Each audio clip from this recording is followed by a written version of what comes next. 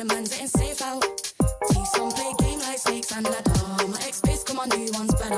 It's a playground, better watch your man's getting safe out. See some play game like snakes and ladder. My ex-base, come on, new one's better. Moves like Jagger, his come on, new one's better. We ain't in the mix, no grabber. Them trick bang fraud like scammer. Explain me real, that's a real born capper. Pass don't matter, build strong, still pray this thing don't shatter. When shit gets real, so the real don't scatter.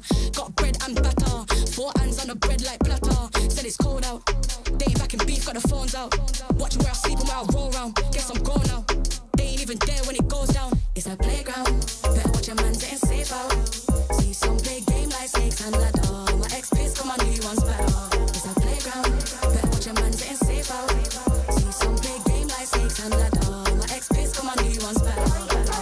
My new one's bad, that's my baby. He let me shine and never shady. Girl same cute, but that don't faze me. If you ask him, then he say he got a queen and that she crazy. Please never play me. He said please never break me. He's switching station to Mercedes, thinking that it faze me. I can love you for the dark and all my days, but you just never break me.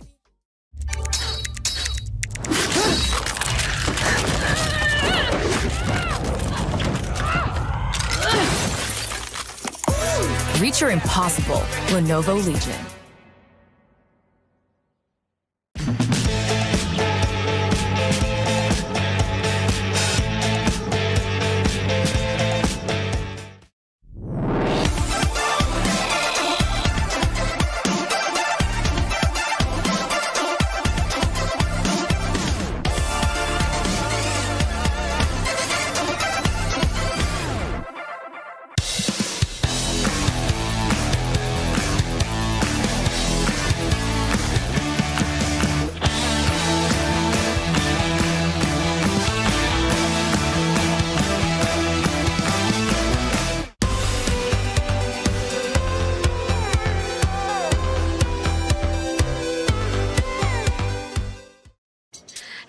It's Yuno, and I'm right here at the Boulevard Street. I wish you guys could be here because it's very fun here.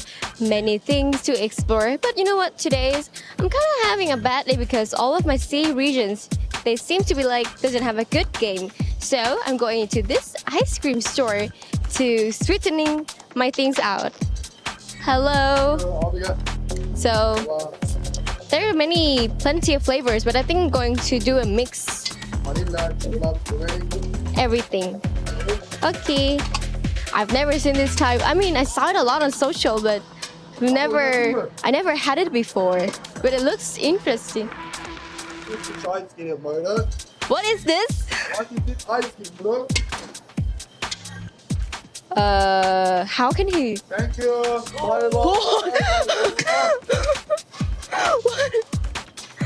What is it? Mashallah, mashallah. Inshallah. Am I being blessed? Ice cream. Yeah. That's big. How did? Thank you.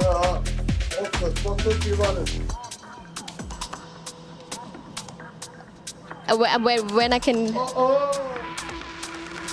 Now I understand the people on social when they need their ice cream, but they cannot have their ice cream actually. Well, how did he pluck a big thing like that? Oh, Thank you very much. Thank you. Oh, I thought I can. Thank you. Oh, thank you. Thank you. Oh, thank you. Oh, how can? Thank you. Finally, I have my ice cream here. Enjoy. Welcome to the Predators Lounge. Taking a break from Free Fire, but this is where all of the Predators from the various games here, the Esports World Cup, gather. And I think that doesn't sound like a Predator. It sounds like a Husky. Can't wait to go to the petting zoo. No, it's not a petting zoo, bro. No, no pet. No, this is where the Predators lie away. What? Yeah, you gotta be careful. You look like you belong in a petting zoo. Yeah, You stay behind. I'll be careful. Yeah, you be very careful, all right? Okay, we got to check out exactly what all of these predators do here. Because, you see, as we see some gazelles walking past, they are the ones in the most danger. Yeah, what? They smiled at me. I'm in danger. You are in danger as well. I'm in Those are danger. really Always dangerous. dangerous. Right? as we go through, you see sometimes all of the predating happens out there. All of the chilling seems to be happening here. They chill after a prey. They need to go through simulations Yeah. of how to get the next kill, how to just grab the prey, rip them apart, just And we see some sort of a courting dance being made here by the players who are taking a break.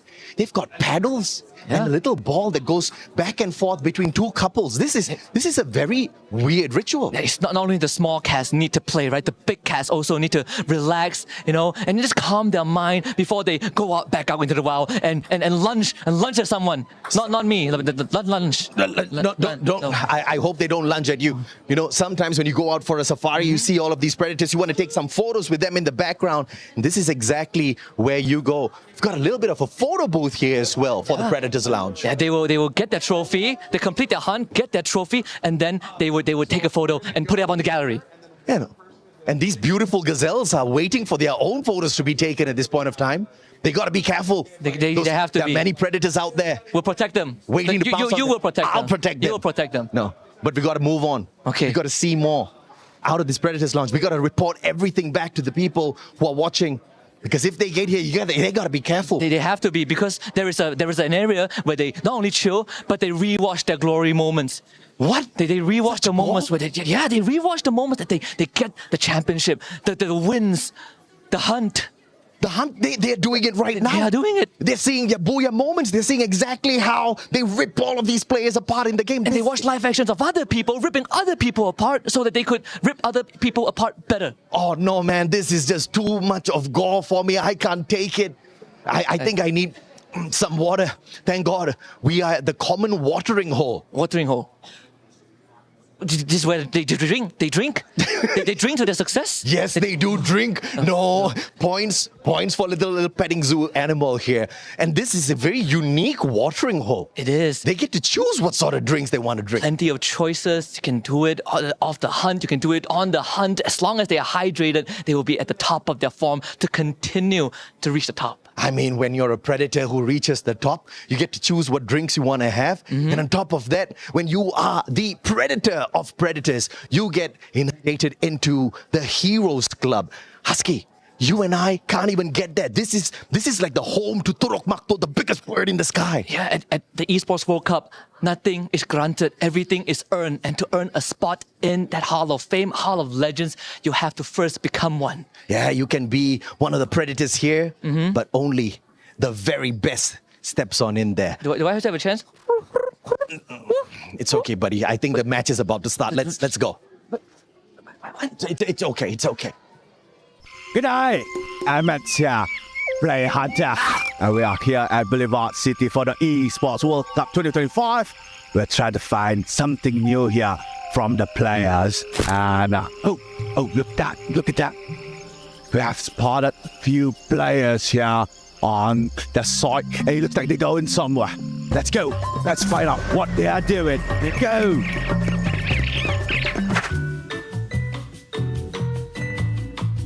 Let's go. Let's go. Let's find out what are they doing. Come, let's go. Let's go after it. Go. It seems that I'm lost. Crikey, I've been walking for hours, finally. I think we lost track of them. Apparently I was not. Looks like one of them is entering some sort of an entertainment area. Play park. Yeah, both of them are inside. Let's go. Let's see what our players are doing. Play Hunter on the way.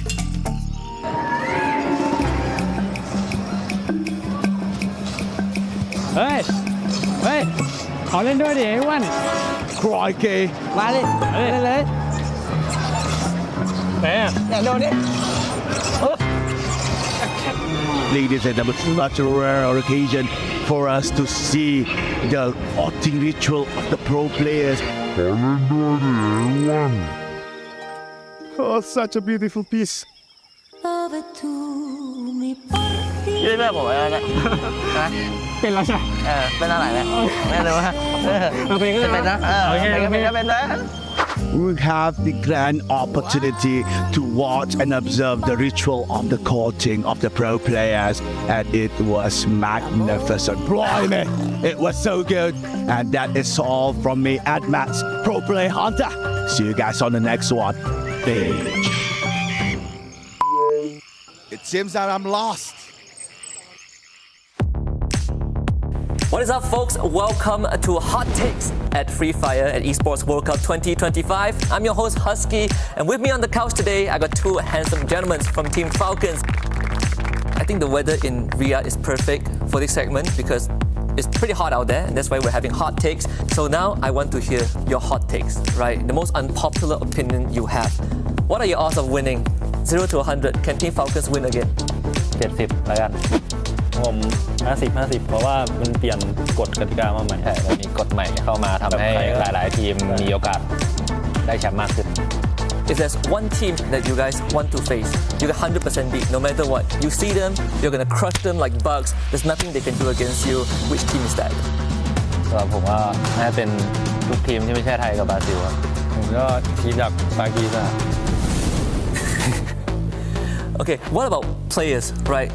Which player, and I need you to name names, right? Give me one name. Which player you think is the worst player in the tournament? We gotta name names. It's getting hot. We need to name some names. ปีเตอร์จากทีมฟอลคอนนะเพราะเริ่มกินเยอะกันแล้วเดี๋ยวเล่นไม่ไหวไปมันไปเตะเลย Coming into this EWC, if there's one thing you want to say to everyone else. ที่นี่ก็เป็นถิ่นทีมฟอลคอนครับก็มาหาเรื่องผมก็ระวังโดนคนดู อันนี้นะครับก็รอดูในเกมอยู่ครับ This one, final one. Do you really think Brazil can win? ก็ผมคิดว่าไม่ได้มีผลอะไรครับเพราะว่าแชมป์มันก็เปลี่ยนแปลงกันได้ตลอดครับมีให้แก้มืออีกหลายรายการครับก็ไม่มีผลอะไรมากครับเพราะกฎใหม่ว่าใครก็แชมป์ก็ได้ Thank you very much, Limit and On Fire, and that wraps up our hot takes for EWC Free Fire 2025. We'll see you in the next one.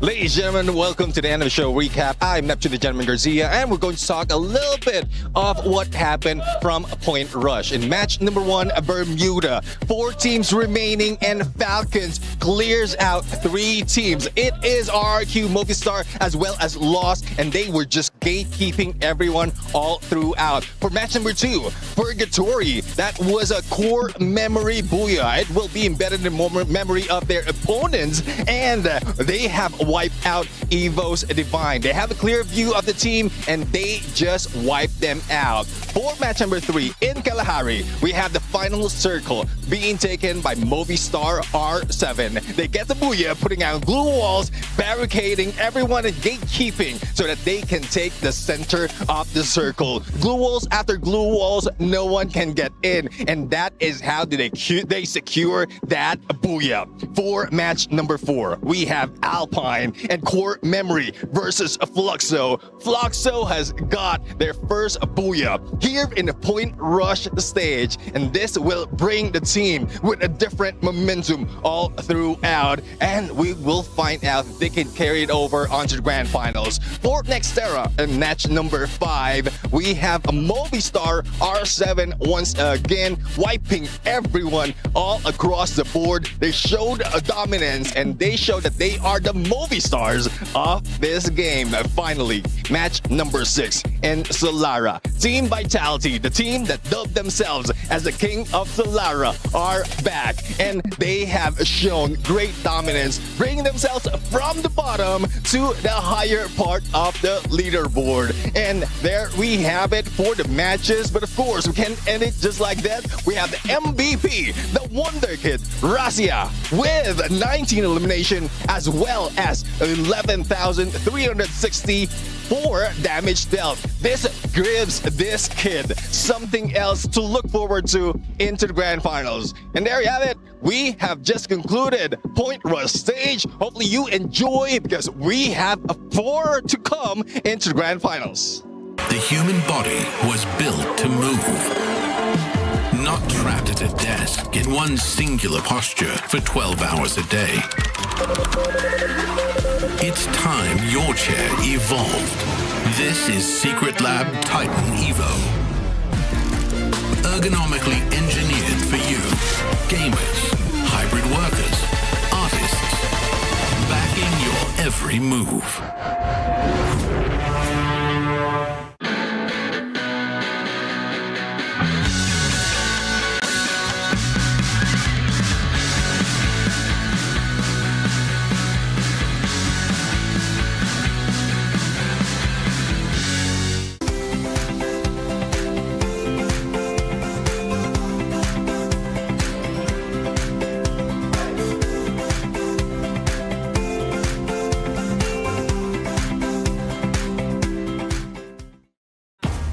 Knockout stage started with Group A and Group B, and the sparks were flying. It was supposed to be a warm-up, but what happened next was straight fire. Day 2 brought fireworks because Bermuda Esports opened the day with a 30-point booyah, and lost blew our minds, a record-breaking 33 points on map 6. Day 4 was about rivalries, Lost versus Falcon and Electric, with RRQ stole the spotlight. They grabbing the first booyah and spoiling Lost momentum. Purgatory flipped the script. Onyx shocked Boulevard United Esports. Lost dismantled Red Hawks, and AG Global just earned their first booyah in the perfect third-party timing. Yet Lost came back swinging with a 19 elimination booyah on Alpine. Yet once again, Falcons clutched it on that final map, knocking out Lost and giving us a little bit of deja vu from EWC 24. Point Rush was all gas, no brakes. Team Falcons wiped squad after squad and bagged another booyah to reclaim the throne, wiping and clearing Lost, RRQ, and Movistar R7 all in one go. Evo surged with 18 eliminations. Movistar R7 and Ping also punched hard, but there was one name that stayed consistent through the chaos. And it was core member KOG that came on top during the point rush stage. 42 elimination, 94 points, and nearly 26,000 damage. With this kind of momentum, would they go all out during the finals? Are you ready? This is the finals for Free Fire at EWC 2025!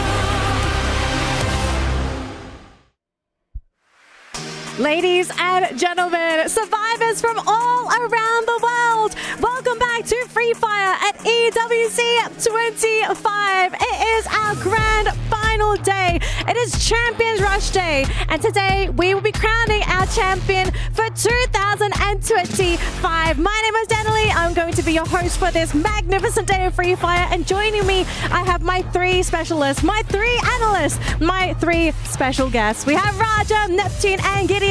Welcome to the grand finals. How are you all feeling today for Champions Rush Day? Oh my gosh, I'm so excited. Guys, I don't know about you guys, but I'm so much excited. I can't wait to see the teams playing. I don't even know what to think about it. I don't even know who can be the champion, because I mean we have so much teams doing such a great job, you know, so I'm kind of really nervous about it too. Yeah, definitely. I feel the same, similar to what we've seen from day one up until here. There's still not knowing who will be the champions, who will be taking that number 1, how many booyahs will they be taking. But the difference is we might end up with more than 6 games. So that is one factor that we're looking forward to. I know everybody's excited about today's champion rush, but honestly, I think I feel for the players, right? Nobody knows who's going to be on top. Everybody only has confidence in themselves, because truly, that's all you can believe in right now. And this is the ultimate test for these teams as well, as we are going to be getting one of our final looks for the players before they arrive at the venue. We have the Jamal Motorsports player arrival cam ready to go. The players are leaving the hotel and they're boarding the shuttles, and they'll be heading their way to the venue. Our top 12 teams, they are here. They played Point Rush yesterday. They secured their head start points for the grand final. And with these last final moments, you have to think, how do you play your best? How do you play better than everyone else? That's the ultimate goal. To beat the competition, you need to outdo them. Yeah, definitely. I mean, not only outdo them, but hopefully with the time from Point Rush up until today, they've done their homework. They studied their opponents, because yesterday it's Point Rush. Yes, there are some head start points, but it's also a preview of what the other teams can do and how can they counter that. It's up to what they will do today. I'm going to intercept this, because we've said this on the panel before, right? Some of these matches, we think it's a way where we can kind of gauge the strength, the strategy of some of these teams. I think Gideon and I are on the same page. Teams, they might be hiding strats, but how true was Point Rush Day?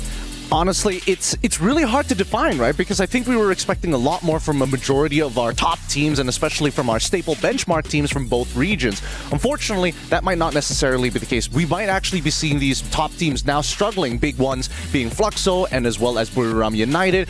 But then we start to see the strategy start to diverge, right? Because again, how effective is it going to be during Champion Rush if RRQ is going to try and look to intercept Falcons again? Will Falcons look to maybe micromanage and relocate? Are we going to see R7 targeting Dragon Esports once more? Is it viable? Oh yeah, I mean, speaking of Dragon Esports, there's so many instances that have been hot dropped, and hopefully they find their own real estate in each map, because it's difficult.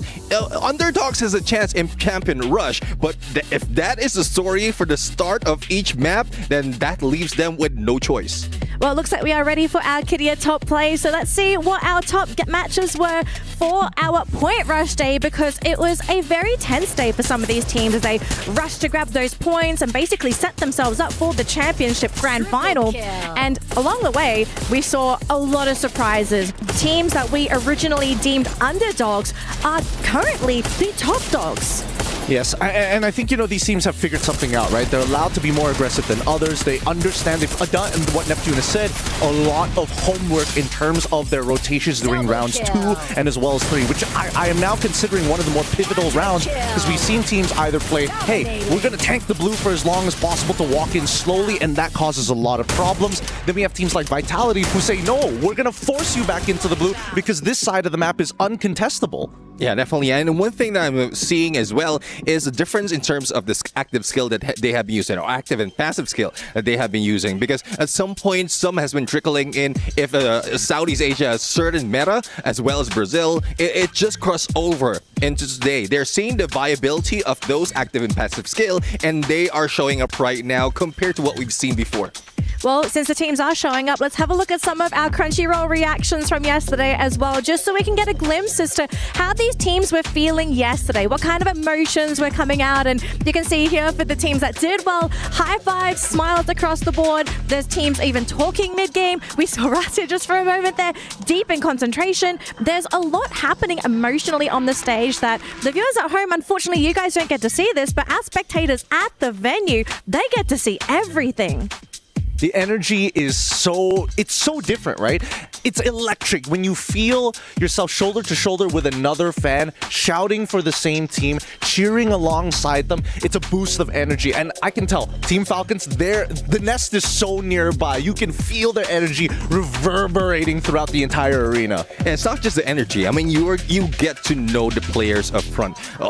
Yesterday after Point Rush, I've seen Rasia, and I didn't expect him to be this humble kid. Well, definitely he is a kid, a wonder kid overall. But still, despite of the followers, despite of the performance, he's so humble. And there's a lot more that we can see from him. And hopefully this is where he pops off. Yeah, I totally agree with that because I was seeing then like I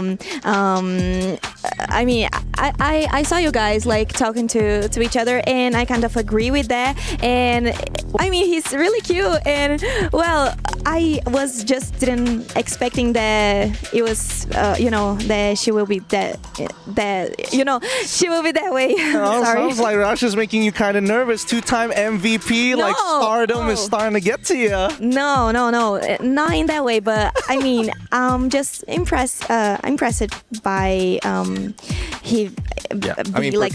this humble kid. Performance-wise, and this is coming from Raja, who has a close contact with Brazilian teams as well, top dogs as well. But he is still impressed. So I guess that is what happens when you are in the presence of superstars. Absolutely. Now, just a very quick look at the format for yesterday's Point Rush. So essentially what has happened is that the teams, they played to get their head start points for today. And as you can see at the very top, 10 points was on the line for the top team that was able to perform.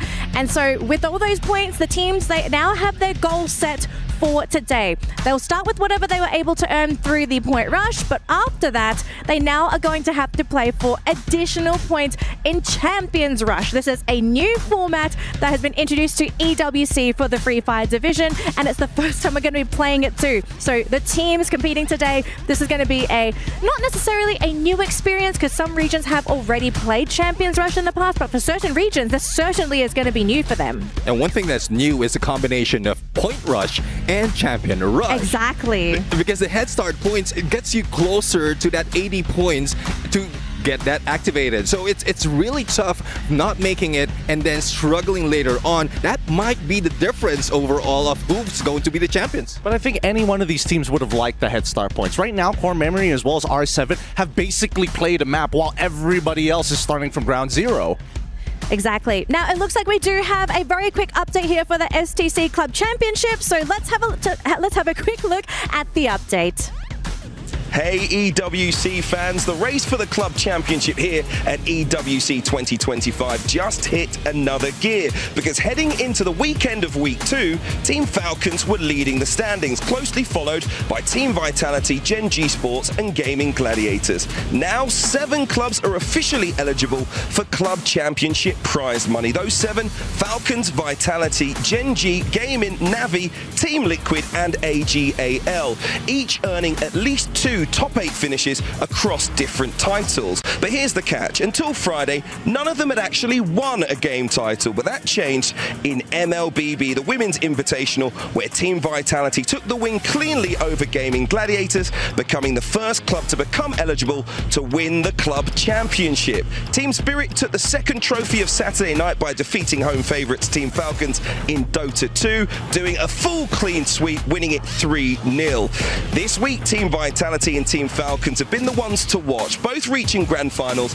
in Dota 2 and MLB BWI respectively. Both still active in Free Fire as well. That enters its grand final stage on Sunday, and that means another shot at 1,000 points and possibly a shot at taking control of the leaderboard. By the end of week 2, the maximum point totals could look like this: Vitality up to 2,700, with points still available in Free Fire and Honor of Kings. AGAL could hit 2,400 with points from League of Legends already secured and more possible in Honor of Kings. Falcons close behind at 2,300 with Free Fire still in play. Gen G still in the mix with a potential 2,000 thanks to League and HOK. Meanwhile, Navi and Team Liquid are out of active titles this week. They'll be watching from the sidelines. Gaming Gladiators were still active today, but they lost the grand final to Team Vitality in MLB BWI. Now let's talk about game title participation. Team Falcons lead all clubs with 19 total eligible entries, having competed in 7 titles already. And with potential appearances in Overwatch 2, Rainbow Six and Crossfire still on the horizon. AGAL, Gen G and Gaming also have room to grow, especially with Tekken, EAFC and Street Fighter all still to come. So as week 2 wraps up, the leaderboard is tightening and the race for the club championship, well, it's far from over.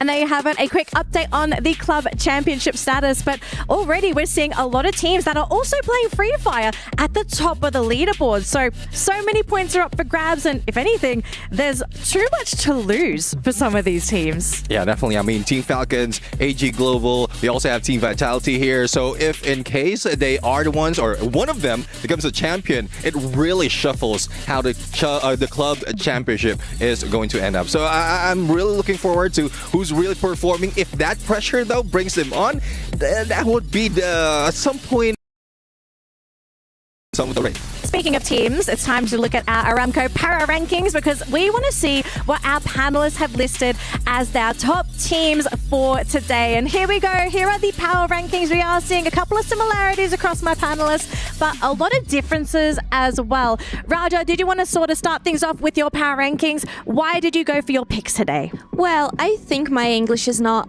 actually Englishing right now because I'm kind of nervous, but I try to go by the traditional teams that we are used to see them playing really well. So I think they can bring the strongest game as they can put in the finals. So I mean, I believe that Burito United Esports will change everything for today. Also from Fluxo and Team Falcons will just keep the aggressive way of them to play. Saving strats. Okay, Neptune. Practically what I have there was the top 3 from last year. So we have Team Falcons, we have Evo Divine as well as Lost that was previously Netu Miners. So performance has been consistent through them all throughout this year. So I guess they're still bringing it on.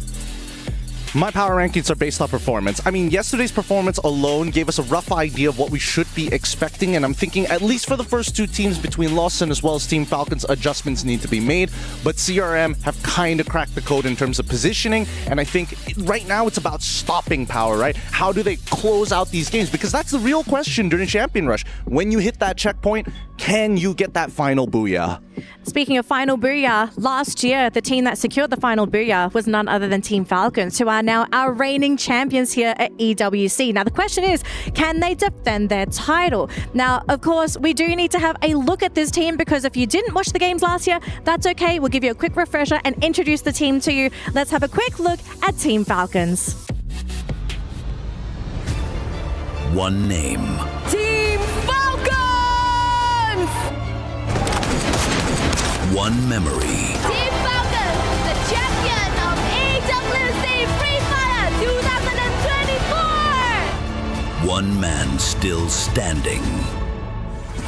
Still on fire.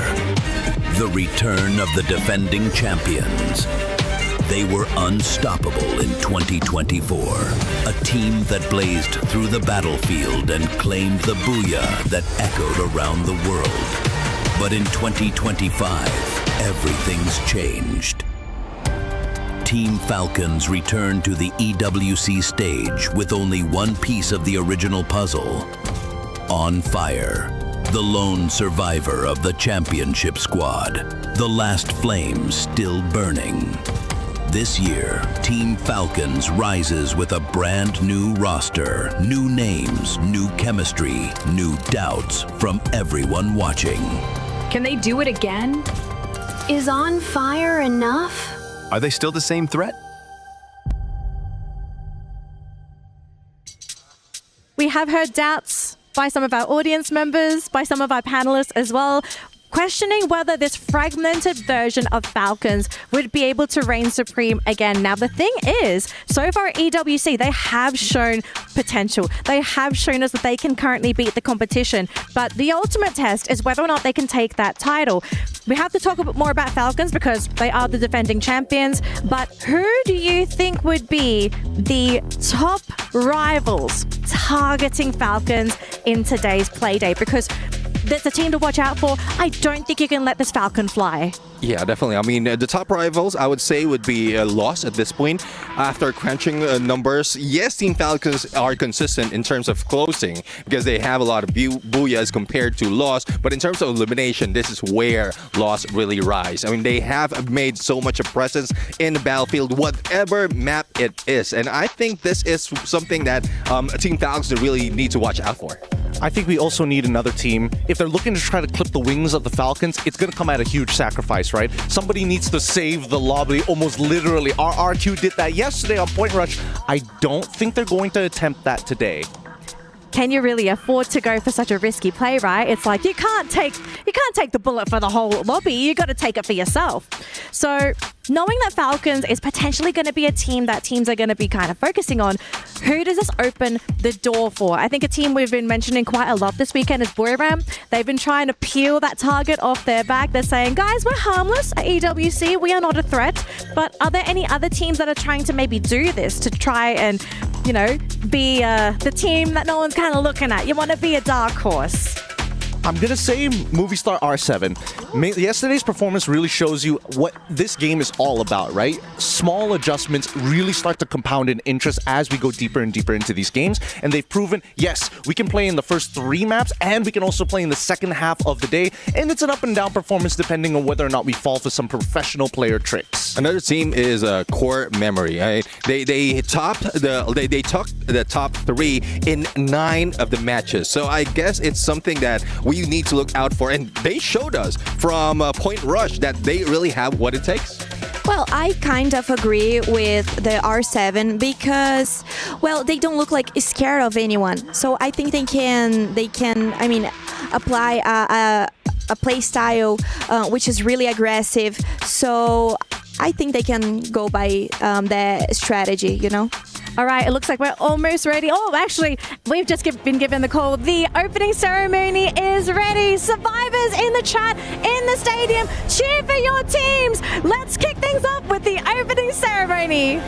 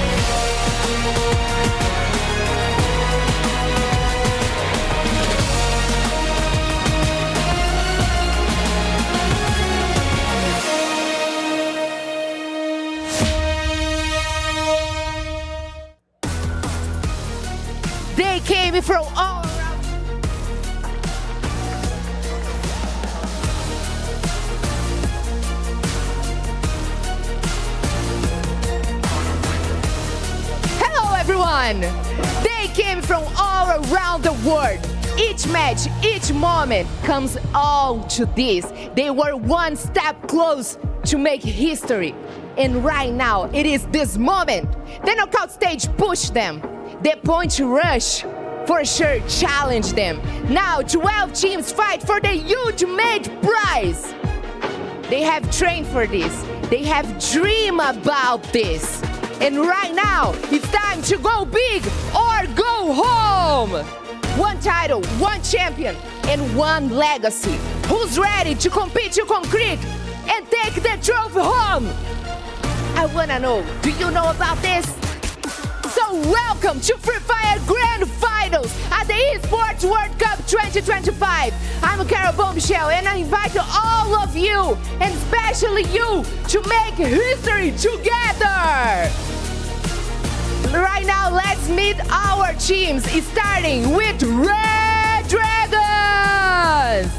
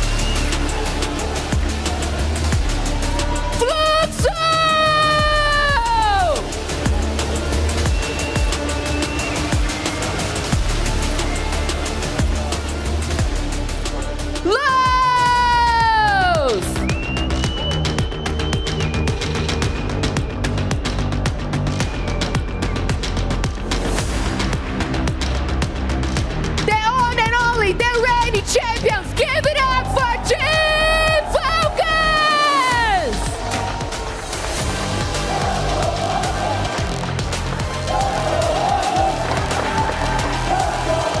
RRQ!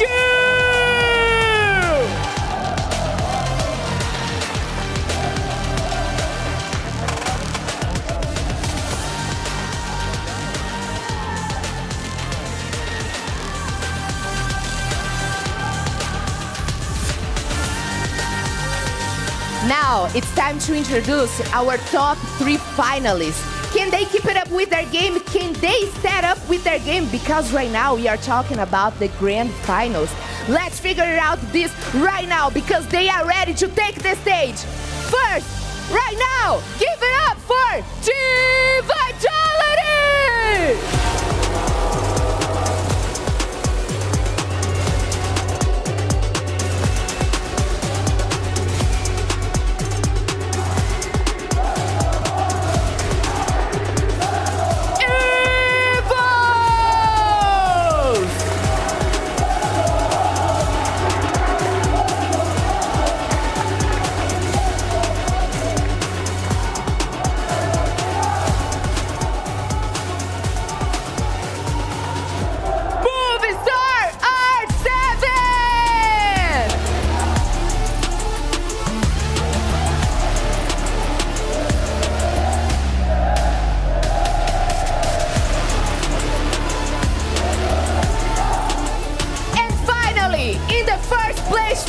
Place finisher, Core Memory!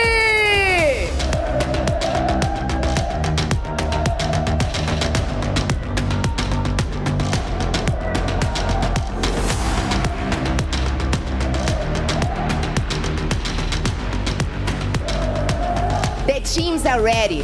The crowd are watching right now. And everything they have worked for comes down to this. No more warm-ups, no more second chance. It's time to drop in. It's time to fight for the trophy. This is Free Fire Grand Finals!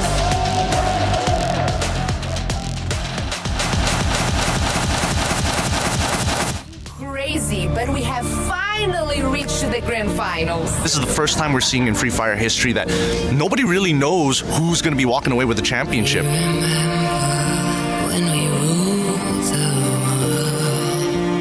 ผมไม่ได้อยากปกป้องแชมป์ครับผมแค่อยากจะทำให้แลบนี้เป็นแลบที่ดีที่สุดแล้วก็สร้างประวัติศาสตร์ของผมเพิ่มมาอีกก็คือแชมป์ผมจะทำให้ได้แชมป์อีกรอบ Pokoknya gue bakal bikin kalian merinding lah di final nanti. Di tahun 2025 ini kita bisa jadi juara di EWC. ก็มาที่นี่เพราะอยากได้แชมป์อยู่แล้วเพราะเราจะทำให้เต็มที่แล้วเอาแชมป์กลับประเทศไทย إن شاء الله إحنا اللي رح نرفع الكأس. Levantaremos el trofeo. A gente vai ganhar. A vitória é nossa. It's kill or be killed. Be killed.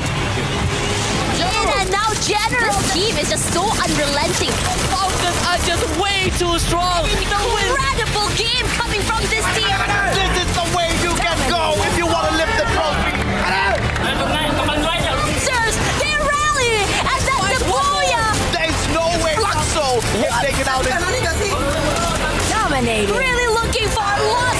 What an incredible game coming from Team Falcon destroy.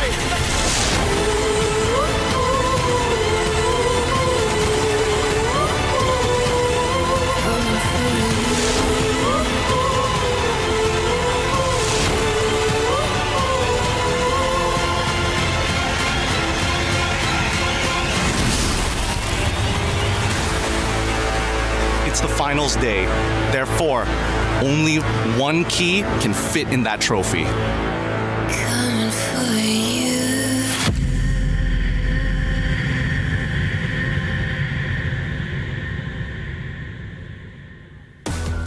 Ladies and gentlemen, boys and girls, Habibis and survivors from all across the world, welcome to Free Fire at the Esports World Cup 2025. This is the grand finals, baby, and we are on champion rush. Potentially 10 matches ahead of all of us today. It could end as early as 4 as well.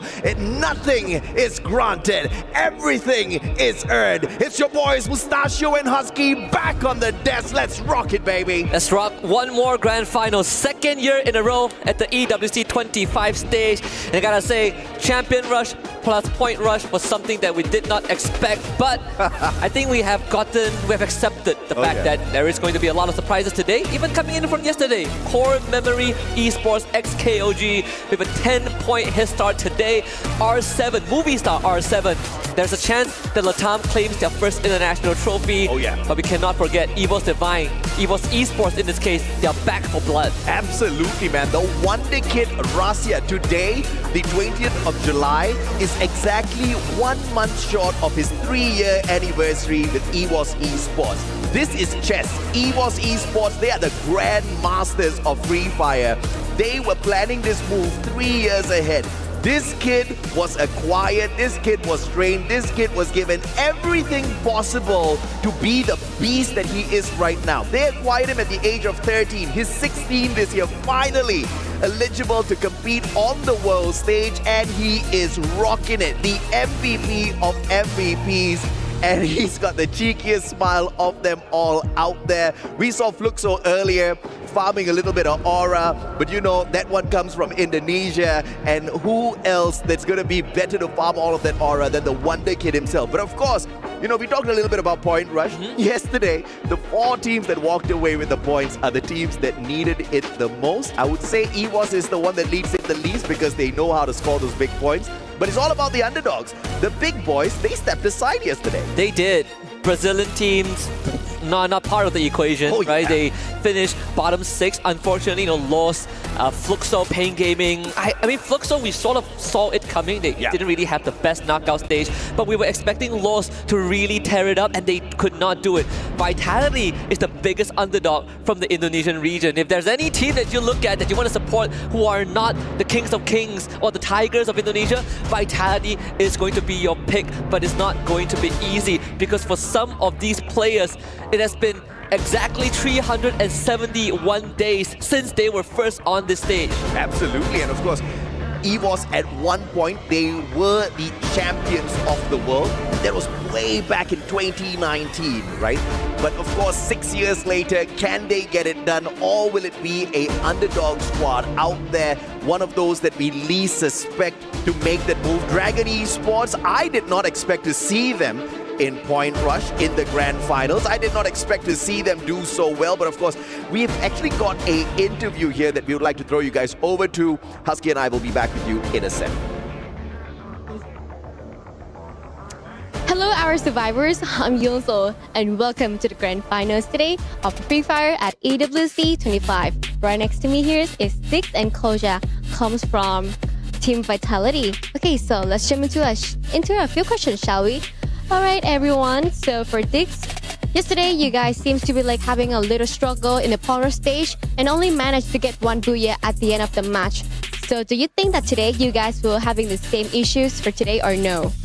Oke, jadi pertanyaan pertama tentunya di sini buat tim Vitality kemarin sedikit mengalami kesulitan ya pada saat bermain di Point Rush dan kalian baru bisa mendapatkan booyah di map terakhir gitu.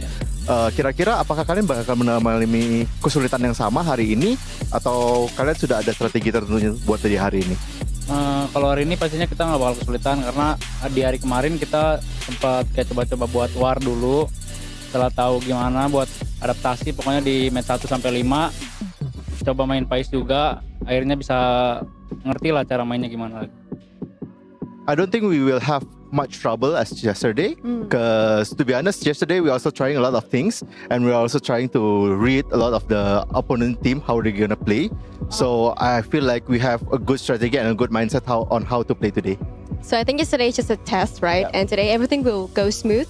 For second question, Koja, Team Vitality has been seen as one of the contenders for quite some time. What are you guys doing differently today to help you attain the championship? Tentunya buat Kojak juga dan tim Vitality itu sebagai salah satu tim yang dianggap bisa menjadi juara di EWC tahun ini. Dan menurut kalian apa sih yang kalian lakukan secara berbeda dibanding dengan tim-tim lain dan juga cara kalian untuk bisa menjadi juara di tahun ini? Yang pertama-tama ya kita pasti minta restu dulu ke orang tua buat kita juara, semoga didoain gitu. Terus yang kedua palingan ya kita kompak lah buat tim mau susah mau senang, jadi kita harus bareng-bareng juga udah. I think what we're doing differently is that our teamwork. I think we have a better teamwork than everyone else.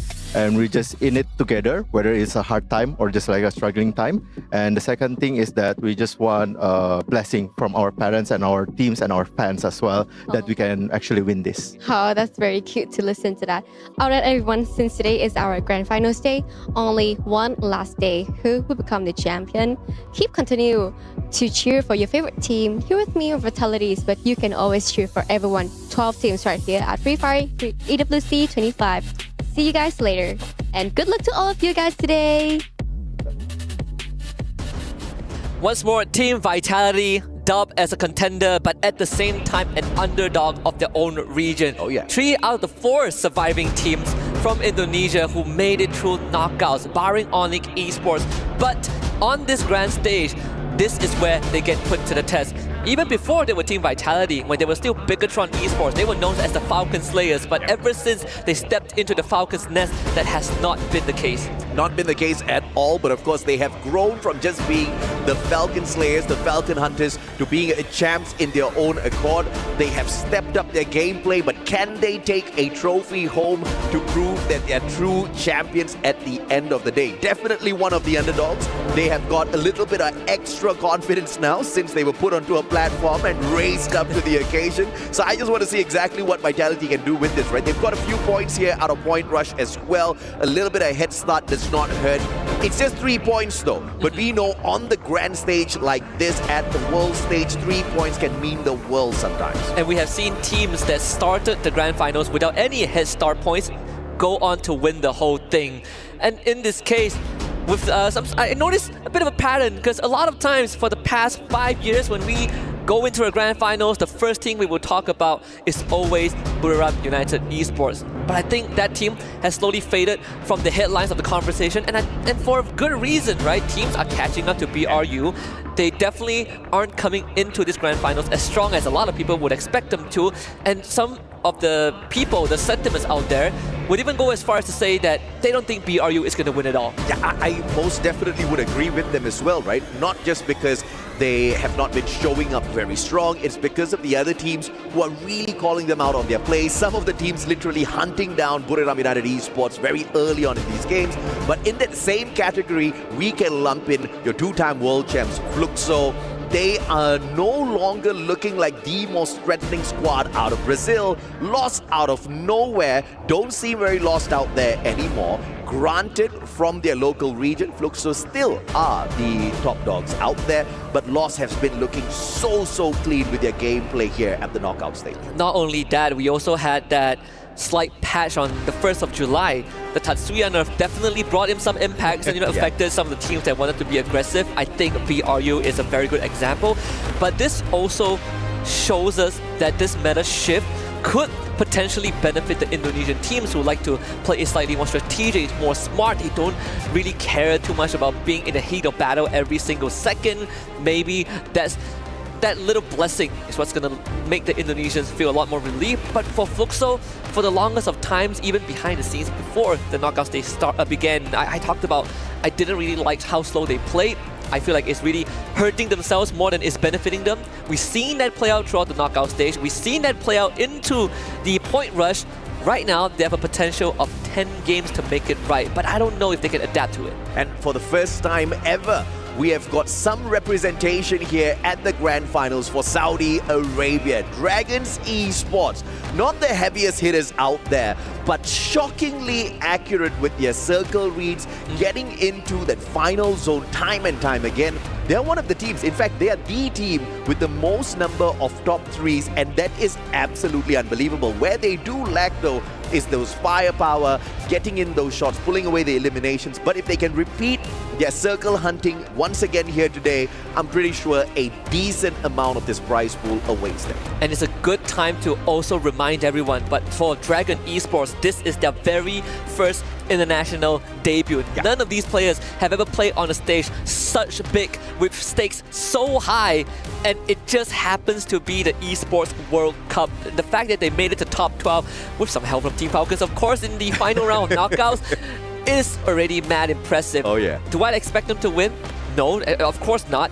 But I expect them to continue showing us that genius, that brilliance of reading the circle and making smart rotation and taking fights only when needed. I know, right? Latam almost had another representative in Vision System, but of course we've got Tash Bunny and Admats awaiting us. They've got a little bit of an update. Let's see exactly what they have to say. Hello survivors, welcome to Free Fire at Esports World Cup 2025 final stage. And today we're in front of the contenders key wall where all of the team's keys are currently being displayed. And as you know, over at EWC, nothing is granted, everything is earned. And at EWC, no competition is as ruthless as this, and this includes the trophy system.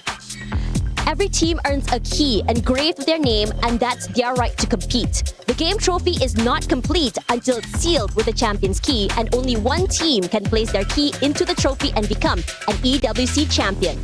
Then, the frame of the champion's key is embedded into the totem, a symbol of legacy displaying every champion of the year. The keys of the eliminated are crushed. The champion then selects 3 keys as a personal token, a reminder of those they have humbled.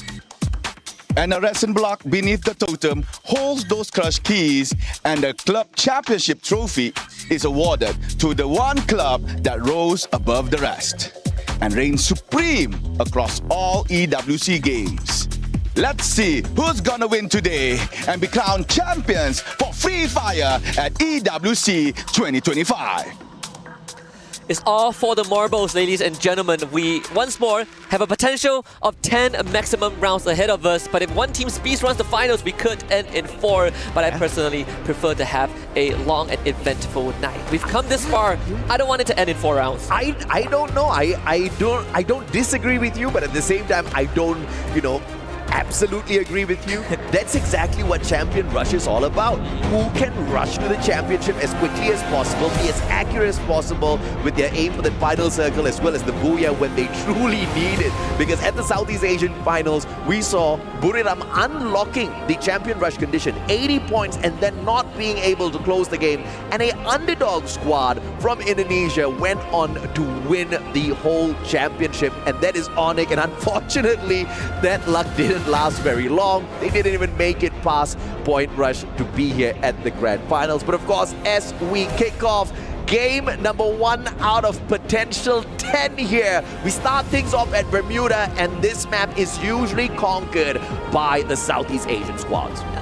First of all, we have to look at the drop spots. Nothing out of the ordinary so far, and it's been quite a while since we see the teams actually play give proper respect to one another. Yeah. No hot drop, no huntings, no R7 is not coming out with shenanigans and hot dropping Dragon Esport like they did in Point Rush. Peak taken by Buriram again. Fluxo getting Factory and a Pochinok, everything going as planned. AGAL having a long rotation potential again as Sentosa. Some scuffles happening very early on. A bounty put out onto General from Lost, but so far no knocks yet. Some say all roads lead to Rome, but I say at Bermuda, all zip lines lead you to Peak. And who stands at Peak is Buriram.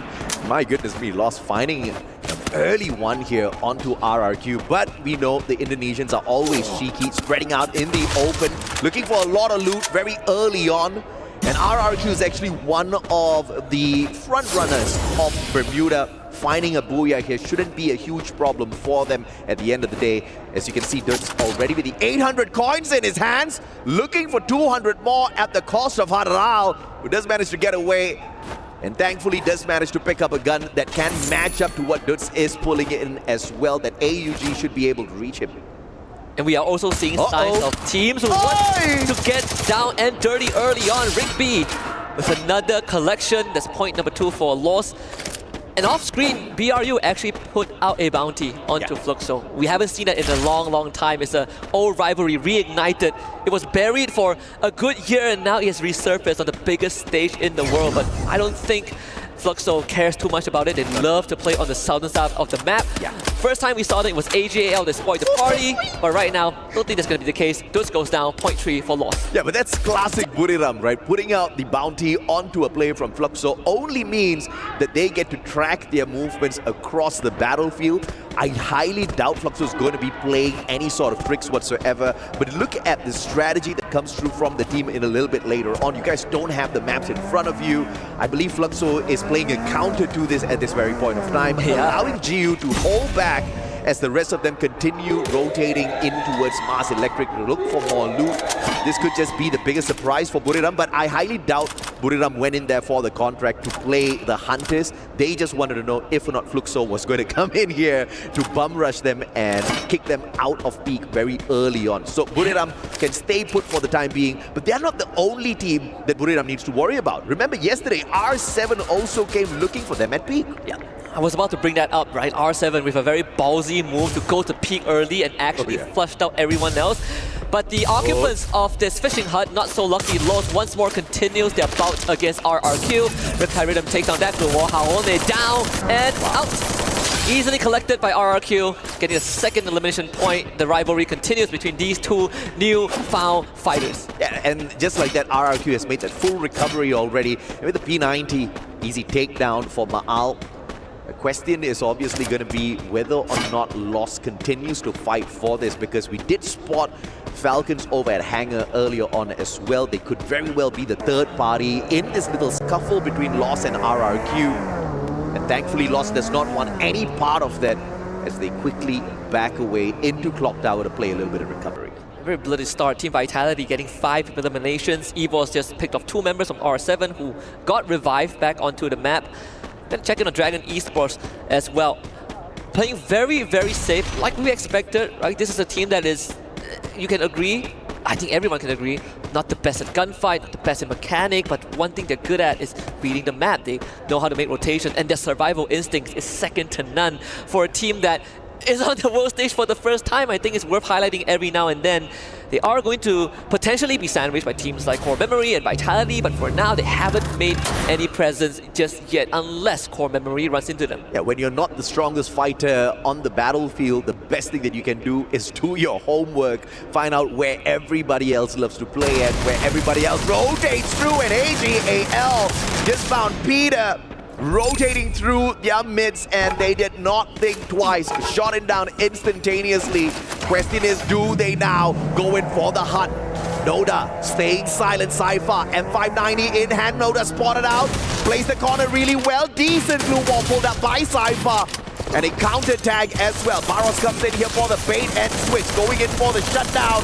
And Dew is there for the shots as well. The rest of the players from Pain, though, Motovia helping them out from afar very effectively with the BSK. Has the air support, but unfortunately the numbers are dwindling for the side of Pain Gaming. Gus having to run away. So AGAL have an advantage. 3-2. Chinoy, Cypher, Barros all gunning for Gus, who is trying to turn the corner, puts out the blue wall on one end, but he's quickly running out of defensive resources. And finally AGAL catches up onto him. There's really nothing much that Motovia can do, and Pain Gaming forced to concede. Very surprisingly slow shutdown from AGAL. This does not look like a prime squad at this point of time, which they'll have to worry about a little bit later on. Pain Gaming, on the other hand, has got more to worry about. Final player on the battlefield. And they will be the first team to get painfully taken out of the race here at the Grand Finals. But then again, Bermuda was never a map that belonged to the Brazilians. It really stings. And it's also a pretty interesting result, right? We say that Bermuda is not a Brazilian team thing, but you know, Raja on the panel did pointed out that they're bigger fans of the classic map than they are of maps like Kalahari or Solara. And in this case, Pain Gaming just got off in the local league. In the local league, maybe. On the world stage. It is pretty tough. AGAL, the fact that they ended up taking out Pain shows that they still are sticking to that late rotation on Bermuda. I think Pain Gaming probably didn't expect that to be the case coming into the Grand Finals and got punished. Yeah, and AGAL is not the strongest squad out there that they need to worry about. So that's something that Pain Gaming needs to think about overall. But I do agree with you. They kind of got caught with their pants down. Unsuspecting move coming through and being caught off guard. Pain Gaming sacrificed very early on. Thankfully, this is a day where we could have potentially 10 games. Fingers crossed though, Pain Gaming has got the capability to pick up those points. Very crucial points in game number 2. And that is where they do shine. Purgatory is a place where Pain has showed up quite strongly in the past. And I do wonder how this would affect the dynamics of teams like Fluxo, who always goes Mars Electric, because game 1, when they did it in the knockout stage, they ran into AGAL, and they were like, why are you guys here? This was not supposed to be the case. AGAL made a bit of diversion, Fluxo on the map, making their rotation, and now Lost and BRU fight head-to-head. Yeah, big opportunity here for Lost to help out the whole lineup of the Brazilian teams to get rid of a heavy contender for the championship. Buriram looking for Lost very early on, accidentally, of course, as they try to reposition themselves in the heart of this next safe zone. And Buriram not going in for the chase shows you the intention of Buriram, not going for points, just purely going in here for the positioning for the next circle. Same can be said for Lost, who actually makes a retreat, got scanned out by the Dinoculus. And there are two possibilities. Either Buriram is tracking them, or RRQ was thinking of making a rotation. And even Lost themselves are using that Dinoculus to make sure that no one is near that northwestern part, so they could move outwards. And I think I like the elevation, but RRQ catches them mid-rotation. Double Riptide that even shot out as two bodies drop as the past catches up to the present. RRQ now looking to clean up loss. This one is done for. Rigby all alone. Can he get to the vending machine? Dude says, I'm going to stop you, baby! Before he can get to the vending machine. Up on top of the roof. Straight in. The Oscar trying to save him. Has got the charge buster. Just not the gun for this better. But he still hits a beautiful headshot. But Rigby so close yet so far. RRQ with the preemptive strike before those revivals could be brought in. The vending machine was right there. The extended conflict finally comes to an end with RRQ being the victors. The rotation was correct from Lost. They just did it at the wrong time. They did not expect RRQ to be there. And RRQ, I'm convinced that that was their Dinoculus. pinging out the whole team of Lost right before the move towards that silo. And with that, RRQ, they have 6 points and counting, full squad available, resources from the fallen members of Lost. And they should be ready to take on Buriram if they show up at Bima Sakti Strip on the south side. Dinoculars and their big bright eyes, because all thanks to Buriram, they had Lost on the back foot looking for the high ground, and RRQ just happened to be there. How much luckier can you get, Indonesia? And RRQ settling the fight with Lost so early on here. And look at Buriram. This is why they didn't want to go in there for the hunt. The read of the circle, once again perfect from this Thai squad. But now they'll have to deal with one of the deadliest predators out there, courtesy of Indonesia. RRQ Kazu on rotation. And now there's just a little bit of open land between these two titans. Knowing RRQ, I think when they are on this high, when they feel like they have the momentum, RRQ is not going to shy away. In fact, they have completely done a 180 on how they used to play from the days of good old Sergeant Legolas, that could play slow and tactical. Right now, with Abai leading the charge, the prodigy turned captain, I think they're ready to really duke it out. But Dragon Esports, not so lucky, they ran into Evos. Yeah, man. I mean, this has to be a miracle here if Dragons can pull this off cleanly up against EVOS, but I highly doubt it. Now, one bright side is you don't have Rasya sitting down far away, aiming down at your head. He's the first one that gets tagged up. But you do have to fear the capability of Aim God in these close quarters combat with the M590 in his hands. Surprisingly, he was not going up here for an aggressive fight onto the top floor. They're just biding their time, waiting downstairs, wondering if or not Dragon's going to come knocking. Why? Because there's a vending machine here. And it can be pretty risky to bomb rush the attic, right? Yeah. Close area, you saw the triple glue wall from Dragon Esports, like you called it, there's a vending machine downstairs. And we've seen if the circle moves away from a building with multiple levels, usually those at the ground floor can afford to wait. And in this case, EVOS, they don't mind waiting. There's no rush. In fact, they can just keep getting intel onto Dragon Esports every now and then. Also, brilliant positioning coming through from Dragon Esports, and this is why they've been able to survive time and time again. Their rotations are always looking for that vending machine, and they have hit so many revives in the competition so far. I'm sure if we pulled up the numbers, we will see them as the champions of revivals. Of course, speaking of champions, your two-time world champs, Fluxo, on standby here, ready to be the third party in a party they were not even invited to. The Dinocular is going to be scanning out 4 players. Unfortunate for them because they should have scanned a little bit towards the left. And once again, the read of the circle, perfection out of Buriram. They have not had to move for the past 2 circles. Rainbow, well, R7, they actually flew into the edge of the circle. Someone scared them out. I would like to bet it's either Vitality or Falcons. There's a monster truck on top of the roof. Not really sure who can claim that, but EVOS ready to finally make their move, instantly forced away. The utility usage from Dragon Esports is on point. And the same for Fluxo, trying to push RRQ out. Massive damage being dealt. The glue wall will be preemptively used as the fight between Dragon and EVOS now breaks out. Dragon Esports winning in terms of numbers. EVOS, you don't want to go down that early, but the numbers are definitely falling down to a 1v1. C4 getting caught behind. EVOS saved by Ray.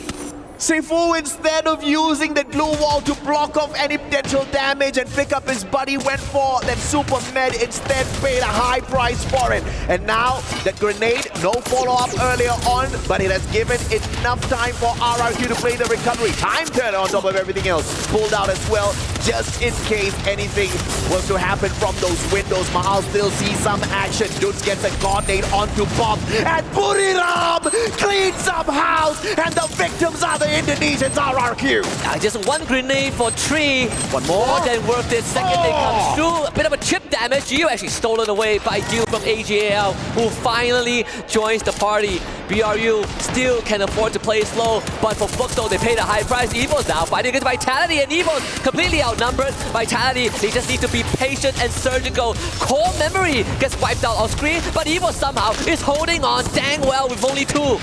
AGAL taking a little bit of advantage of that chaos there, hitting away at both squads, walking away with the most points off of the Indonesians. Thailand smiling year to year at this point of time, looking at AGAL as well as put it up. But it's not over till it's over.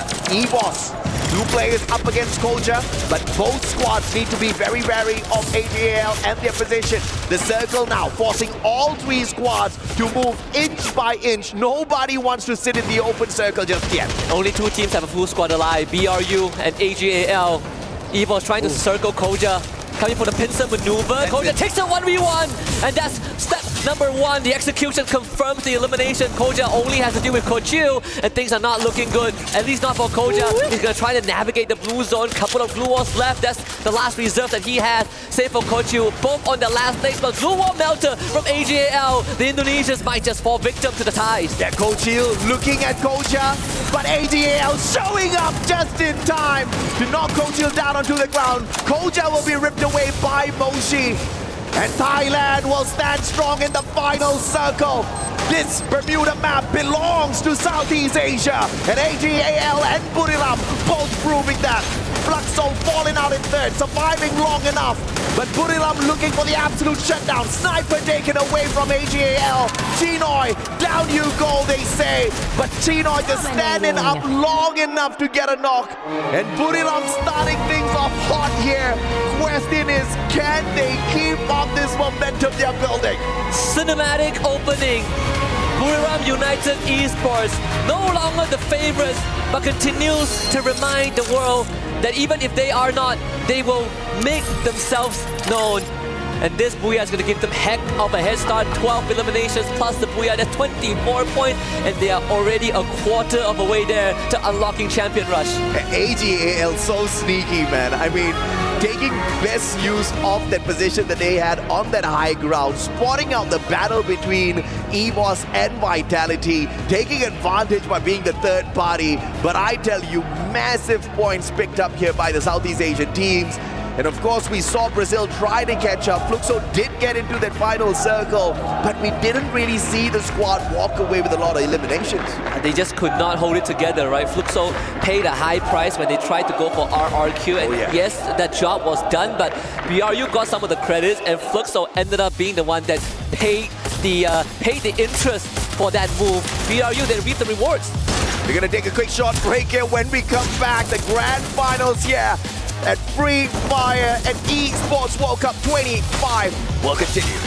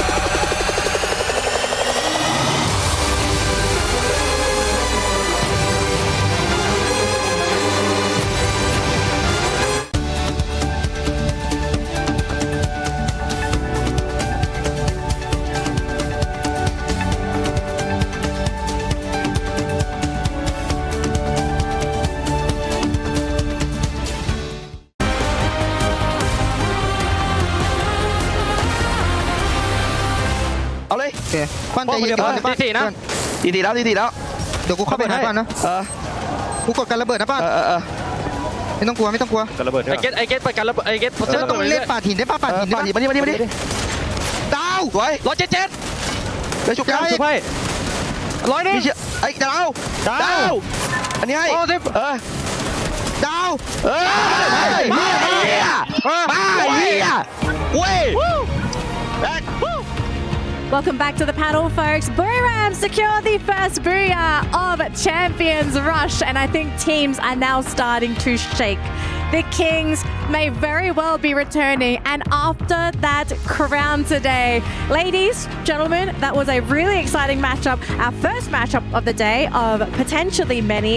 I'm going to start with you, Gideon. The Kings, they might be back, but is this a case of them saving strats, or is there something else that Buriram kind of had up their sleeve today? Well, it's tough to say. I think consistency is going to be key, and for the next two maps, if Buriram United Esports are able to make it into the top 3 consistently, I think then we've probably got a very good argument, because the same can be said about AGAL, for an example, also being in that top 2. Notoriously, like, oh, if Du is gone, you know, the game's kind of done for, but the interceptions that we saw in this map, early aggressors coming in from the Indonesian teams, and then afterwards, the rotations really just boiled down to, hey, if we just cut presence, can we catch a team walking uphill? Yeah, definitely agree with that. And both teams are really showing up based on how we usually know them from the past. Back then, they are just like, speaking of AG Global, they are getting all those eliminations from a distance, and that is what they did. But for Buriram United, consistency in just hiding out, not getting in any engagement that would cause a third party to take them down. I think it was the same thing that Fluxo was trying to do, but unfortunately, they just got caught by Buriram too. But I mean, it's good to talk about Vitality too. I kind of was not expecting them to try to fight against Falcons in the beginning of the game.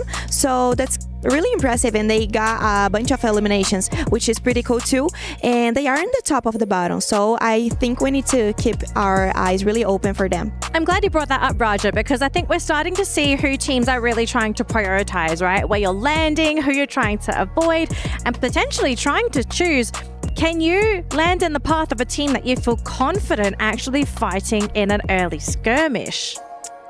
Yes, but at the same time, I think, you know, with Team Vitality, in terms of the planning that came to, that was involved in it, I think they also understood that, hey, Team Falcons are going in for this particular spot, but it's also next to another Indonesian team that thinks very similar to us, right? EVOS Divine being on that top northern side of the map.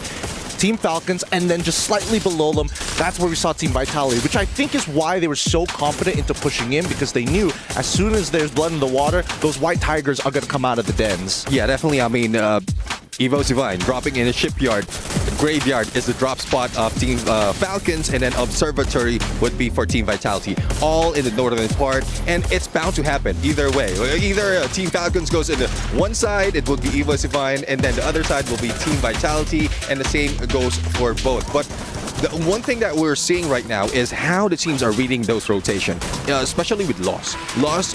They thought that they have an advantage until they were caught out. So it's not just them who's going in for the hunt, but a lot of teams are trying to predict where those in the surroundings will be heading.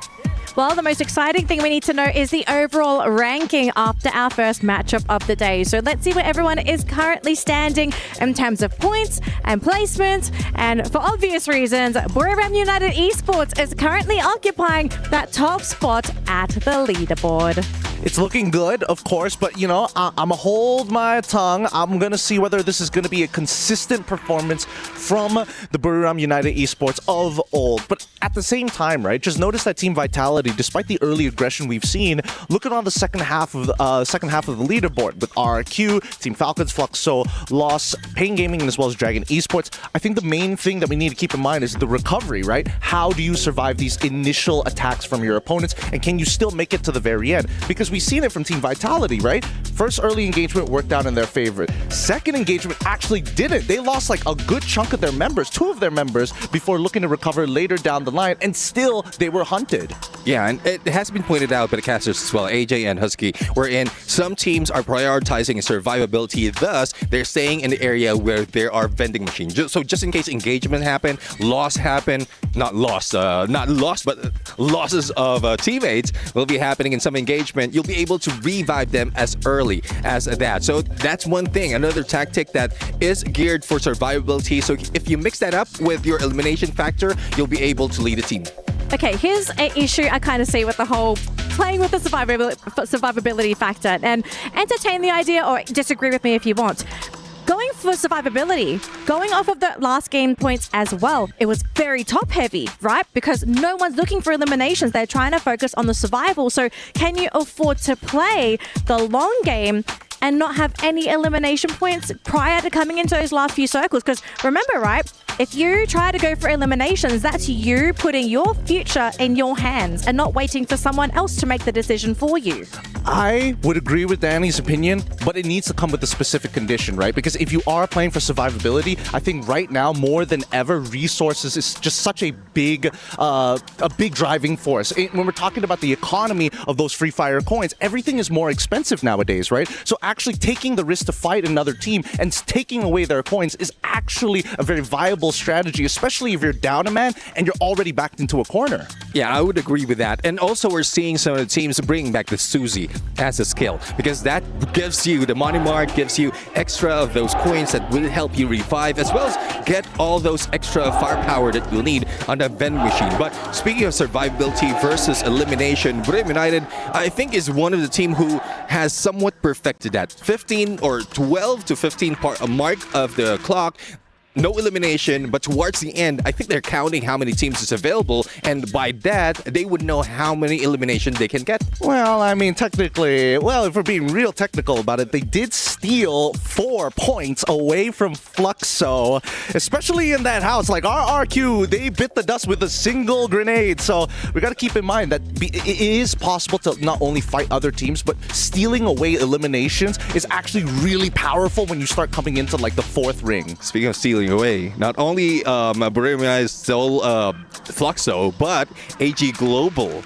From afar, when those engagements is happening, and this is what I'm talking about. AG Global are great on engagement from a distance. Led by Du, and then Sypha also with a sniper. Yes, but still, Sypha is good in close range encounters. So that combination and that lead coming from Du is giving them all those eliminations from the head start in this game. So just looking at the play style for our first game, because we've only played game number 1 so far for Champion Rush, is this what we're going to see for the rest of the day? Because yesterday, very, very slow. From game 1 until game 6. Today, it seems like it's almost not equally slow. It is slowly speeding up, but teams are playing very passively, very carefully, trying to aim for survival points. Do we think it's going to speed up at any point? Because I kind of feel like if Champions Rush, you can't play like this. I think we have to keep in mind about the maps, right? We've seen it in these multiple days. It is a consistent pattern. First 3 maps, we're going to take it chill. We got to live, everybody. We got to make sure we work on that economy of the points. Once we get into the latter half, that's when things are going to get extra chaotic, right? From Alpine onward, specifically Alpine, because I think it's one of the few maps where you can still kind of play both aggressive and more defensive styles.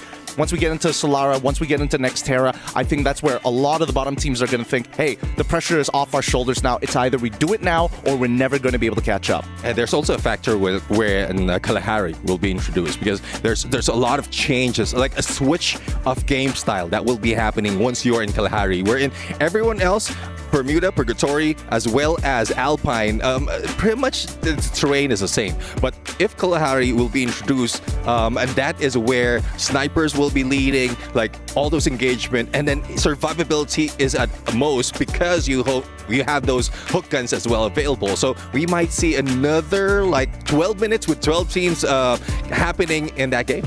All right, so as we get ready for our next matchup, folks, we are going to have a fun segment on the panel. I think you guys remember this, the SMB head-to-head.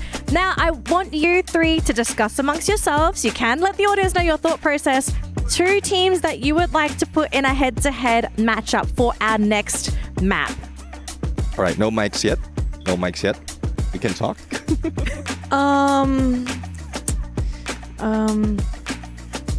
Wait. This one's kind of tough, I'm not gonna lie, especially after Buriram's performance. Like, I mean, isn't the first one obvious? Buriram maybe being the first head-to-head? No? I'm not gonna bite just yet. I need to see map 2. I need to see map 2 before I feel truly confident. But here's what I will say. I think that a good head-to-head that we have to look out for is definitely amongst the Indonesian teams. A big standout this time around is going to be Team Vitality, because it seems like they've kind of figured out what was going wrong in their mid-game rotations, and especially during the early game rotations, now that some of the outlier teams would like to fight them head on, are kind of, moved out of the way. Do you agree with that? Because I do agree with that, because Team Vitality is, as we dubbed, the Falcon Hunter. So I guess they might have lost that, but I think they're gaining that prestige once again, especially with how well they're rotating. Well, I agree with that, but I also would like to see like a head-to-head between Fluxo and a weak team maybe because I want to see them like getting eliminations. They need that, and I told you guys that I told you guys in the beginning of the broadcast about Buriram and Fluxo too, and they finished the first match at the 30th position, right, at the 3 spot. Yeah, they did. They actually placed really well in their first matchup, so it wasn't too bad for Fluxo. Actually, I'm glad we're going to bring this up on the panel because I do think we need to talk about Fluxo. This was a team that I think a lot of people are questioning at the moment. They haven't really been sitting at the top of the leaderboard, so people are wondering, is Fluxo really in the competition? And we saw a spark yesterday. And that spark was the one time that Fluxo wasn't engaged during the early game. It seems at the moment that early game is the weakest aspect for Fluxo. So if we're going into Purgatory, what would you plan to ensure that you have the safest entry possible into the map?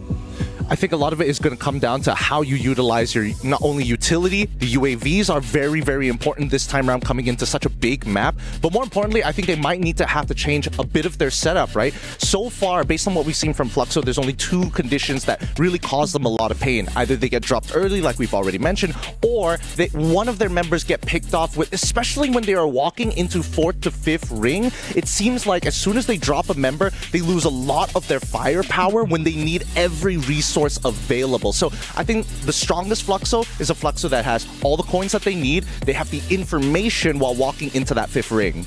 Yeah, I do agree with that. Another factor is looking at the drop spot. They are usually dropping in Quarry, and Marble Works is next to it where Buriram United is. So if they want a little bit of survivability, don't want to go in early engagement, at least find a different drop spot. But it's difficult right now at this stage because they could have tried and tested a few things, especially from yesterday, other dropping area in terms of Purgatory, but it looks like everything, all the real estate has already been taken. I'm more worried that R7 and Dragons are going to start fighting again in Marblework, and that's when chaos will ensue for Fluxo. That's what cost them the match yesterday. So it seems like that maybe at the moment, it doesn't seem like there's a solution, but I mean, Raja, have you seen Fluxo drop in any other places? No, actually, that's a problem that they are having right now because in Brazil, usually the players respect so much playing against Fluxo, so they don't want to, drop in the same spot as them. So this kind of not happen, you know, that much. So that's the reason why they are having so hard times, in the early game, you know, because they are not used to it. They are not used to receive someone drop in the same land zone, you know. Okay, that's very interesting knowledge. I think a lot of teams are currently not aware of this, but Fluxo, they're going to have to spend some time to figure out how to solve this issue. But as we are getting ready for our next matchup, we actually have a special interview with Wasana where he talks about his own personal character building. Let's see what the video is about. Some rush in instinctively. Others run the chaos. What a phenomenal reposition, but with the launch pad straight out the circle, they get a tag on that circle first, and now put it out, fires on to Abe. This is Wasana. สำหรับตัวผมนะบทพิสูจน์บทท้าทายก็น่าจะเป็นเรื่องของการเริ่มเข้ามาแข่งใหม่มากกว่าครับแบบ Boulevard United! They just don't win, they dominate, the kings of Booyah are back! เริ่มมาแข่งแรกๆก็มันแบบเราจะเจอทีมที่เก่งกว่าเยอะช่วงนั้นก็อาจจะแบบว่ามีคนที่เก่งกว่าเราเยอะมากเลยอะไรประมาณนี้แต่ก็พัฒนาตัวเองมาถึงจนจุดนี้ได้ครับ In Buriram, he's part tactician, part stormbringer, trusted by Gehai, Moshi, Yoena. อยากแบบเป็นผู้เล่นที่แบบแข่งไปนานๆเลยครับสอนแบบว่าตั้งแต่ตอนเข้ามาแรกๆเลยครับเพราะทุกคนมันเป็นคนที่แบบประสบความสำเร็จมาแล้วมีประสบการณ์มีอะไรแบบผมเข้ามาทีมนี้ครั้งแรกก็ไม่ได้มีอะไรเป็นแชมป์หรืออะไรเลยครับแต่พอเข้ามาในทีมนี้ก็พี่เขาได้สอนหลายอย่างให้ก็แบบทำให้ผมเป็นผมทุกวันนี้ You gotta really give it to this team. Buriram United just going super aggressive right now, very explosive. A rusher with a plan, a warrior who thinks. This is Wasana, Buriram's quiet strategist. Now it's gonna be Buriram trying to finish off everything, and one more shot. Booyah! ก็พวกผมก็จะทำให้เต็มที่ที่สุดครับพวกผมหวังแชมป์มันอยู่แล้วครับแต่ก็จะทำให้เต็มที่ที่สุดแล้วก็เอาแชมป์มาฝากทุกคนให้ได้ครับ The blue will be closing in soon. There's no shift anymore. Here comes Wasana timing that up. Another booyah! คือมันวัดกันในหน้าเกมอย่างเดียวเลยว่าแบบว่าใครจะแบบเหนือกว่าก็คือแบบจนได้มาแข่งถึงทุกวันนี้ครับ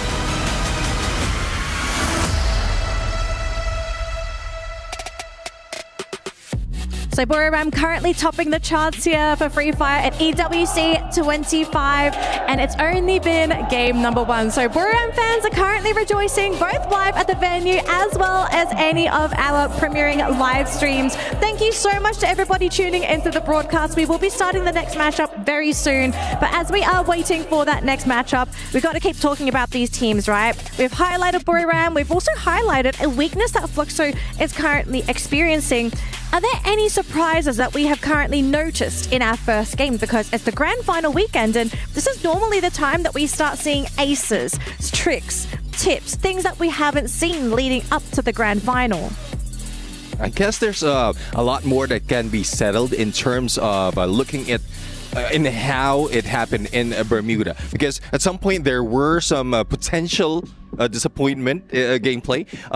EVOC Divine almost losing out against Dragon Esports, because Dragon Esports just understand, and it has been mentioned as well, that they have studied Southeast Asian region. Their introduction here, or even from last year, has motivated them to do even more. So now they qualified to the grand finals, and they want to put in so much effort just to survive, and then just to do the play style that Buriram United has been doing for the past. I think another thing that needs to be mentioned are the risk takers of the individual teams, right? Because so far, we're seeing that a lot of the POIs, like vending machines and utilizations of trying to find economy with the pocket mark alongside finding at least free fire coins to buy not only your weaponry, but everything is just so expensive, right? So when you are taking that initial risk, there are only two outs. It's either you completely just, die off, or you end up in a position where you can actually contest some of the top spots despite not getting a lot of placement points. I think Team Vitality has proven that in game number 1, and I think that coming into map number 2, we might see the exact same thing happen all over again. Control over the POIs for at least the first 3 rounds.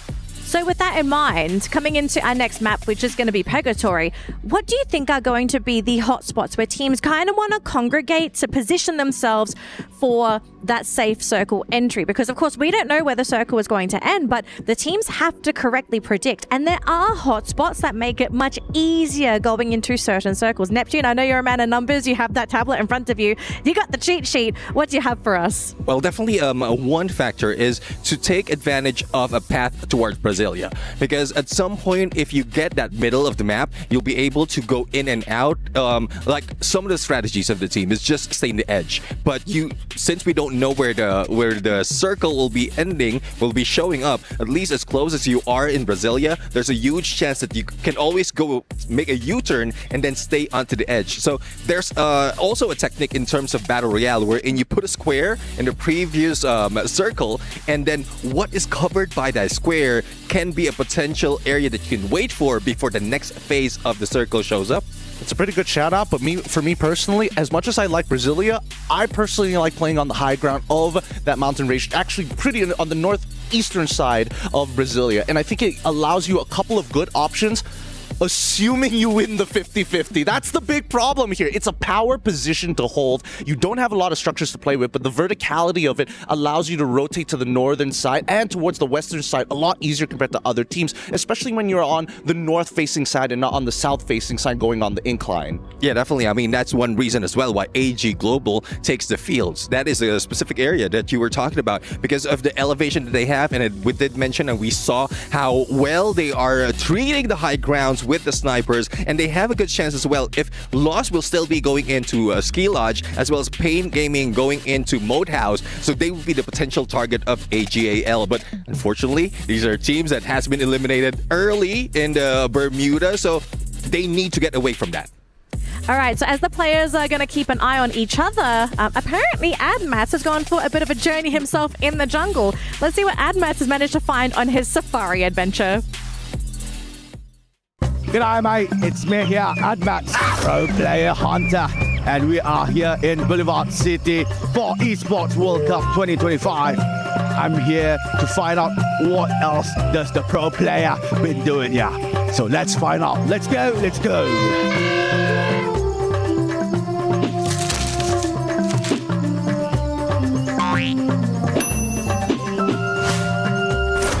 Crikey, I've been walking for hours. It's supposed to be the place here for one of their specialties here for pro player, but I'm not so sure. Should we get some? Oh, how lucky we are. We have spotted a couple of them. Let's just see what they are doing here. It looks like our pro player have stopped and have sit down. Yeah, the waterfall. And quite bizarre. It's something new. Oh, come, let's go closer. A little bit closer.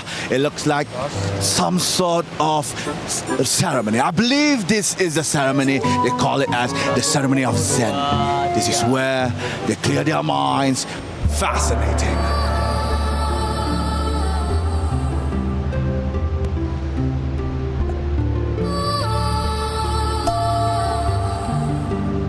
Tranquility.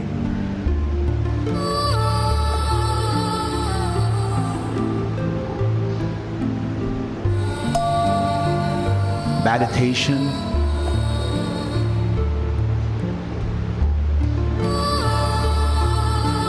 Oh, let's get closer. Let's get closer. Crikey. Oh my God. Oh my God. They're angry. Help me. Okay, that's it from me. And that's probably Admat. We'll see you on the next one.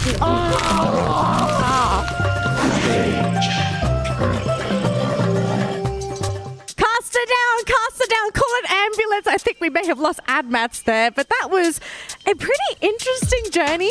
I didn't realize we had such a amazing Zen experience by the waterfall in the Boulevard. I wasn't expecting Onik Olympus to be that vicious. I get it. You know, you didn't get to the next round. You don't have to take it out on Admats, man. I don't know what he did. Yeah, I mean, when your Zen has been disturbed, especially with what the result is, yeah, definitely Admats would be ravaged by those players. Are you telling me that Admats was at fault here? That it was his problem? That it's like he shouldn't have gotten that close. Pride. He should have pride in what they're doing. I would say. Sorry, Admats.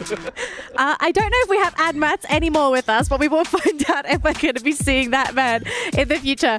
But we are still waiting for the matchup. The teams as well are taking a bit of an extended break, and I think if I was a player, I kind of want this, you know, after game number one, especially for teams that didn't do well.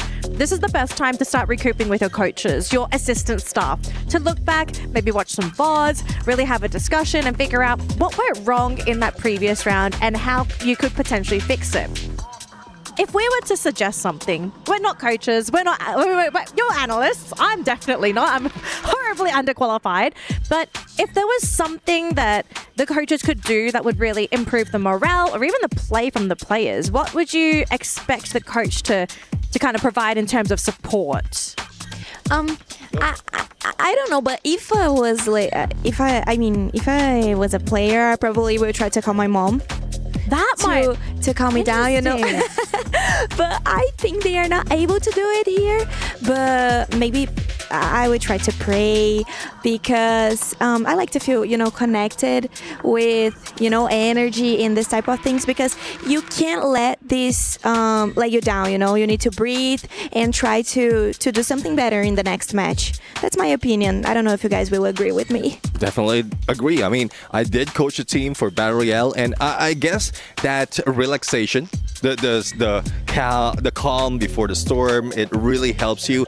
And at some point, it would depend as well, because we know these are different people. We don't specify them as one-minded, or like there are different approach in different player base. So one thing as a coach is you need to study your team, and it's like just talk to them based on how you think they will be motivated.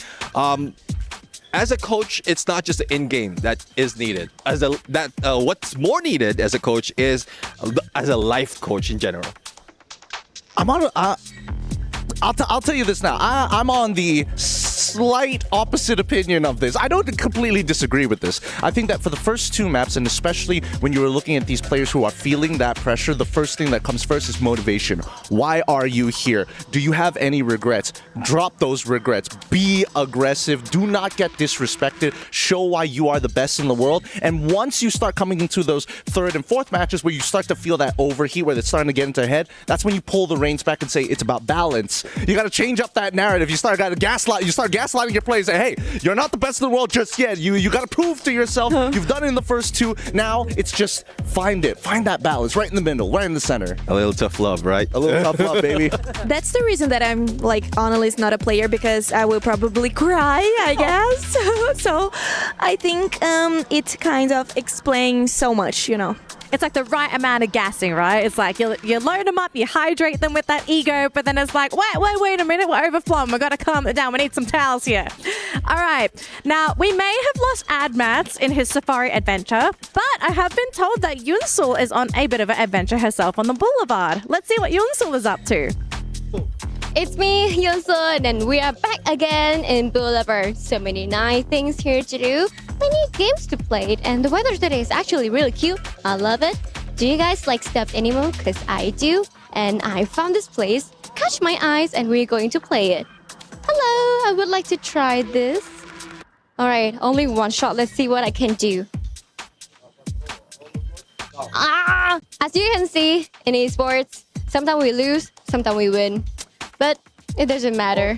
Oh. Oh, really? Okay, guys, we have a winner! Yay!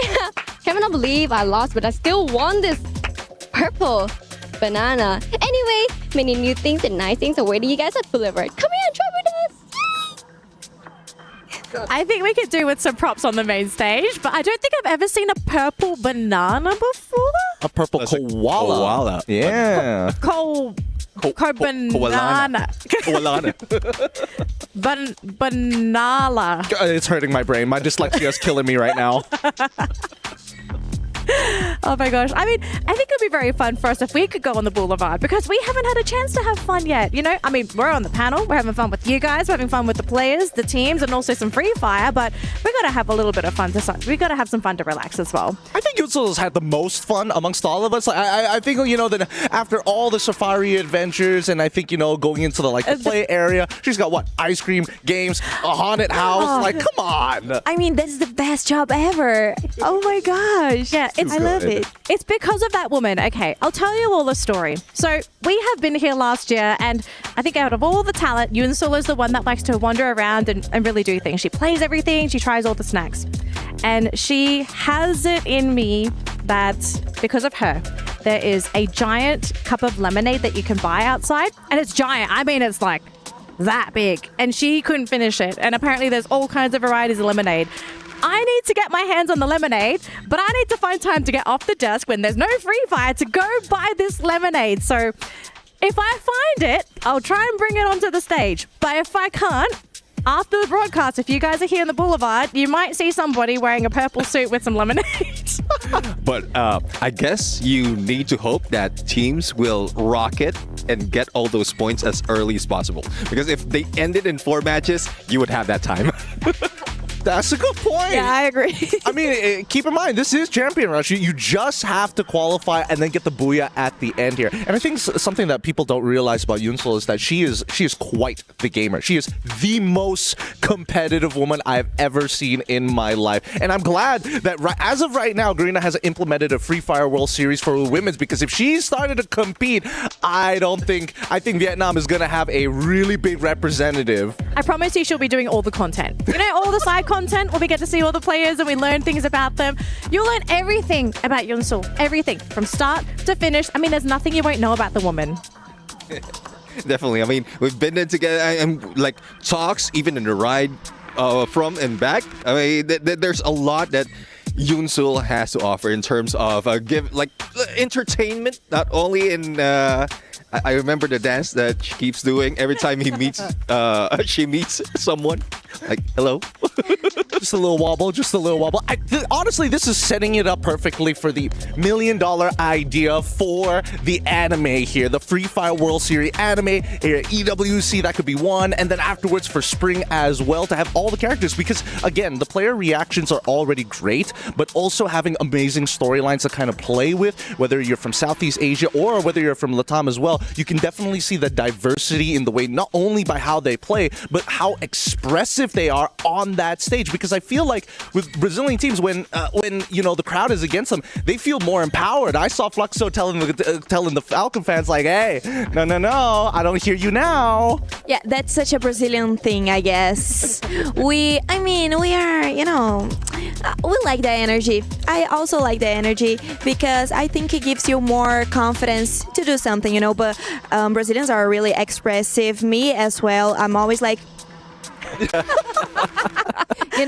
but I don't know. I think that's cute, that's kind, and well, it's not like the Asian players. They are not like in that way, but I feel that they are a little bit shy. They are. Yeah. I don't know if it's because it's me. They probably don't know me so much. So, but well, I like to have this type of experience. I like to see them. I like to see the Brazilians teams fighting, screaming to each other. So I think it's really nice and funny.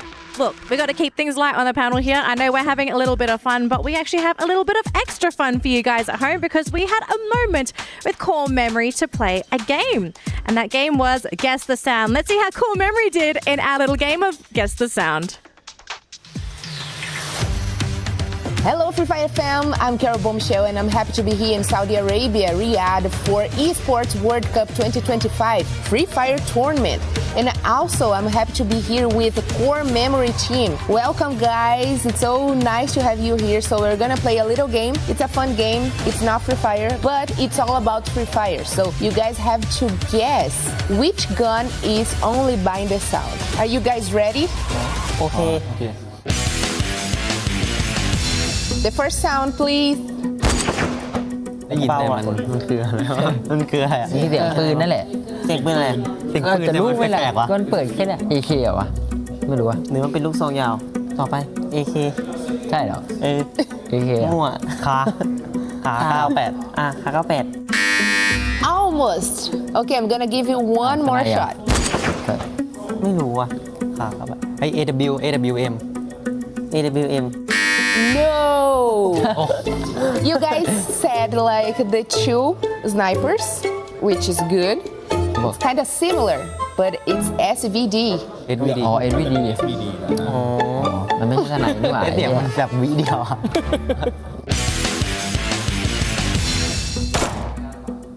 AK8 Yes, that's correct. That was an easy one, right? Who said first? ผม Pom. Good job.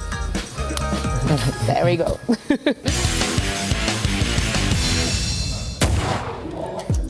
เฮ้ยชื่อไม่ชื่ออะไรวะปืนพกคู่อ่ะM197เหรอไม่ใช่ดิปืนลูกโม่อ่ะก็นั่นแหละมันชื่ออะไรเนี่ยแบบพูดเป็นลูกโม่เลยสิมันเป็นปืนลูกโม่อ่ะ A little bit confused. ปืนโม่คู่อ่ะ You cannot remember the name of it. Okay, just try. Say some names. ก็นั่นแหละลูกโม่ลูกโม่เล็กอ่ะมันเป็นพกอ่ะ M179 มั้งมันเป็นปืนลูกโม่ Yes. โอ้โห No, I'm just kidding. It's a joke. No, you are almost there. It's another one. It's close to M79. M1917. ถูกแล้วแต่จำชื่อไม่ได้ไม่ค่อยได้เล่นรู้แล้วว่ามันคืออะไรแต่ว่าไม่จำชื่อไม่ได้ Okay, now you guys remember. Okay, but it was a close one. โทก้อนไอ้นี่โทก้อน That's correct. That was an easy one because you guys use this a lot, right? It's anyone's favorite gun. นี่ปืนของคนนี้ไม่อันนั้นซีซั่นที่แล้วปืนผมก็แหละแพทก่อนเป็นแพทเก่า Okay, since it used to be your favorite gun, I want to know which player from any region could you eliminate easy with this gun? ยากเลยนี่ยากเลย Come on. You have a name. ฮูก้าฮูก้าฮูก้าตัวหน้าไงโดนยิงบ่อย Cougar. Last year he won EWC 2024. Okay. He's a tough player.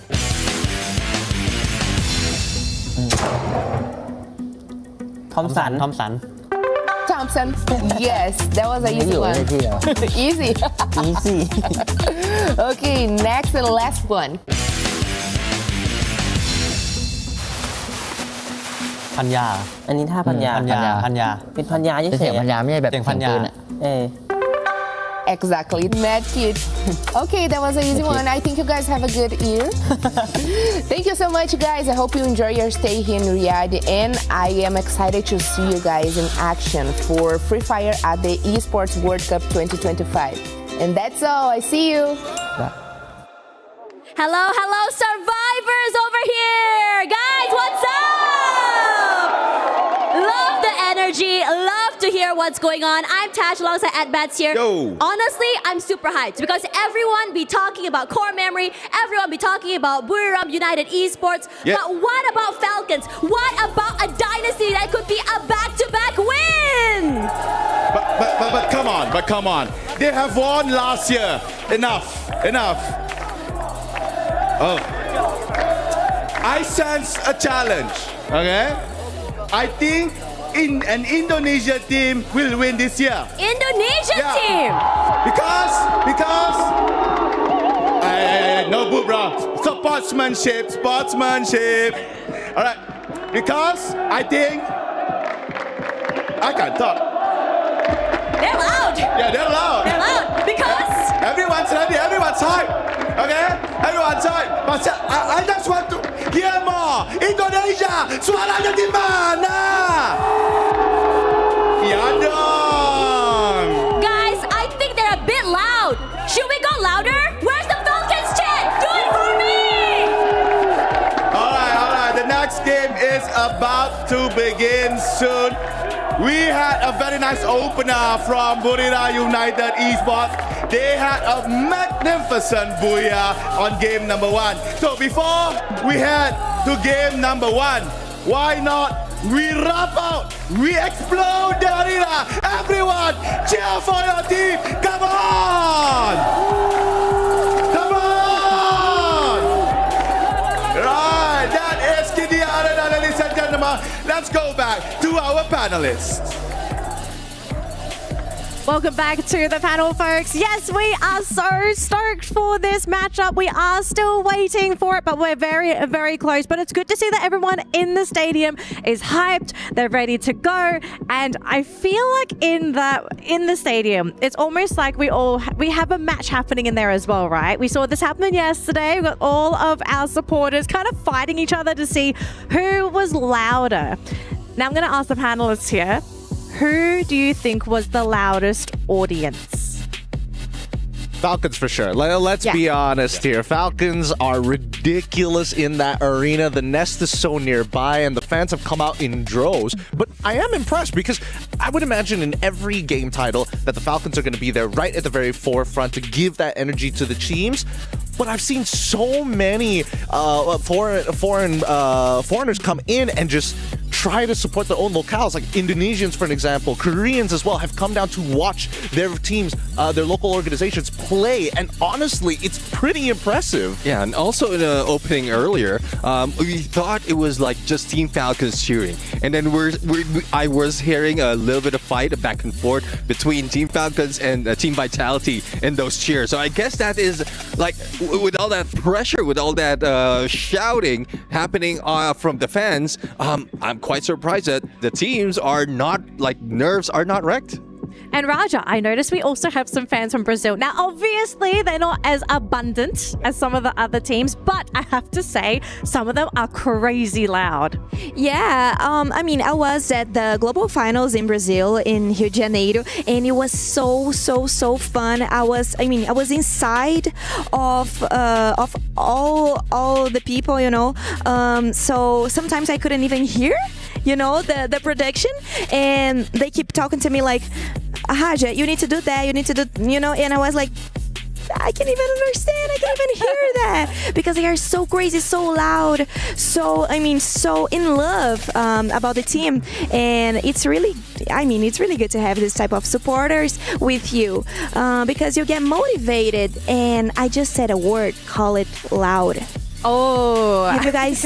You guys ever heard it about it? Well, it was. Maybe we can see in the next EWC, but I guess you guys are used to hear that, right? Oh, definitely. I think we've heard it so many times. The loud supporters, they are really loud. So, Well, it looks like we have another interview lined up for all of you at home. And it looks like Carol managed to sit down with Loss before the matches started today. So let's see what Loss had to say before the matches for the grand final.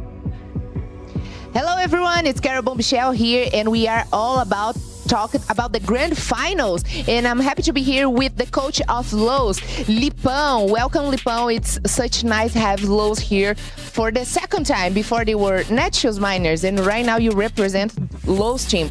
So I would like to know, how does it feel to have made to the finals since you guys have such a great performance during the knockout stage? Como é que vocês se sentem estarem aqui na grande final, já que vocês fizeram uma performance incrível durante a fase classificatória? É uma sensação muito boa, a gente veio muito confiante, a gente conseguiu acertar muitas partidas durante o campeonato, então a gente ficou nesse top 2 aí da classificatória, então foi um up, assim, sabe, né? A gente veio mais confiante, mais preparado, a gente se preparou muito bem. Algumas coisas, claro, vão dar errado, mas a gente está preparado para tudo nessa final. For sure, it's a great feeling. We have came prepared to the grand finals. We have studied the other teams, and it doesn't matter the roast right now. We are fully prepared to win here, and it's a great feeling for sure. For us to finish our interview, I would like to know what kind of strategy have you guys set for the grand finals? If you can share, of course, a little bit with us. Quais são as estratégias que vocês fizeram para a grande final? Se você quiser compartilhar com a gente. Eu acho que é mais a tranquilidade, né? Porque uma final tá um pouco tenso no começo, então a gente vai se soltar um pouco no começo do jogo aí pra tirar essa tensão logo de cara, mas é isso, fazer o nosso jogo e não tem mais segredo. What I can share right now is just we're gonna keep it comfortable. We wanna be normal, we wanna keep it simple, and because we know how pressure can have during the grand finals. Yes, and we are gonna make our best game. That's all, and you have heard enough from Lipão, the coach of Lowe's team, and I'm back to you guys. A very common but very popular philosophy amongst coaches. You gotta be comfortable in your games, because if you're comfortable, that is the most comfortable and safest situation to be as a player, because you are playing at your best. Yeah, I would agree. And we keep seeing that in those instances wherein it's the final chance for a team. It's a final chance, like they're just letting go of all those pressure, and they're very comfortable, and thus a lot of performance, despite of not really going up a notch. Like vision system from the knockout stage, we know that they're already out, but they still bring a lot in the fight, and I guess that's where all the teams, all the players need to be in a comfortable spot in themselves and just treat it as if this is the last game. I think what fans don't really realize is that they think that, like, when your coaches are speaking to the players, and the coaches, by de facto, the smartest person in the team, they're like scientists. They're talking about formulas, they're talking about numbers, they're talking about positioning, they're talking about rotations and everything involved in the game. But what usually comes out in these types of experiments, and I've noticed amongst multiple game titles as well, that it usually comes out as, hey, we should try this. End of story. You know, there's no bigger, deeper explanation for a majority of their stuff, because they like to keep it simple 90% of the time. There's no need to overcomplicate them with a boatload of information. It's more important that they feel it for themselves, because the players need to not think about calculations and formulas. They need to have the instincts to do it first. And there's a word for that. It is mechanical skill. It is automatic. So to anyone that doesn't know what Gideon is talking about, it's when you play a game of Free Fire and everything just comes automatically to you because you do it so often. Now, pros are a special case, because not only is everything automatic, but they're also thinking so fast in those games. Fractions of a second deciding, is this shot worth taking, or should I pull back and regroup with the team? Do I have enough glue walls to close the gap and get ready for that third, fourth circle? Like, so many things are happening. Sometimes I feel like we don't appreciate appreciate the level of skill these players have at that top level, because we can't feel it, we can't think it. It is something that's all within their minds. It makes them, that's what makes them such special players and such top level players in the world of Free Fire. I really think, you know, as spectators, as viewers, as supporters, we have to give them the utmost respect, because they've achieved something that us spectators, as casters, panelists, you know, as much as we love to talk Free Fire, they're a different animal. Yeah, definitely. And that factor, that the description that you did mention, is one factor, or what's the importance of having an IGL. Because the IGL at some point, he's the one who's managing all those, juggling all those thoughts and just relaying it to the teams. And the rest of the teams just have to focus on their mechanical skills as well as the calls. So as you can see, we might be seeing like team captains, in-game leaders not performing that well because there's a lot of pressure. There's a lot of things that they're thinking about. And if in case like he can just give the calls, that it will let the rest of the teams just shine. I think that Free Fire is a very special case because it is in the category of a battle royale in a lot of like different places in a lot of different games. Usually communications, they have a word of saying, hey, cut comms or like silence comms just to clear it as much as possible. Let's be very direct. But in Free Fire, it's a little different. You need every little advantage and every little piece of detail that you can get from all of your players. So your IGL not only has to cut through the noise, but they need to listen to the noise of 3 other dudes saying, he's up here, he's down here, I'm reloading right now, somebody else needs to start healing me, can you cover me, all at the same time. And to make matters more difficult for somebody, this game is so fast. It's like pressing the 2, 3, 4 speed up button, and it's just absolutely insane. Now, speaking of insane, we actually have another interview lined up for you guys, and it's actually with Fluxo. So let's see what Fluxo have to say leading up to our next match. Oh, hey, it's Carol again. And right now I'm here with Lu King, coach of Fluxo team. And of course, we have a lot to talk about because Fluxo team didn't go well during the knockout stage, not even point rush, but after the first match, they stood up with their games. Let's see what Lu King has to say about it. O Fluxo durante as fases classificatórias não foram muito bem, nem no point rush, foram mais ou menos. Porém, entretanto, todavia, já chegaram muito bem aqui na primeira partida da grande final. O que você tem a dizer sobre isso? Muito bem, é uma palavra forte. A gente fez uma partida mediana, mas a gente sabe que final é final. É totalmente um jogo totalmente diferente de um classificatório, de um point rush. Deus nos deu mais uma oportunidade para fazer o que a gente ama e a gente está aqui muito feliz. Well, talking about the first match, we did got a good position, but we didn't go really good, and we need more of this. So if God gave us this opportunity, for sure we're gonna go for it.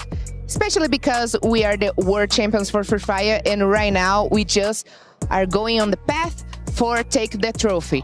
And for us to finish our interview, I would like to know if you can share some thoughts and maybe some secrets of Fluxo's teams for this grand finals. Pra gente finalizar nossa entrevista, eu queria saber se você pode dar alguns spoilers pra gente aí do que o Fluxo vai fazer nessa grande final. Mano, zero spoiler. É o que a gente sabe fazer de melhor, que é jogar esse joguinho. Então, a gente vai se divertir lá dentro, se for da vontade de Deus, a gente vai ser campeão. Não tem muito segredo. Perfect. Okay, he doesn't want to share anything. No spoilers at all. And right now we are just focused on the game and we're gonna do the best that we can. We are back at the Free Fire at Esports World Cup 25. Thank you, ladies and gentlemen, for your patience. It's time to continue the rock and roll with me, Husky, and the Mustachio AJ as we head into round number 2 on Purgatory with Boulevard United Esports scoring a whopping 24 points to kick off the grand finals, even without any head start points. Best case scenario, they ended by round number 4, but we don't want that. We want the competition to keep heating up, and Fluxo is teasing us by telling us that there will be no spoilers for their plans. Let's see what they've got on Purgatory. Yeah, and everybody's kind of getting excited that Buriram got it. They're gonna go all the way again, but we have to acknowledge that was one of Buriram's best maps. They have to wait until Alpine to strike big again, but can they pull away something solid from a map where they usually do not shine? This is the map of Brazil. This is the map of loss as we kick off Purgatory. Ladies and gentlemen, boys and girls, survivors of all ages, buckle in because it's gonna be a wild ride. And right off the bat, we are seeing some teams divert their drop spot. Dragon Esports, for example, they did go golf course yesterday and they got hot dropped by R7. Fluxo was a victim, but there's one team that will never change their drop spot, and that team is Boulevard United Esports, going for Marbleworks, where they will be sharing close proximity with Fluxo at Quarry. Let's see how that one's going to transpire. Pain Gaming going over to Motorhouse because VP is no longer in the equation. Plus spreading out towards the north of Ski Lodge, and Brasilia plus Field taken over by AGAL. Oh, dude. I mean, R7, are you kidding me? They were going to hunt for the heads of Fluxo. Mount Villa belongs to Team Fluxo. Now, Raja told us that everybody respects each other. Everybody respects Fluxo in Brazil. Y'all gotta understand, this is the world stage, baby. They don't respect, they don't disrespect, but they want to put your heads on the chopping block. But R7, they better be careful. Yesterday, they were aiming for the heads of Dragons Esports as well. They tried to tease Buriram. They tried to tease Fluxo, and they did not walk away with a single head start point. And thankfully right now at Mount Villa, all cleared up. Fluxo went away. Now golf course as well as Mount Villa belongs to Team R7. That means this Mexican team is starting off with a ton of loot. I think on top of that, hold on a minute, did EVOS just really do that? Flying all the way to Central where our RQ's headquarters are established. Russia instantly punished. Does bring himself back up to his speed. His raid now hunts for Ma'au. You take care of Ma'au, you take care of long-range support. Ma'au down in the low, but still not confirmed. Knockdown raid to Oscar dash. More than enough time to go for the swing. Kochiu finding Kiba off speed. EVOS taking a gamble and it's paying off. Oh my, Kochiu finding one for himself as well. RRQ with two more survivors. Abe can get away if he can fast put this out of the place. Gets a double knock, all executed from the back as well. The powerful making God's word play here for the side of RRQ. But a single survivor left standing in the name of Dudes.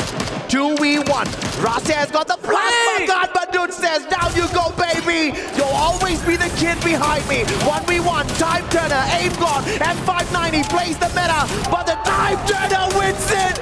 And RRQ showing why they the big brothers. And thankfully, they scored some revives before that elimination was confirmed. EVOS, initially it paid off, and then they bit off more than they could chew and almost paid the ultimate price.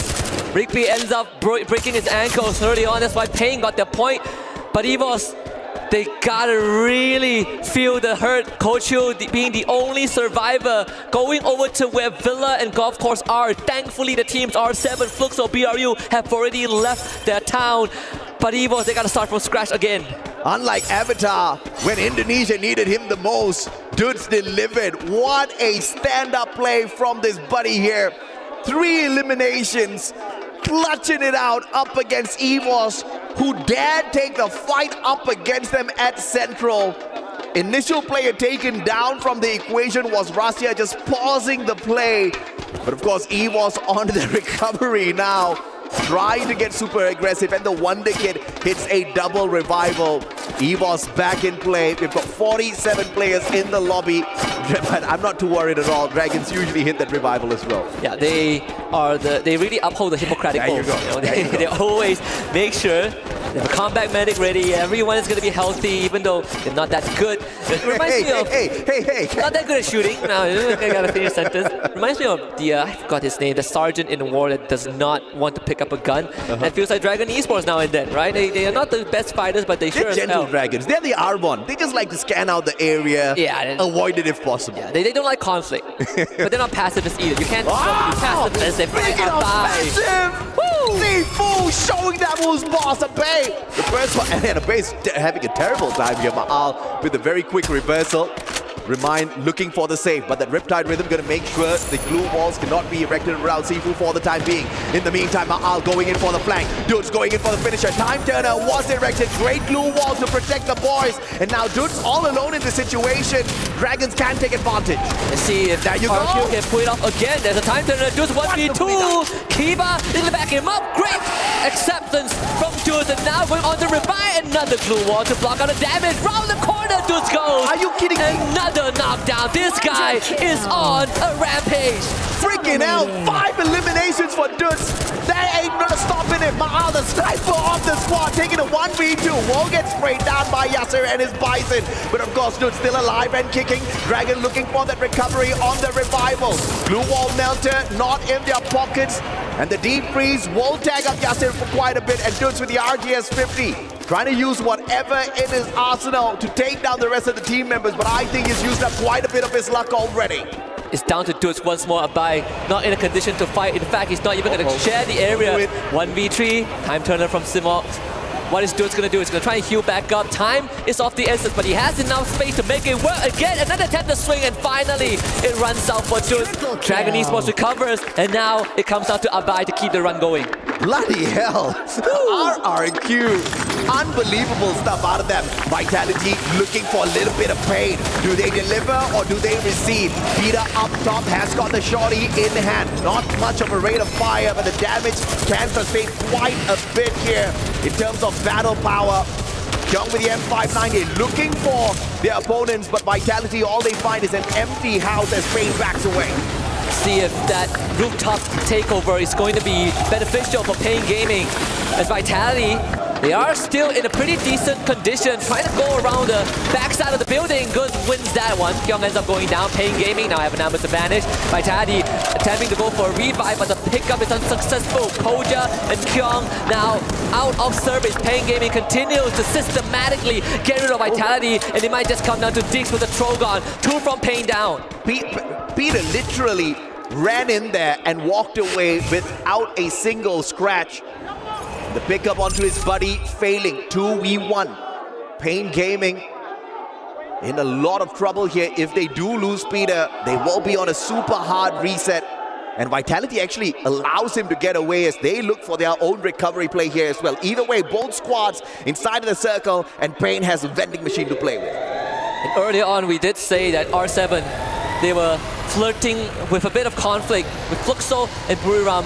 Now R7 is in the same area as Buriram United Esports. Big revive hit by Pain Gaming. The scan was there by Vitality early on. His EVOS makes a full recovery, gets an air supply, and that's gonna stock them up to make their rotation deeper towards the safe zone. And the dangerous team, I was about to mention them, lost.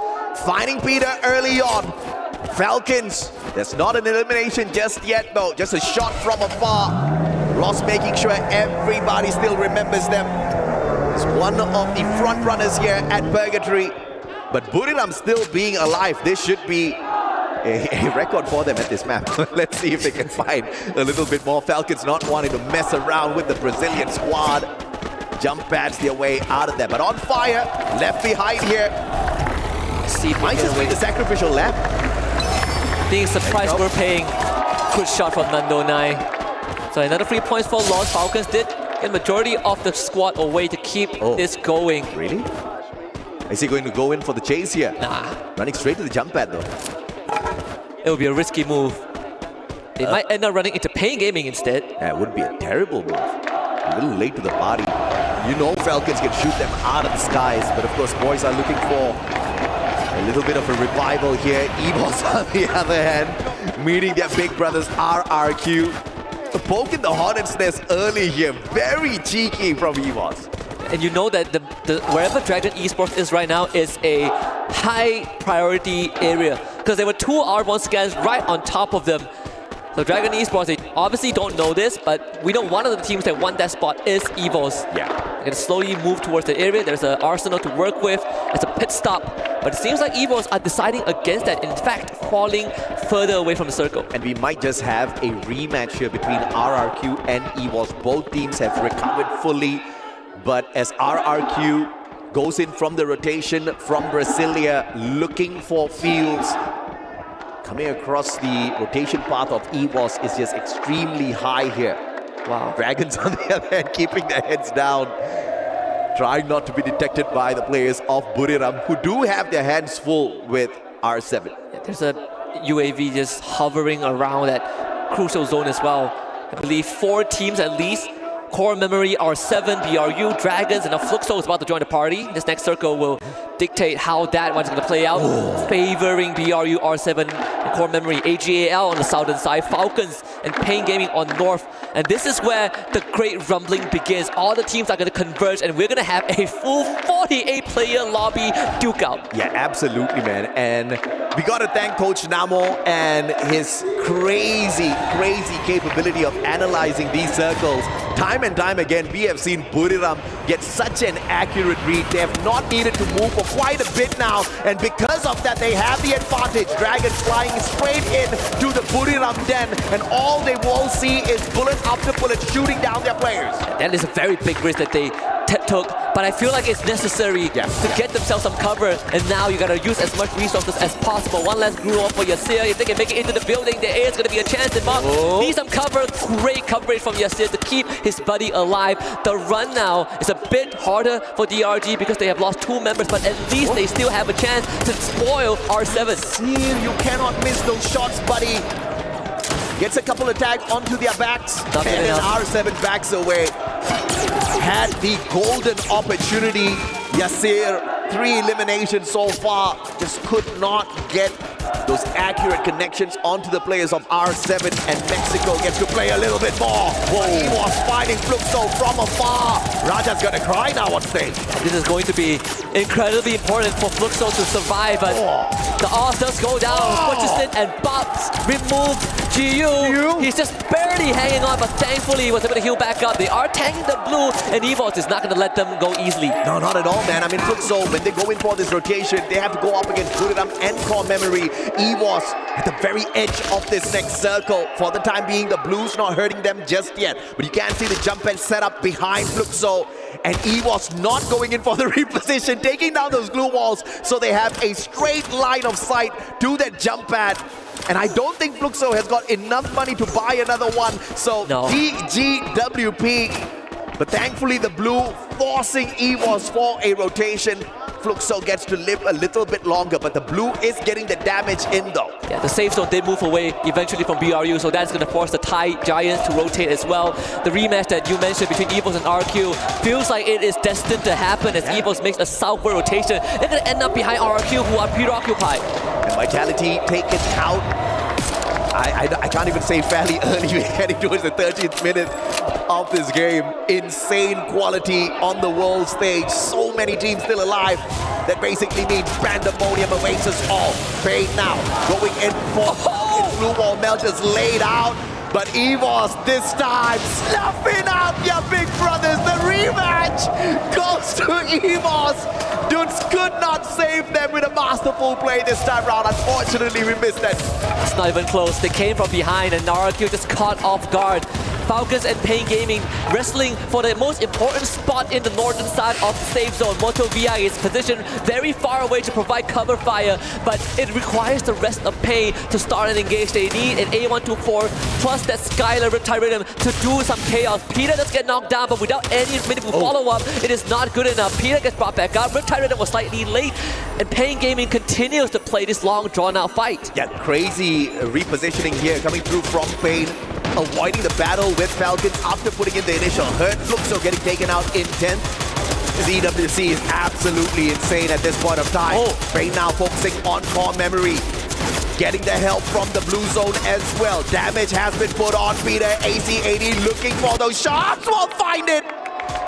And they finish off core memory before they can find their way into the circle. Buriram falters as well. All the big teams go down. And Falcons will use that distraction to make a rotation straight into AGL and EVOS.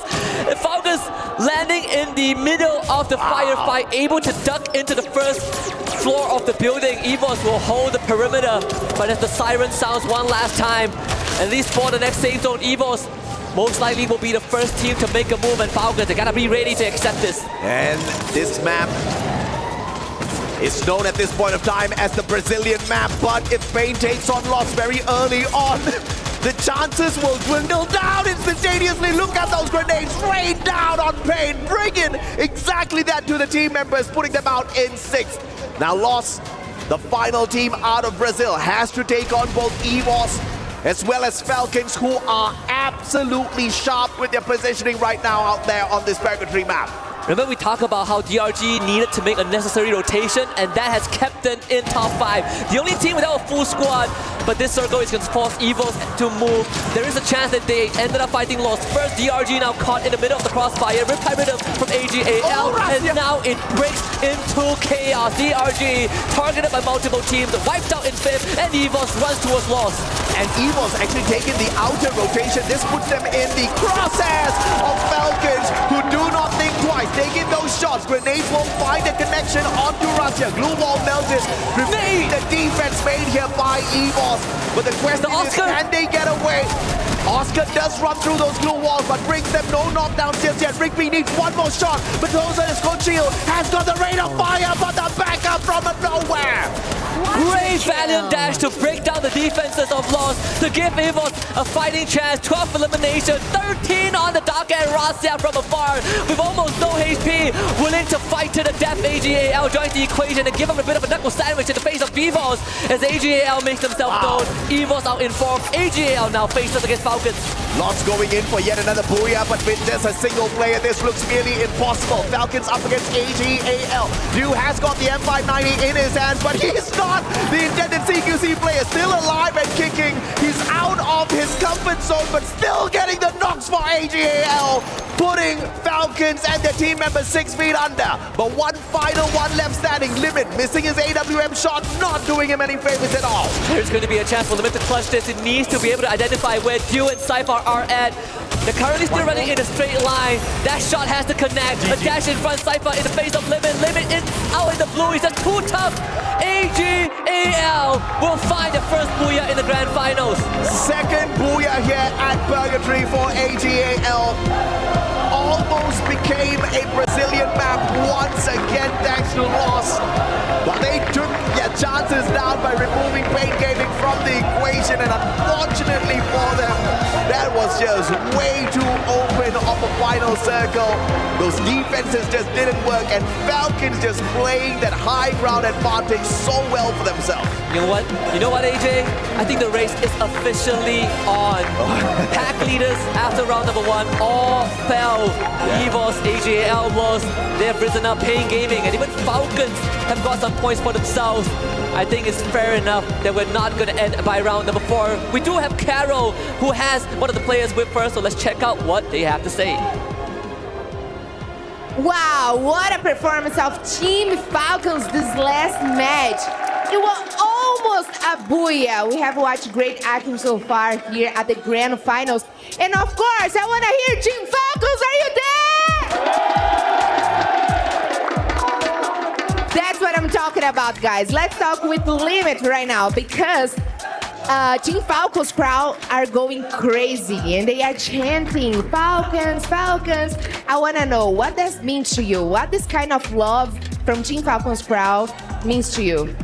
ก็ในฮอนี้นะครับตอนนี้นะฮะทั้งฮอกำลังส่งเสียงกระหึ่มเชียร์ให้ทีมฟาลคอนนะครับก็ถึงแม้ว่าอีกเมื่อกี้เนี้ยอีกเพียงนิดเดียวเราจะได้บูย่าแล้วแท้ๆเชียวอยากทราบว่าเสียงเชียร์ของทุกคนในฮอนี้ตอนนี้ฮะมีผลอะไรกับการยิงของเราบ้างไหมฮะผมคิดว่าไม่ได้มีผลเท่าไหร่ก็เล่นได้เป็นตัวเองแค่นั้น Actually, all the chanting is like doesn't affect our play style of any time at all. We're just gonna play in our style. We're gonna stick to our own plan and like do the same thing over and over again. Okay, that's a really good answer. I like to hear that, Limit. And right now, you almost had a booyah. You were so close to get a booyah. And if you could say a word to a team that is about to face you in the next match, would you say? ก็เมื่อสักครู่เนี่ยฮะอีกเพียงนิดเดียวเท่านั้นเราจะได้บูย่าแล้วเนี่ยอยากจะบอกอะไรกับทีมที่อยู่ในที่กำลังแข่งอยู่ตอนนี้บ้างฮะว่าในรอบต่อไปเนี่ยจะต้องเจออะไรกันบ้างฮะก็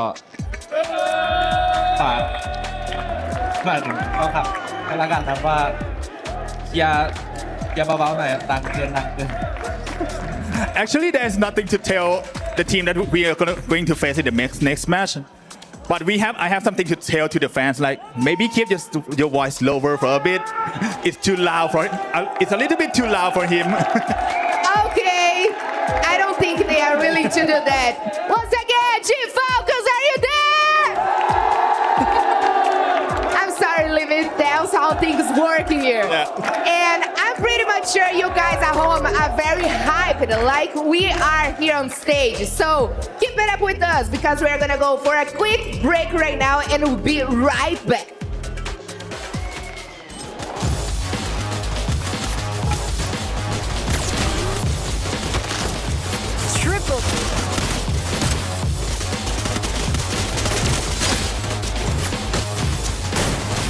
Triple kill.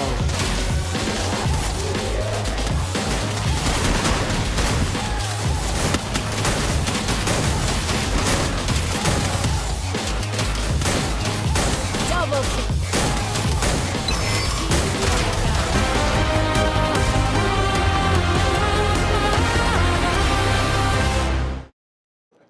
Hey everyone, it's Yuno and I'm right here at the Boulevard, of course at the play park. You guys know what? As usual, we always play Free Fire and we should go in there, right? But here, we are going to change it. Something a little more different than the usual. Let's come with me and try to shoot some planes, shall we?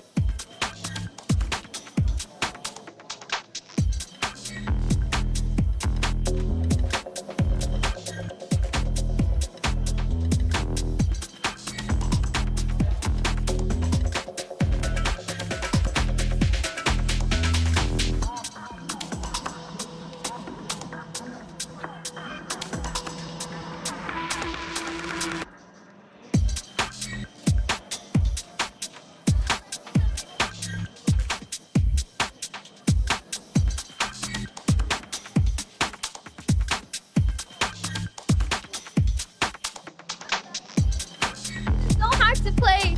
I think this game's kind of hard to play, but it seems to look really fun and new to us, right? If you can, come and enjoy us here at Boulevard, the play park.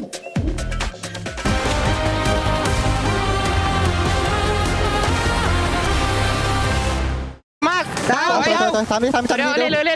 เอ้ยนอกวงพี่ดูเจอขวาหลังนั่นแหละเล่นกันเจน2-1หน้าพี่ดิวเจนกูรอเลยพี่ดิวรอใกล้กูได้ปะจะมายังรอใกล้กูเล่นกันรอใกล้กูจะมาแล้วดิวเยอะมาแล้วเอาเลยไหวพี่อุ้ยเหี้ยมาเดี๋ยวมาพี่ดิวไอ้เหี้ยมา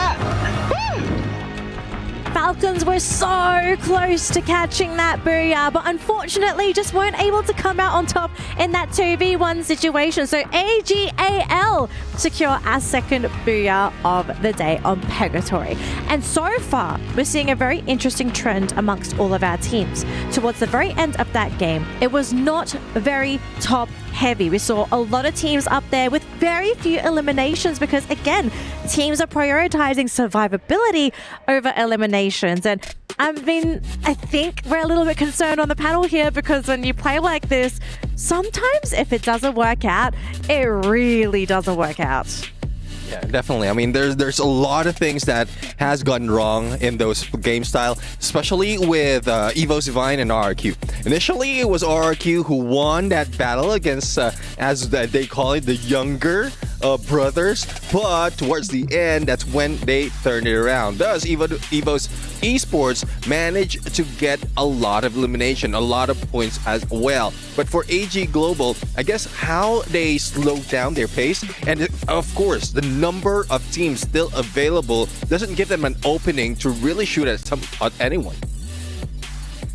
I think teams are now understanding that the pressure is starting to mount, right? You can't afford to make mistakes. And I think they understand that the standard line of play is how we saw Boulevard United Esports playing in map number 1, right? Look to try to gatekeep your opponents. Around 4 and 5 is where you start to escalate a lot of the situations. But we did see a lot of escalations, right? When we're looking at our key players, we're seeing that Abai is already doing a very good job with the help of even Dutz clutching out 2v1 in a lot of scenarios. But then you look at players like Peter alongside with On Fire, right? Because these members, if a situation goes bad, it doesn't mean that it's over for you just yet. You're going to have to make a longer rotation. And I think that at least for Pain, having fought pretty much at every stage of the maps, every single round within the map, already goes to show that this playstyle does have its benefits. But I think it's only going to maintain for maybe 2 more maps. And I want to talk to Statsman Neptune here because he's reading through the numbers. What are we currently seeing from our first 2 games, just looking at all the data that is currently available to us?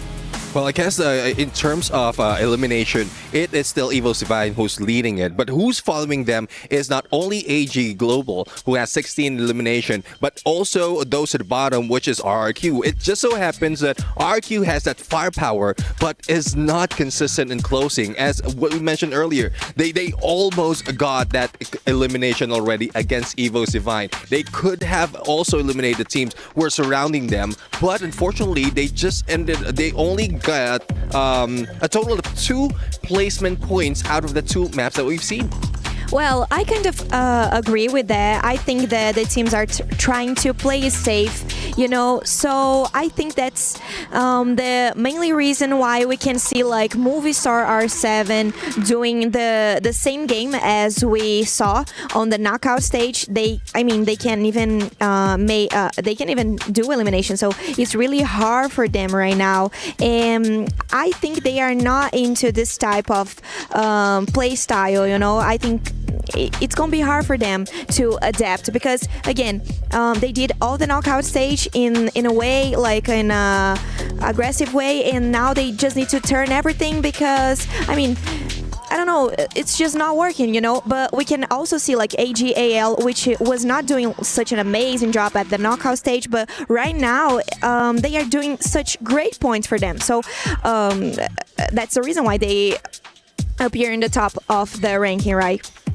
Yeah, I would agree with you as well. And another factor why AGAL got that booyah, it's because the circle just ended up in fields. And AG Global didn't have to move that much. They were in there, that's their drop spot. They were just waiting for the other team, so they're only finding cover. And then towards the final moment, like with the cover that they have, they know which compound to take. That's where they just started shooting at them and eventually finishing off Team Falcons. It's the element of luck, right? I mean, that's unfortunate one part of the Battle Royale experience. RNG, yeah, RNG. It's just, I mean, you get lucky sometimes, and I think that's why a couple of teams feel like the champion rush can be a little frustrating at times because it feels like the game just hands it to certain teams sometimes. I mean, that's the nature of RNG. You know, sometimes you win, sometimes you lose. Now, speaking of winning and losing, I just got an update from Yuno that there has been a major update with the SDC Club Championship. So let's have a look at the SDC Club Championships update with Yuno. What's up, everybody? It's Yuno, and this is your reporter Hit. And today I'm right here at our SDC Esports Arena, Stage 1 of League of Legends. It is our grand finals between Gen G and AGL. The match is pretty intense, you guys, as we can see. First 2 for Gen G, and second one, AG just flipped it back. So, are we going to have our best of 5? Let's see and watch it out. Thank you so much for the update, Yuno. And wow, things are really heating up over at the League of Legends stage because we got 2 grand finals happening, ours and theirs. It's going to be important, right, for the club championships. I mean, this is their moment. And honestly, considering that, like, they're playing and AGAL is already in their finals, and now we come over to Free Fire, and it's like, hey, they could potentially turn things around right here, right now. Hey, they just got a booyah for AGAL. So imagine if they get it in League of Legends and AGAL get the win here. Boom. I think they might just overtake Team Vitality at the top. That's what that's 2,000 points if they win both of the events. Exactly. So at some point we did mention this when we were talking about Club Championship. The pressure that this has, because this is bigger than the actual tournament. The Club Championship is bigger than the actual Free Fire Grand Finals. And that brings pressure to a team. So we'll have to find out, though, who's holding out on that pressure, whether it's Team Falcons, Team Vitality, or AG Global. Got a lot of teams vying for those points at the Club Championship, but I've just been informed that we're going to be heading on over to the main stage with Tash Bunny and Admat. Let's see what they are going to be doing over at the stage. You know what we're going to be doing, Danley? We're going to be giving our hot takes, and it is hella spicy. Over here, the main stage here has been hot, mostly from the fans, just fan wars all around, but most importantly, my hot take, I'm going to say that while everyone thinks that Buram United Esports, they are hiding strats, I say that other teams have started to counter them. That is true. I'm going to continue to do her hot takes. Don't call me biased on this. despite what had happened to them, I still believe Indonesia will come on top. Okay, which team? We see EVOS almost get that booyah. So with that sign, maybe game number 4, booyah for EVOS. Booyah for EVOS. Yeah. How sure are you about that? Well, that's my hot take, so That's your I'm hot take? pretty sure. Okay, fair enough. I'll give another hot take. Sure. I think that Vitality is a slow cooker team. At the end of the day, they're going to completely explode. I think so too, but that is our hot takes. How about the hot takes for Husky and AJ, casters of our EWC finals? Well, my hot take, Admat, says it's game number 3, brother. We are heading into Kalahari, buddy. But you see, Admat may have got the number wrong, but he got the team right. At Kalahari, the dominators are EVOS. And on the desk, your boys, Mustacho and Husky, back at it again. I just gotta say, for someone who is named Admat, you sure can't count, huh, buddy?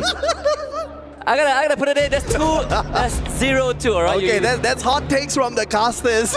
That's our hot take.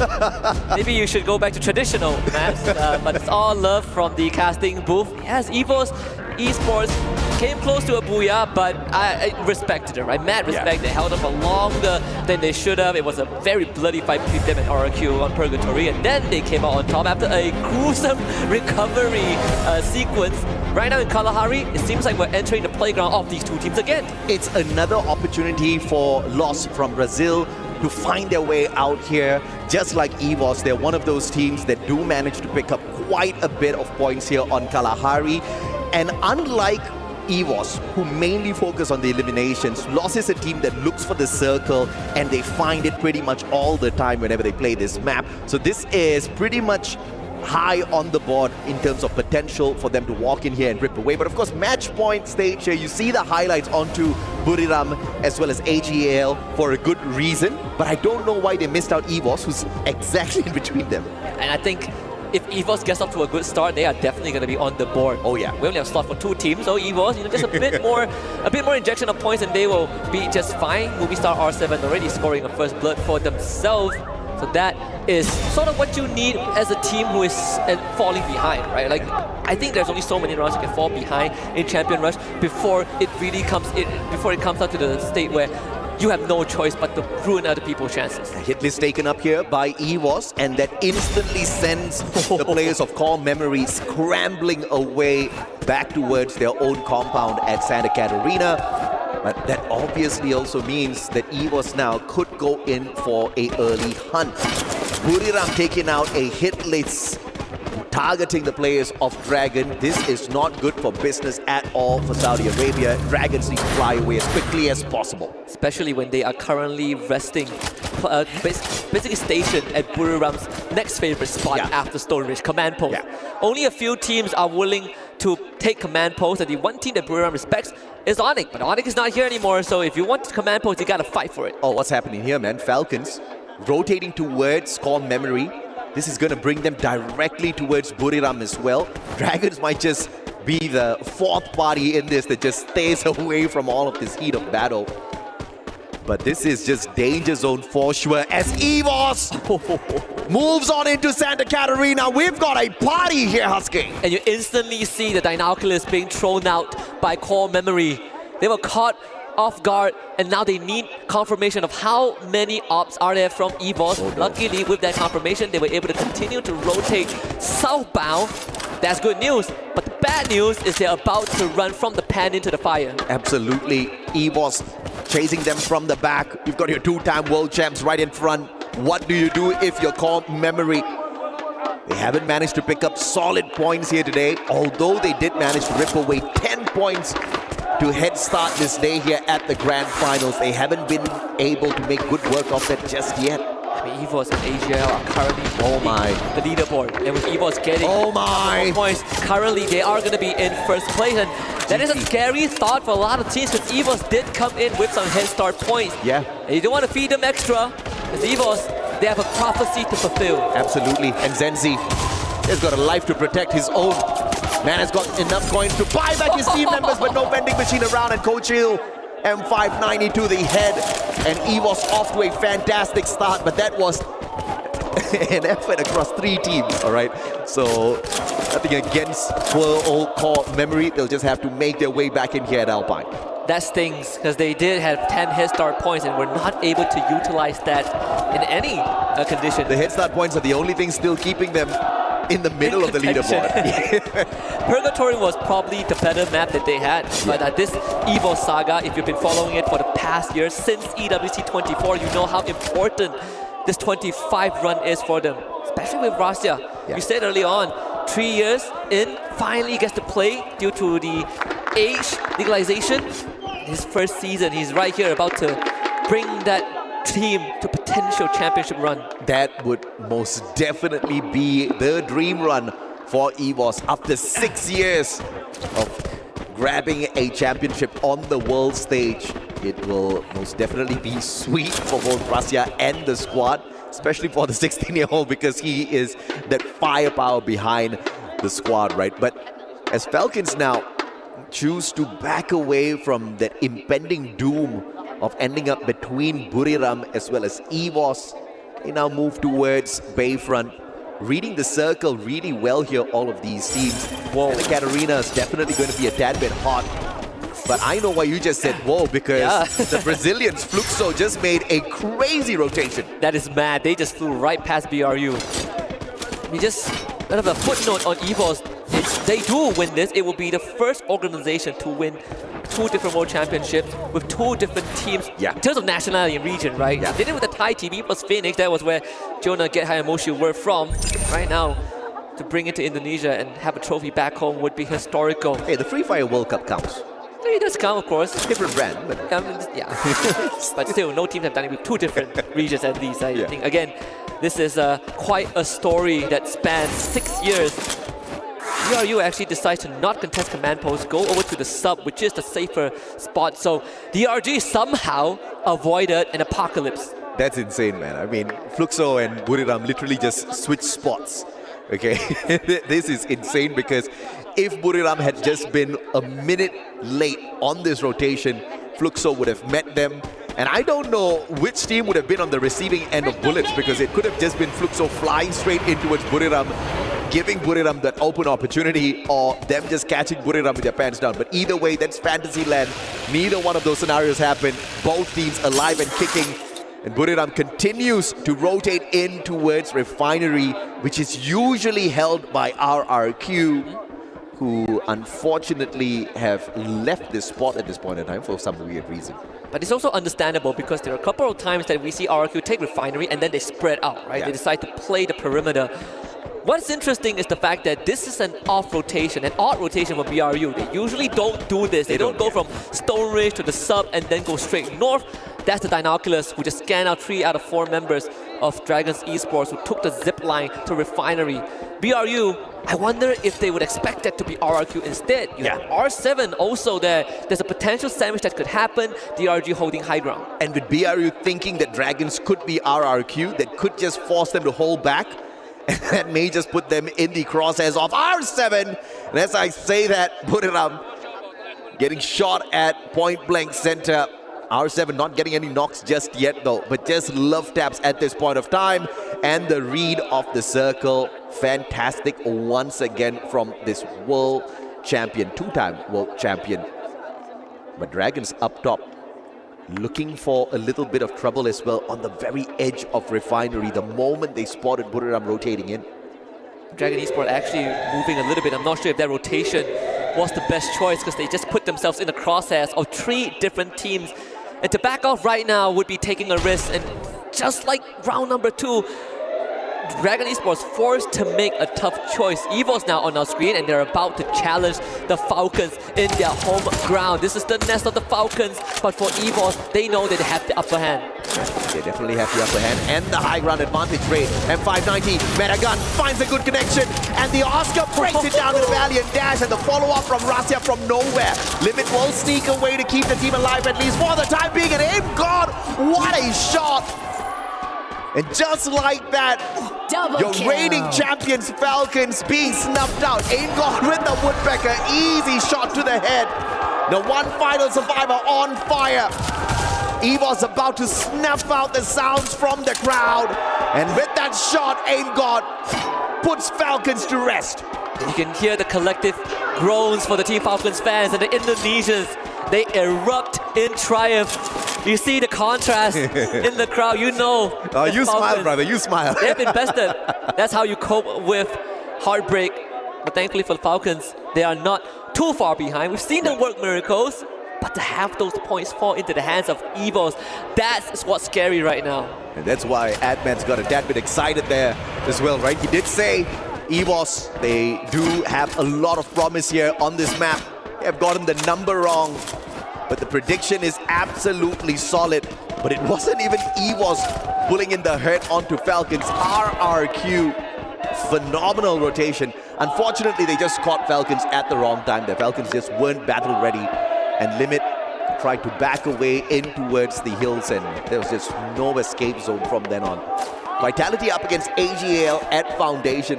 This is not an easy pot to pretend to be the Predators, because obviously your prey can very quickly slip away, but both teams looking for that vending machine as the prized possession in this pot. Yeah. And I gotta commend how EVOS utilize the Oscar, right? Usually you use him to charge forward, but we see that double up where Oscar charges backwards, you break the duel in the process, and your buddy follows up instantly. So there's no downtime in between where you kind of get staggered for half a second.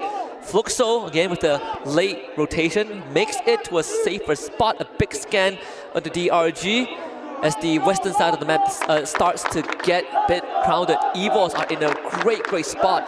Next destination will be Foundation. That's where the circle goes towards, and that's where AGL and Vitality and RRQ are situated. That's a new term for that, right? No longer bait and switch. It's a bait and Oscar right now.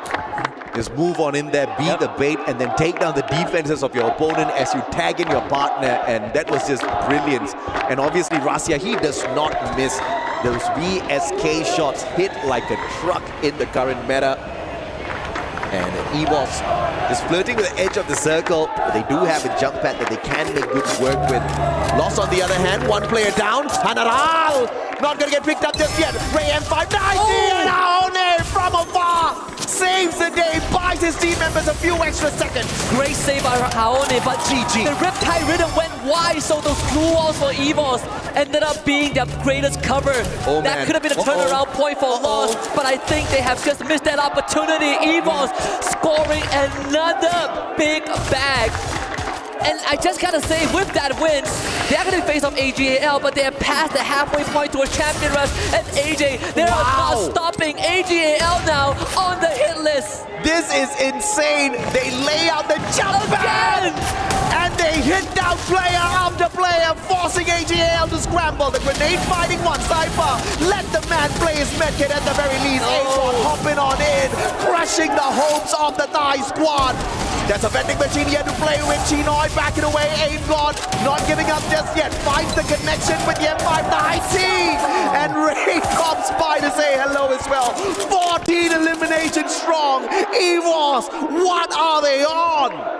They're definitely on the high tide, and nothing can stop them, including placement points in their current position with 8 teams left. They've already scored 40. You add on 14 eliminations. They are so close to unlocking Champion Rush. One more good round will be all it takes for EVOS to put themselves right in front of the finishing line ribbon. Someone has to stop them. Maybe BRU can do it. Yeah, Buriram needs to think about Fluxo right down there at the bottom as well, but they've pulled in the attention of RRQ. Thankfully, RRQ very close to the edge of this current circle. Safe zone's not with them. RRQ has to travel around. Fluxo spotted out by Buriram. Buriram with the high ground advantage. At points, it can be a disadvantage, especially when you've got a sniper like MT7 down at the bottom. GU has got the SVD as well. It's all about the positioning here, and Dragons of all teams can actually play spoiler for Buriram from afar. A good time to also bring up the fact that for EVOS, Rasya was the new addition. He did replace Gade, but the rest of the team have been here before, just last year. And now they go up against R7 off screen, RRQ up against Vitality. And this matchup, it has replayed a few times in the knockout stage. RRQ always falling victim to Vitality or at least suffering heavy damage.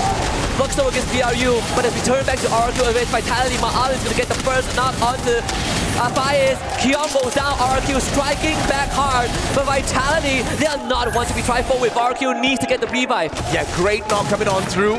The pickups are going to slow down the pace of RRQ just a tad bit here, but not enough to buy them enough time for that recovery. Vitality snuffed out courtesy of RRQ. The next circle, though, sees EWC sitting comfortably without anybody to tickle them just yet. This could be that big round. This could be the golden ticket for EWC if it continues. DRG, great Steffi usage as Pain Gaming starts to bombard and spray down Fluxo with straight up lead. DRG, they are trying to hold on in this area, but at one point you gotta fight. Great retire rhythm. All the defenses of Pain Gaming start to crumble bit by bit. R7, they want some blood. Peter get across there, but good time turner to block the bullet. Fluxo stands no chance here. They flew on in and everybody takes their shots up against Fluxo, knocking them down on the 7th spot. Dragons taking advantage of that situation as well. You go, Dragons, you go. Great use of that Steffi earlier on caused that survival gameplay because Wasana and squad were chucking everything, including the kitchen sink, grenade after grenade at Dragons, and Steffi saving them all. 3 more players, but time is running out. Pain Gaming evacuating the situation. Dragons now can potentially spoil the play of Burila. And RRQ can do the same. Wasana, he needs help right now. Riptide Rhythm, massive one from RRQ. Ma'al getting the job done, and the finisher to boot. Moshi not standing a chance. A quad for Ma'al. The sniper of the Rex Brigham Keon. 9, 10 eliminations, 11 on the docket. RRQ on the board. My God, Dragon snuffed out as well.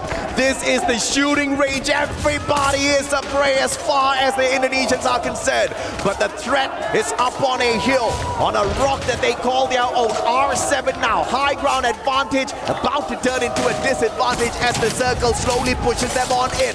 Rasia fighting Joker, that's the disadvantage we talk about. But the distraction from RRQ is going to keep R7 alive. Big rematch in these two squads. Rasia needs help, but he actually gets himself picked back up. The Diva works out for EWC. 15 eliminations, ducks behind the wall. Temporary ceasefire between these two teams, and the Coda scan.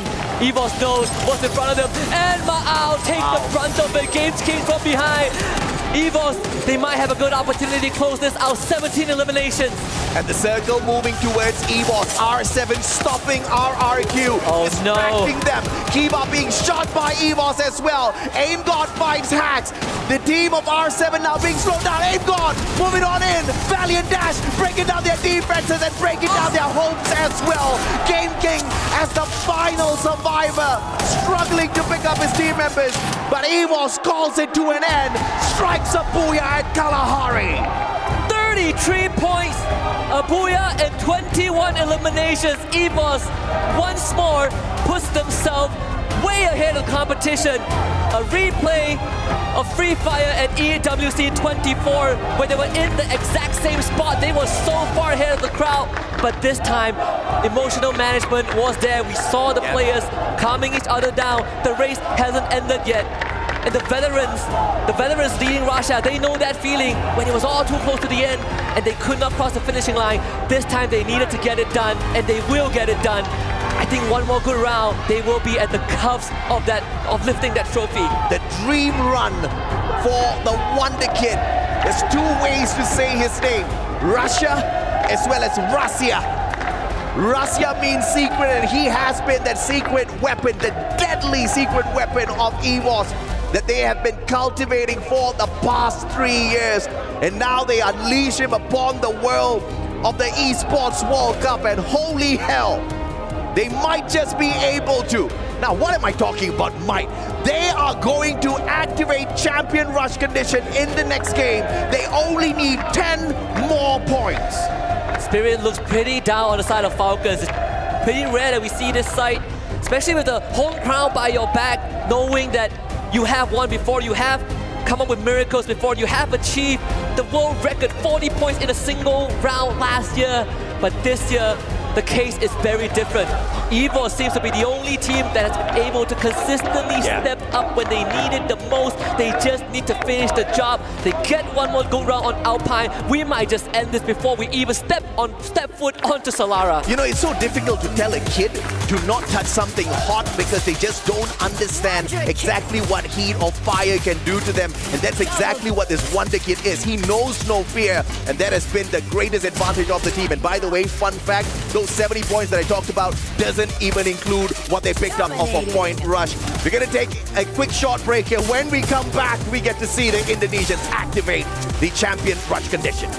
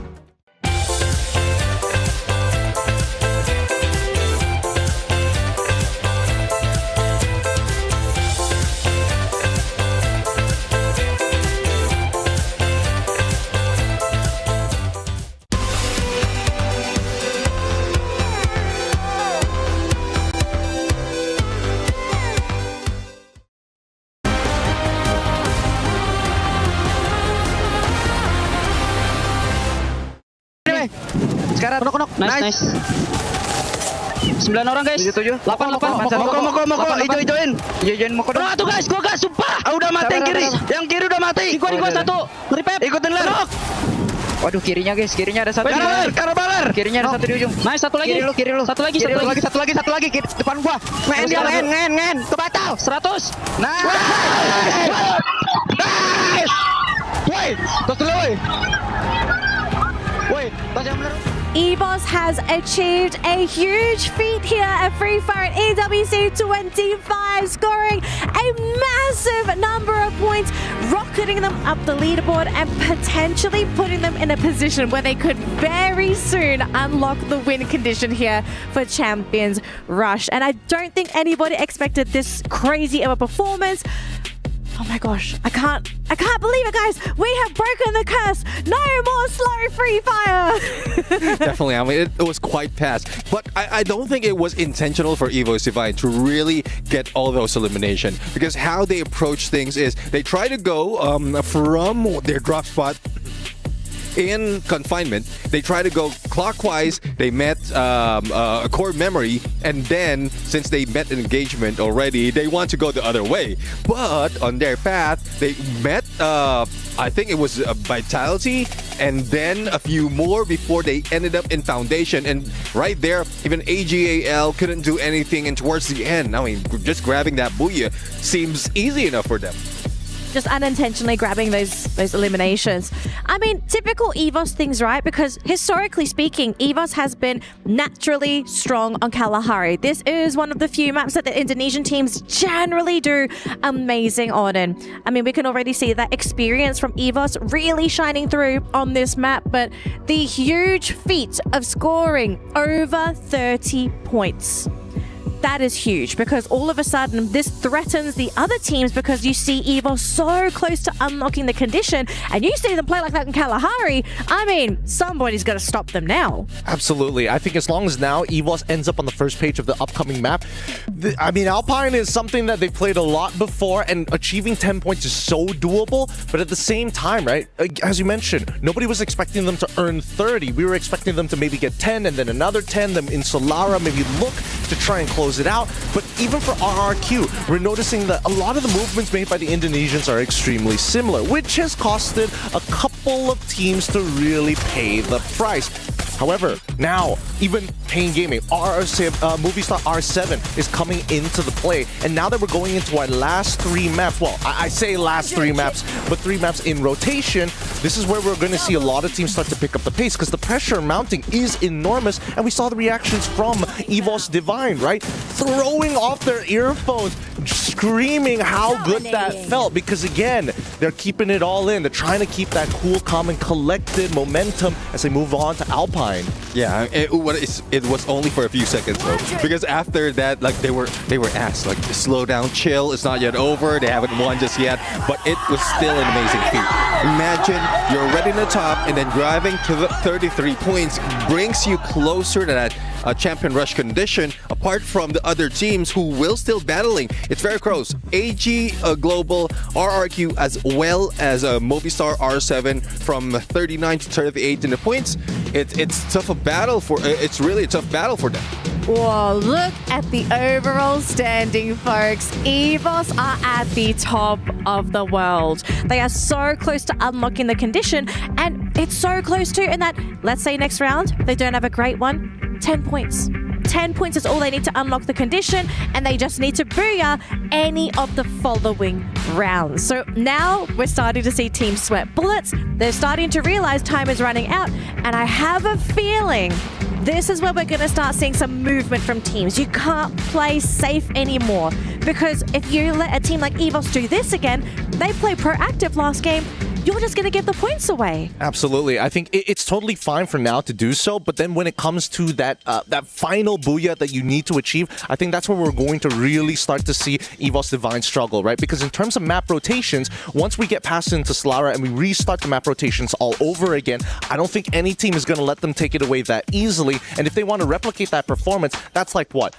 From Alpine, Nextera, and then Solara, and then another 3, they have to wait a full 6 map rotation to get back to Kalahari to try and replicate that performance one more time.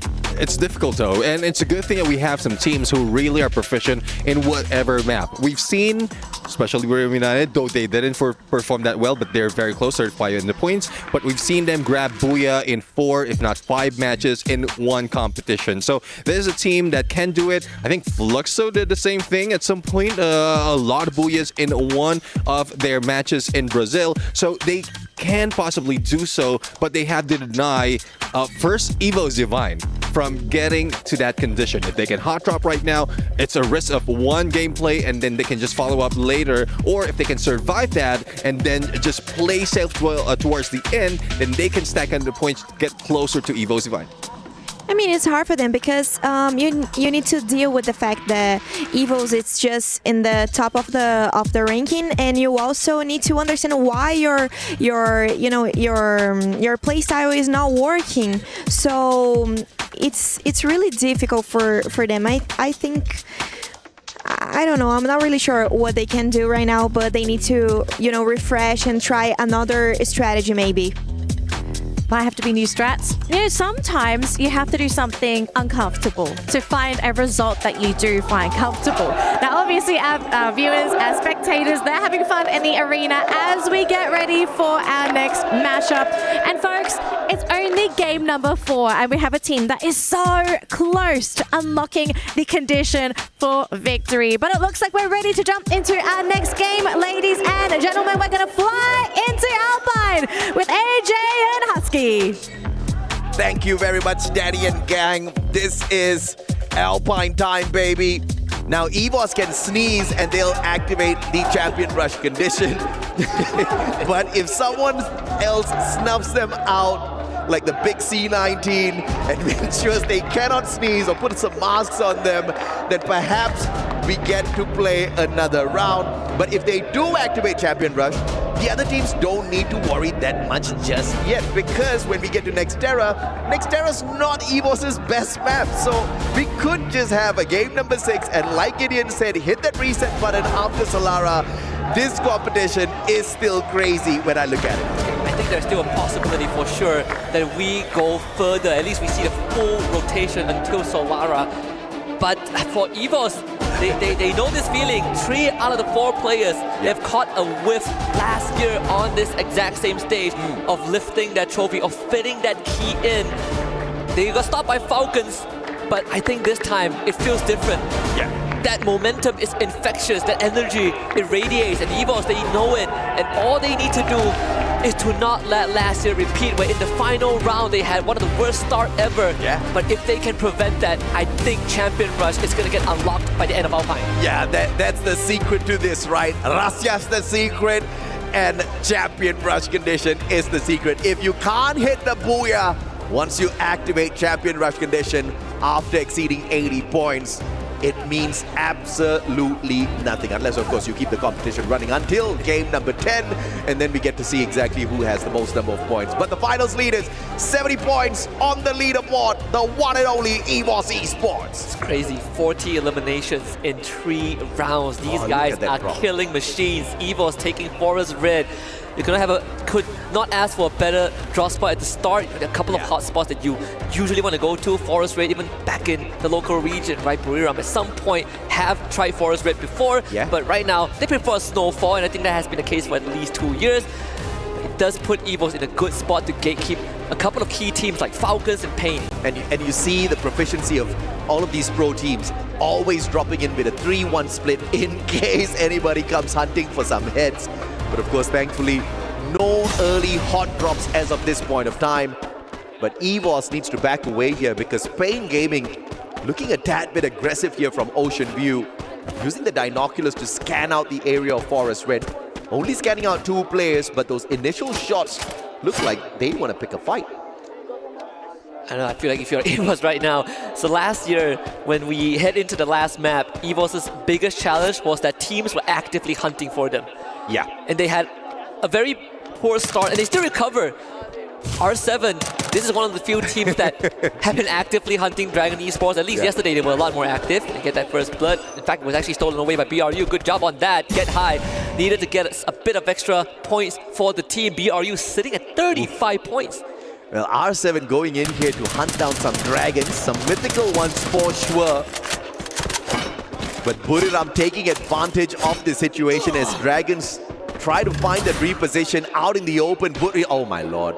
They're just crossing the pathway of Buriram, and these shots are easy for that 1 single second. Thanks to the elevation of this ground, Wasana could not get those shots in. Dragon lives to tell the tale at least for a little bit longer.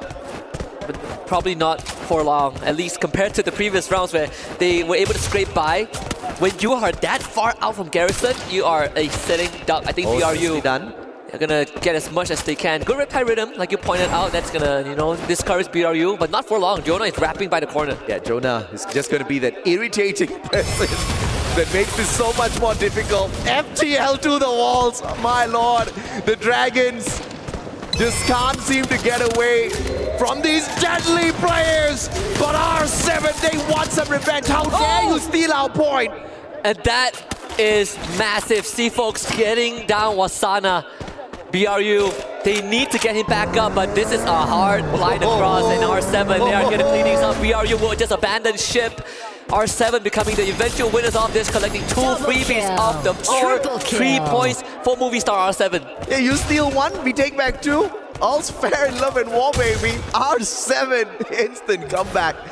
And of course, that unfortunately will push Buriram away. The Dragon Hunt comes to a premature end. And the Saudi Arabian squad gets to live to tell the tale. A little bit longer, but as I say that, CMOG's getting shut down once again. They can't seem to find a break. Neither does Vitality. So early on, EVOS already has this team in their crosshairs. We see that early pickup onto Koja. A supply drop for them to work with. Remind is going to get found out. That Blue Wall will only buy some time. Good valiant dash from Pain Gaming. Peter with the collection. As DRG continues to live on survival mode. Rasa, another knock from off screen on the Fires. Vitality, if they don't stay alive for any longer, that's going to put EVOS in a good spot.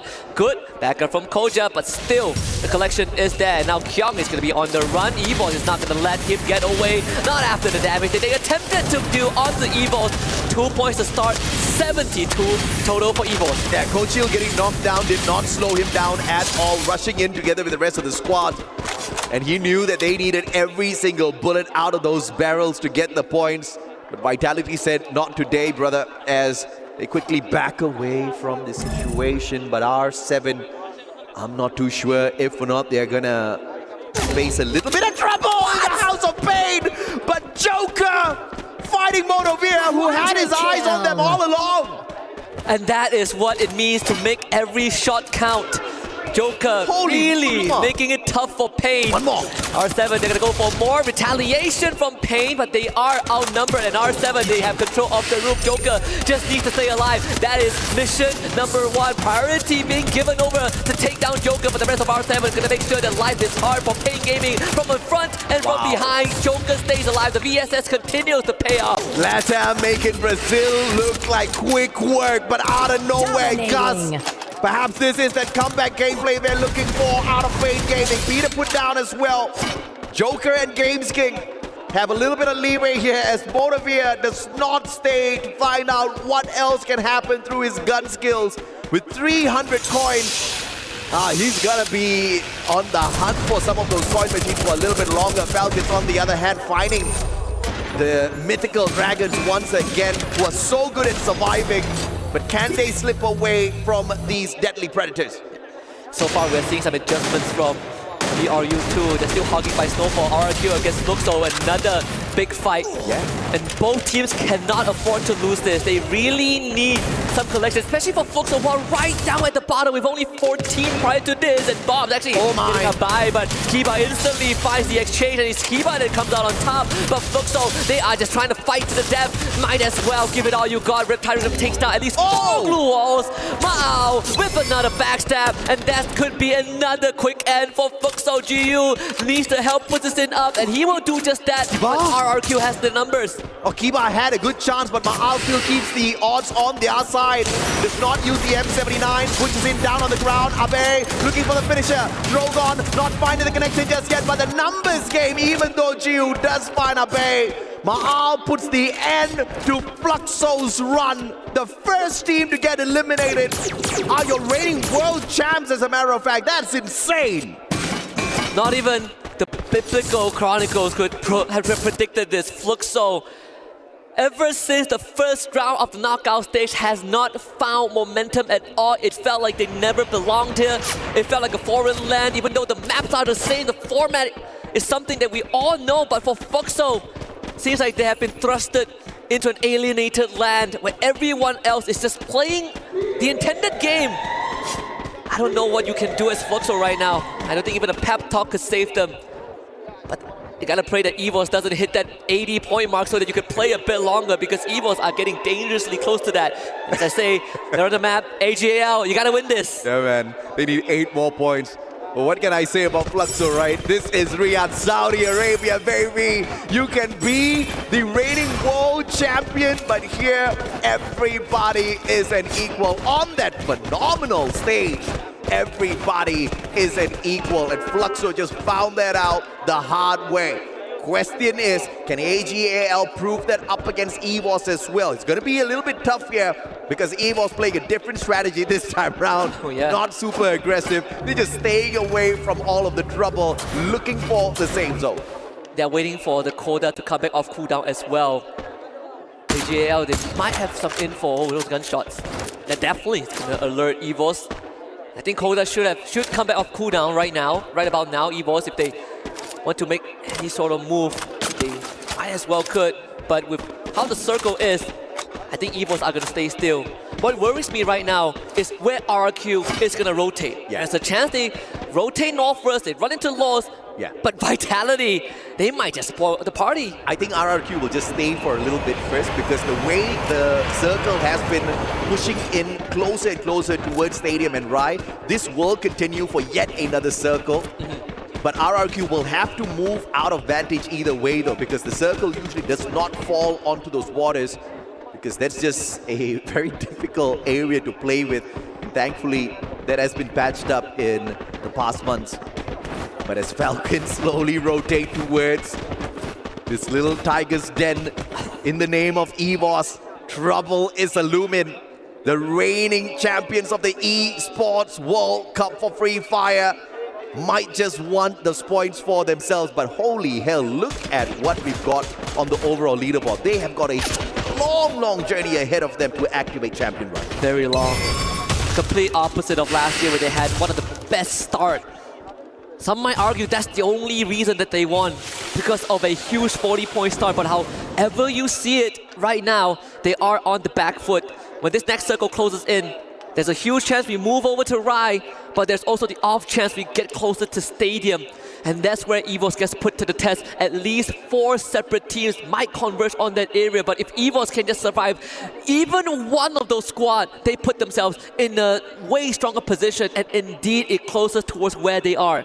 As anticipated, the circle moving towards them, but now it's at a toss of a coin. It's definitely not going to be towards Vantage, so the teams can look to rotate out towards the spot between Rai and Stadium. Usually the final circle looks for a balanced spot where there's a little bit of cover and a little bit of open land, and who has cover, they are going to be the lucky ones. That's why you see all these big teams scrambling for a defensive spot in the next potential circle. It's not going to be deep into Stadium, that's for sure. So Falcons will be in a tad bit of trouble here as well. I think EVO's just caught sight of Vitality. This could be what sets it all off. The chain reaction of this fight between multiple squads. EVO's, they know AGL is towards Russia's northeast side of the map.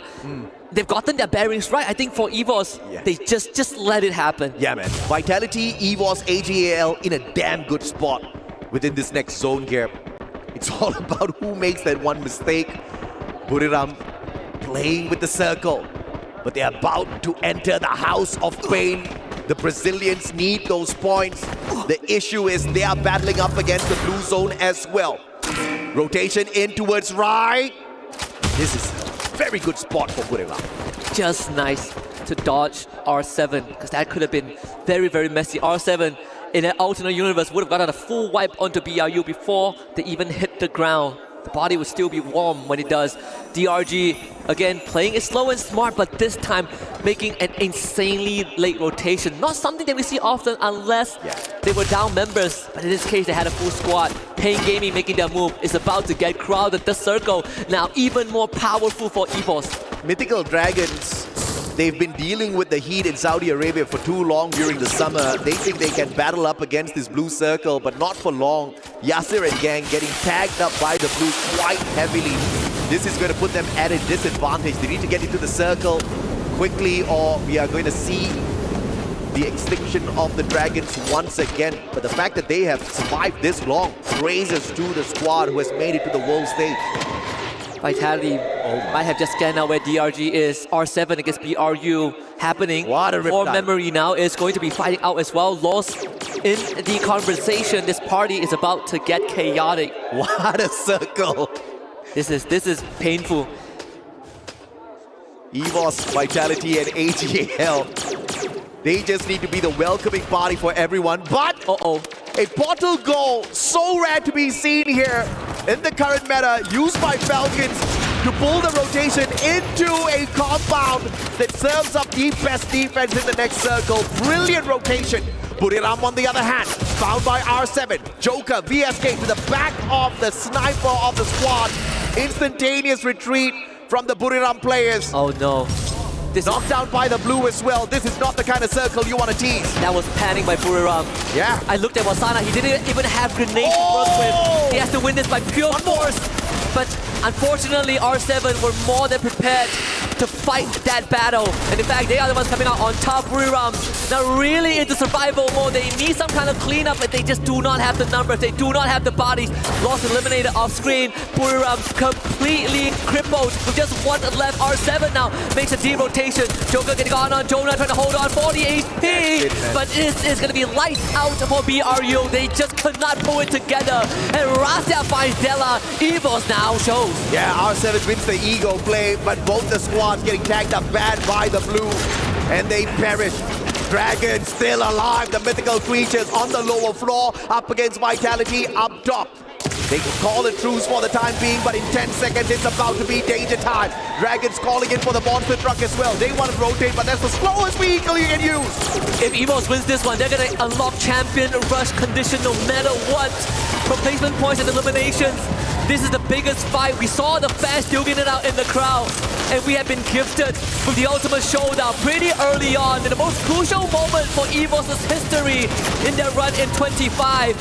But they are gonna play it slow, and I like this. Oh, nice. I like this initiative. Yeah, beautifully done. A124 pop, which means EVOS caught with their pants down. Have to play the recovery, and this circle hurts for sure. Ray needs to get away, but it's game over, baby. EVOS, Superman, kicking in at the very final second. Ray hanging on for those placement points. Unbelievable resiliency from this kid. Saved by RRQ, Team Falcons. They say their prayers. They praise RRQ. Wow! But at the cost of the entire squad. EVOS all so close. We're gonna check in by the end of this. But the rest of the team will now have one more extra round to play. We are definitely gonna make it to Solara at least. Yeah. That is a guarantee. Somebody sneezed, bro, because EVOS 1 point away. Stopped dead in their tracks.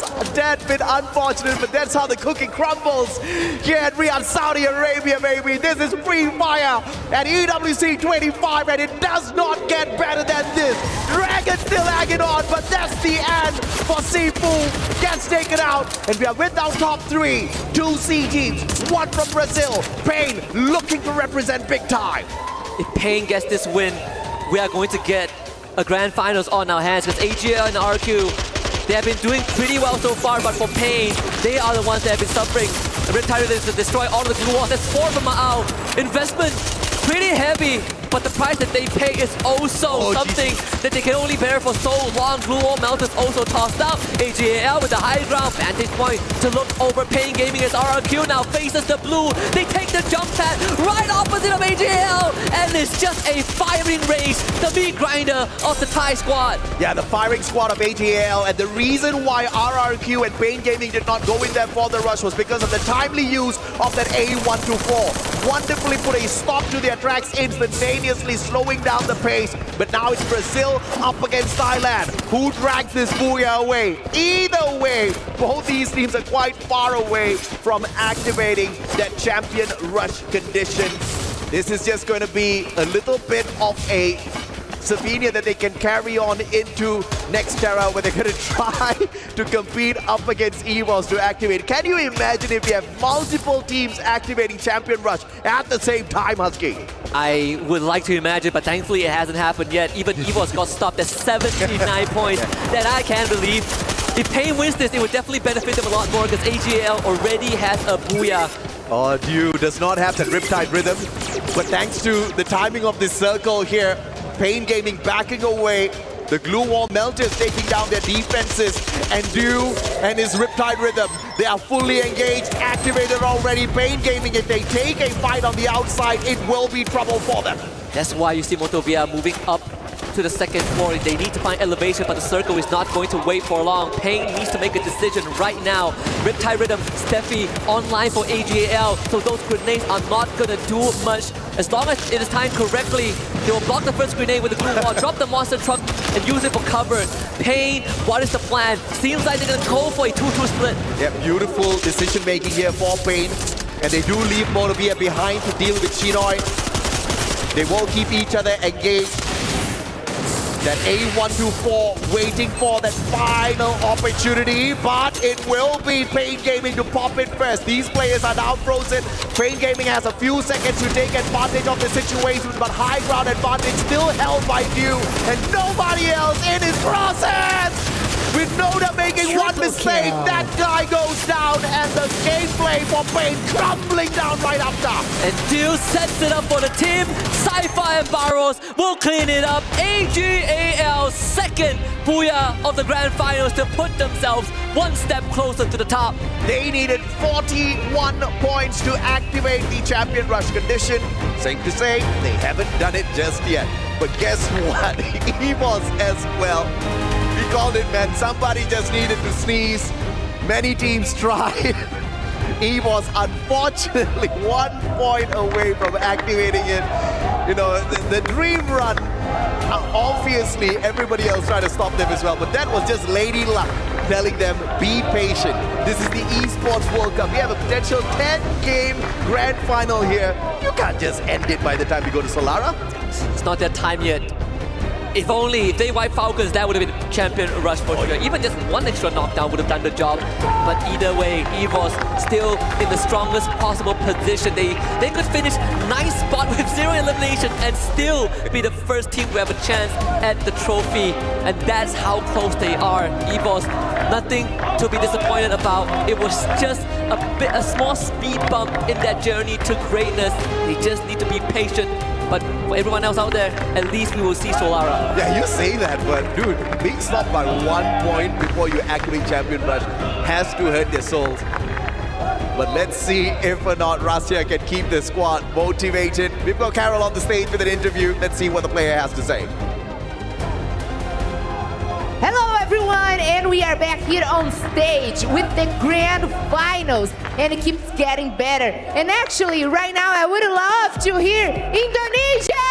Have you guys? Indonesia's teams are in the house and they are making some noise because we have Evil's Esports doing so good so far. And of course, we gotta talk with this man over here. Russia, you have been doing such an amazing job. You are so impressed with your performance. And let's talk about the Kalahari Booyah. After a massive Booyah with a massive points, how are you feeling? Jadi tentunya di sini kita berbicara dengan Rasya ya. Dan gimana perasaan Anda setelah berhasil mendapatkan Booyah tadi di Kalahari dan juga gak hanya Booyah tetapi berhasil mendapatkan poin eliminasi yang banyak banget gitu. Mungkin rasanya seneng banget karena kita udah semakin dekat sama juara. I'm just very happy. I think we are one step closer to become a champion. You guys definitely are one step closer to be the champions. Mostly because you are about to unlock one of the precious things here. The champion rush. You guys are with 79 points. 1 point separate you guys for the 80 points that are gonna make you. Maybe with a Booyah, the winners here. So what's the mindset for Evils right now? Especially for the next match. Ya, tentunya kalian di sini 1 poin lagi untuk bisa mendapatkan poin dari Champion Rush. Tetapi di sini mindset kalian gimana caranya supaya bisa mendapatkan poin champion itu? Nggak tahu sih, kalau dari kita yang pasti main lebih disiplin lagi dari match-match sebelumnya. Okay, so I think we just need to be more disciplined than before. Even like previous map is like we must be more disciplined than now. Yeah. And I don't care about point. Oh, he said in English! What a moment! Thank you so much for that, Russia. I love to hear that. And especially you're talking right now, I would love to hear if you have any message to send to all the fans, and especially these guys here on the stage. Apakah ada pesan-pesan tentunya buat para fans yang ada hadir di hari ini? Terima kasih yang udah dukung kita. Insya Allah kita bakal bawa juara ini. Thank you for all the support. I hope we can bring home the championship. Wow, I love that interview. Thank you so much, Russia, for the energy. And once again, Indonesia fans, make some noise! That's lovely. I'm loving the grand finals vibe. And right now, I'm gonna ask you guys, just wait just for a couple minutes because we're gonna be right back. Just a quick break, wait.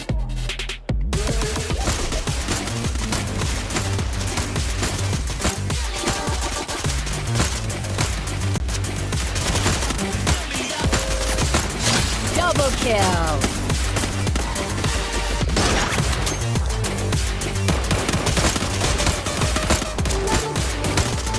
Double kill.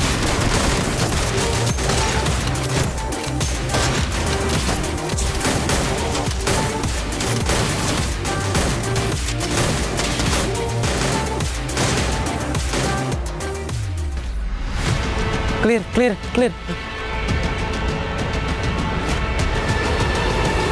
Kalian lagi pada ngapain sih?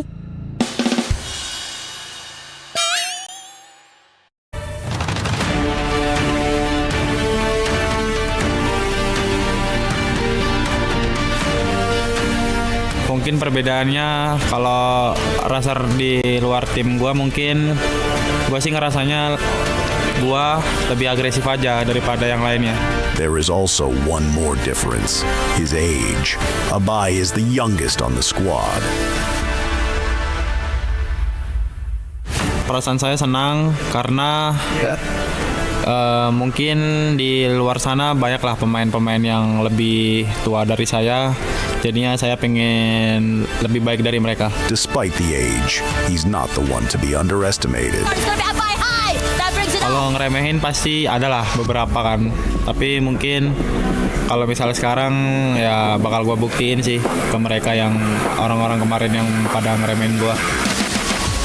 Abai didn't wait for permission to become the MVP. He took it, racking up Predator and MVP awards in 2025 alone. Kalau soal MVP mungkin gua anggapnya itu kayak penghargaan terhadap diri gua gitu. Gua bangga dengan diri gua, tapi yang gua cari itu adalah juara, bukan title MVP. Gue juga agak sakit hati gara-gara kemarin gue gagal juara dunia. Nah, di turnamen ini mungkin pembalasan untuk tim lu. The youngest on the squad, yet the first to dominate the stage.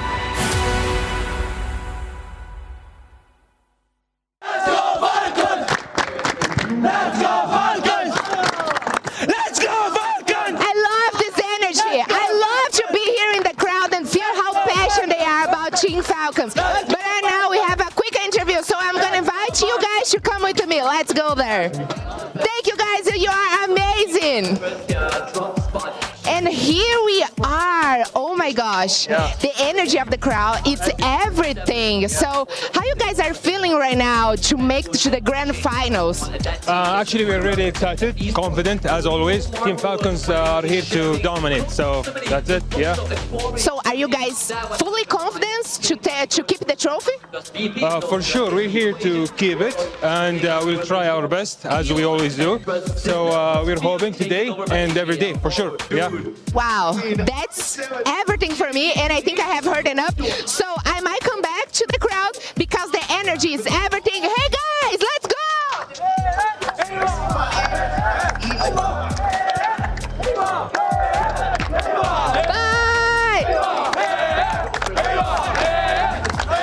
The energy in the crowd is explosive, it is spicy, and the action is just beginning here for Free Fire at EWC 25. We still have not unlocked the win condition. However, we have one team who is 1 point away. And Rasya says, I don't care about points. That was such an aggressive statement coming from him because they kind of need that 1 point to even make it to unlocking the condition. But I guess the mindset is like not thinking that you need a point, you just play as it is. You are in your comfort zone. So you will be able to get those points no matter what. And as AJ said, just one sneeze, and now I guess they just have to breathe, and they will be able to get that 1 point. Yeah, I think breathing is pretty important when you're playing a game of Free Fire, especially to avoid a potential situation where even though we can just say, oh, you can just play a regular game of Free Fire, there is still the chance that someone can end with 0 points. And that would be the worst possible condition for EVOS because you're giving an opportunity to the other teams to catch up. Now, this wasn't quite the match for EVOS because we did have a couple of other highlight teams, right? We got a Booyah team, AGAL, and I also want to mention RRQ. RRQ feels like they're making that comeback because they got a lot of eliminations in that round. I totally agree. And I think right now we're seeing the big difference between mentalities, like you mentioned, Neptunes, right? Teams are looking to get as many points as possible. We're seeing that even Movie Stars R7 really coming out big time, being, I would say, big on the thirds, less desperate for the points, but it's just naturally coming to them in comparison to Bururam United Esports, even Dragon Esports, Team Vitality. All of these teams are proactively going out and looking for elimination points as soon as possible, which is honestly costing them a little too much when it comes down to final positions. AGAL, our Booyah Team 4, this map, they've got the most stable mindset possible. They are looking to play their old playstyle of last year, finding prime positions, winning out. And I have to admit, they got a little lucky on the 50-50 when it came down to the ring predictions, having literally the god spot to gatekeep everybody else. But that's only just one time. Can they replicate this position one last time? Because EVOS Divine, as we can tell, it's inevitable for them to hit that championship point. Yeah, I would agree with AG Global at this point, and especially with their setup in terms of active skill. We saw, and it has been pointed out, that Steffi plus the Riptide Rhythm from Skylar, it is very crucial that they have those two, especially in the final circle. In that situation, in the 4v4s in the final, if in case they don't have that Steffi, 1 or 2 grenades pop, especially with a splits on an Alvaro, then they could have been taken out quite easily. So that's like foresight coming from AGAL. And not only that, they're also playing that aggressive long-range engagement, not only as Do using that AWM, but we've seen Saifa with the Cord. Saifa usually just gets that M590 shotgun up close and personal, and that's when he hits. But with the Cord, you have that range, you have that damage as well, so they're just playing it from a distance, stacking up in the ranks. All right. I love that, Neptune. I feel like I'm learning something. But what we also need to learn is the overall rankings, because we need to see where everyone currently is. Now, we already know how close EVOS is to unlocking the condition, but I think most importantly, how far is the competition from EVOS? And we can see that gap is starting to close, right? Because EVOS, unfortunately, only getting those 9 points. And obviously, with RRQ and AGAL having an amazing round between the two of them, all of a sudden, I kind of feel like they've lit the fire now. And I think if you're EVOS, sure, you're 1 point away from unlocking the condition, but you also need to be aware that AGAL and maybe even RRQ, they may have to consider shutting down EVOS with a hot drop. I totally agree with that. I think, oh man, you could look to do that, but that gives other teams on page 2 an opportunity, or in this case, R7 as well as Buriram United Esports a chance to maybe catch up, because you know that it would take at least 2 really good games, 2 really good maps for them to even achieve the championship point in comparison to AGAL, which I think at this point, for them to secure another great performance, get another booyah, I think that would shock a lot of people, because the probability is pretty small overall. Not only is the element of luck playing into effect, but with teams being so desperate, one wrong move, that could cost you an entire map and waste you another 2 rounds. Yeah, exactly. I mean, they really need to set up. So just to avoid that early game elimination, they really need to find their drop spot. If in case there's any threat on the drop spot, then they have to move away. There are a few potential, or only one potential hot engagement. It's lost against Dragon Esports, but we know Dragon Esports are trying to get away from all those hot drops, because especially from what happened yesterday. All right, it looks like I am getting a bit of an update here from Yunsol. She's going to give us a quick update on the STC Club Championship update. Yunsol, what is happening over on the other stage? All right, hello everybody, it's Yunsol here and welcome to our STC Esports Arena. We are here live at our League of Legends, the grand finals between Gen G and AGAL. This is the 5th game already. The best of 305 is still happening right here. And guess what? Gen G just got their first blood. And who will become the champion? The crowd here, even myself, we are so curious to find it out. Of course, it's an intense match between LCK and LPL, but who will win? We will never know. Let's find out and enjoy the match together. Thank you for the update, Yunsol. And I kind of wonder, did the League of Legends team just give a burst of energy to the Free Fire team? Because the Free Fire team just got the booyah. It's that twinning energy. Same organization. It's like having 2 Siamese twins ready to share each other's thoughts. Or it's probably a good talk. Because a good talk from whoever's managing them, because knowing that they're also part of the club championship, there's a lot of pressure that they can bring on just to make sure that they get that additional 1,000 points. All right, thank you to my dear panelists. It looks like I am getting a bit of an update here. We're ready to fly into our next matchup. Survivors, don't go anywhere. We're ready for the game right now. Passing it over to our wonderful casters, AJ and Husky. Take it away. Thank you very much to the panel, Danny, Neptune, Raja, and Gideon. Right now, we are about to head into Juego Numero 5, and that's where Nextera is going to be on the board. It's Husky and Musashi AJ once more. At least we're guaranteed Solara. But what is not guaranteed is EVOS's champion rush just yet. As easy as it is, they just need one random stray elimination. they still have some work to do. Stop AGAL, stop RRQ, in fact, stop the entire lobby if they can. Yeah, you highlighted the right teams there. AGL for sure, but RRQ is a beast on this map, is a beast on Alpine, specifically at the EWC 25. Thus far, they are the team with the most number of points gathered on Alpine, and they only need 25 points to activate the champion rush condition. But the two at the top, EVOS Esports as well as AGAL, one needs a single point, the other one needs 17. Either way, it would be a miracle that I sure as hell want to see if all three teams that we just highlighted get to activate the champion rush condition right in this game. Where's EVOS going? Oh my goodness, EVOS, they're gonna head to Graph Labs and they are outnumbering Pain Gaming. Maybe this is the way, AJ. Huh? Maybe this is how they get to champion rush. Nani? Pain Gaming, I don't think they knew I hit him. EVOS, if this can go south, okay, they just need one elimination then they can just throw in the towel. But if it goes south, all right, if they get no eliminations whatsoever as they take this southern drop, that would be hilarious and sad at the very same time. Here we go. Players have been spotted out already. The Coda has been popped on the side of Pain Gaming. And the standoff between Falcons and Lost is here as well at Rustown. Unbelievable stuff all across this Alpine map. Graph Labs is a pretty tricky spot to play it on Nexterra. And Indonesian teams, they love this. They love a challenge. They love that the innovation that the terrain of this map brings, the infrastructure that it provides. Rigby against Peter. This one's gonna be close. Peter and Rigby both down low. Rustyap off screen. That's one knockdown. As that fight between EVOS and Pain now full-scale Motovia with the support of the electrotherapy is able to get a knockdown, but that elimination we saw for Russia, EVOS officially unlocks champion rush.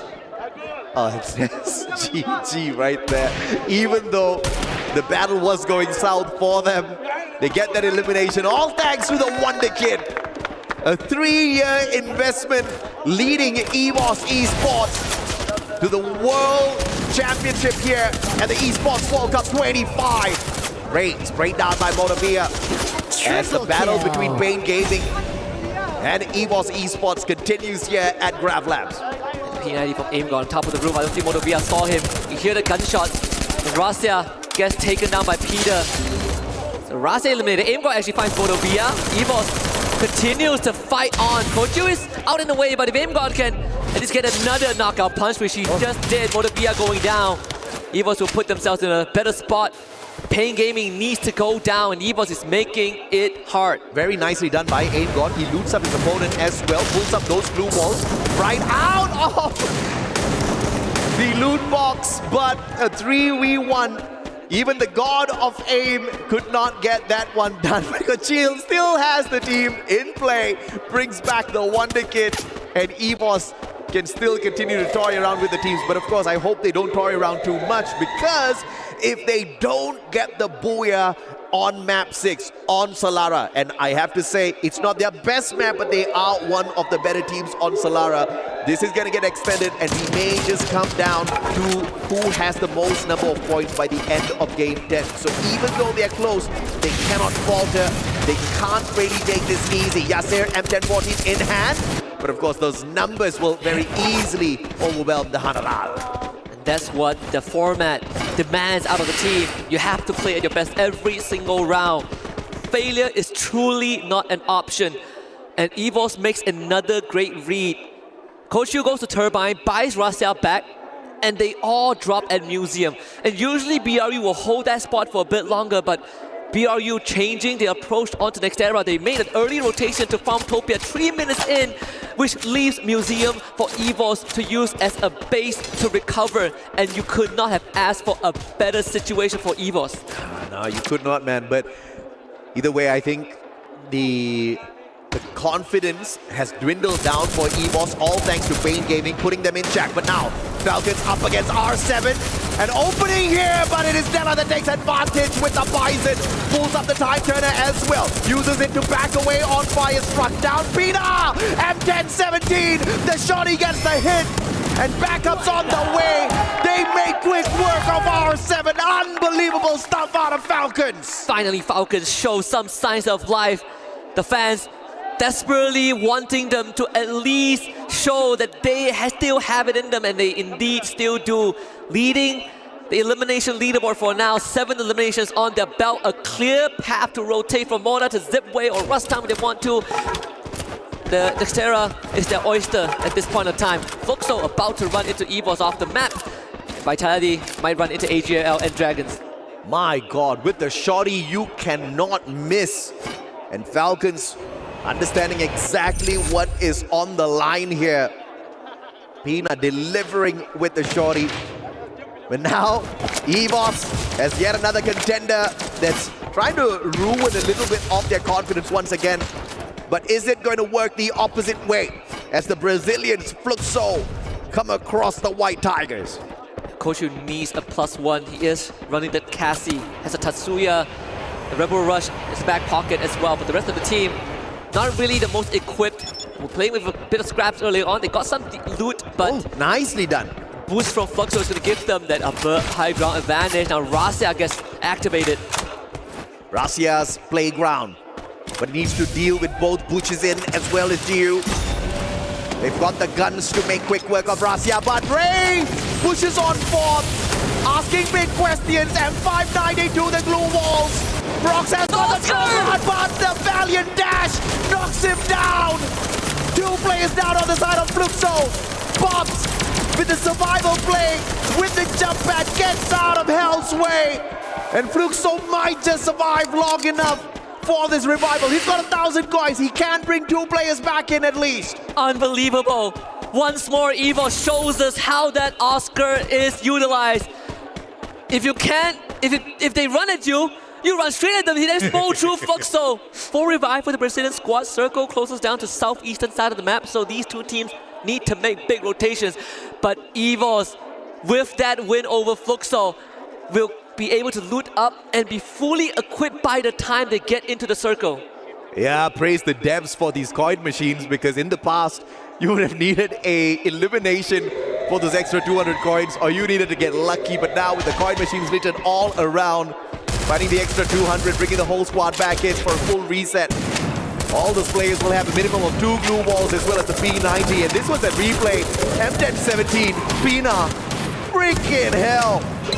Just with the phenomenal aim. You cannot miss with this gun, and this kid did not miss. Stepping it up when all the chips are down to keep Falcons breathing. With that play, and with Falcons still in the game, you look at the total points on your screen right now, Falcons is going to have a temporary tally of 38 points. That is going to go up because we still have 11th squad left. Only R7 has been removed from the equation from the early encounter against Falcons. The state of the circle, it's not going to get any easier. AGAL, Dragon Esports, Vitality, BRU, RRQ, Core Memory, they are all in same proximity. But AGAL nowhere close to activating the champion rush condition just yet. We've only been able to achieve 1 out of many conditions, which is remain alive on the battlefield. Core Memory with a wild rotation, very far away from champion rush, but they can put a dead stop here to AGAL's hopes of activating the champion rush condition right here, right now outside of Jim. That dream might go on a bit longer. AGAL investing that Riptide rhythm. There's no follow-up just yet, just as a deterrent. EVOS moving over to Farmtopia, getting to loot up. Some supply box for them to check, probably emptied out by BRU earlier on, but look at this rotation again from EVOS. A safe passage into the circle whenever they want. If there's one team that has really proven to have done their homework, I think we're looking at them on the screen right now. I don't know, man. I think the team that has done their homework is Dragons Esports, because game after game, circle after circle, these guys are finding the safe zone, and they are out-surviving Fluxo, they are out-surviving Movistar R7. They are the true champions out here, and they represent Saudi Arabia. They may not be well-skilled enough to pull away those eliminations, but these boys have sure as hell done their research. But now EVOS, as they fly on in to yet another firing squad. It's Pain Gaming looking for their heads, and they've got the high ground as an advantage.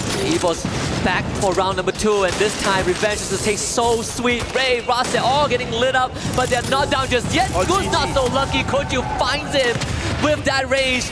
Goose needs to bring him back up. Those blue walls will start falling one by one, brick by brick. EVOS builds it back up. No, that one was that shot to keep him alive. But Aimbot will not let Rasta go down. This Wonder Kid belongs to them. His survival is important, and they will make sure that the run continues. Yeah, beautifully done up against Pain Gaming. But now big fights once again for Fluxo on the revival. They are on the back foot up against a well-oiled machine like Falcons is going to definitely beat up M590 to box, taking him out. Gio has got the charge buster and a long-range weapon to fall suit, but he could not turn on them.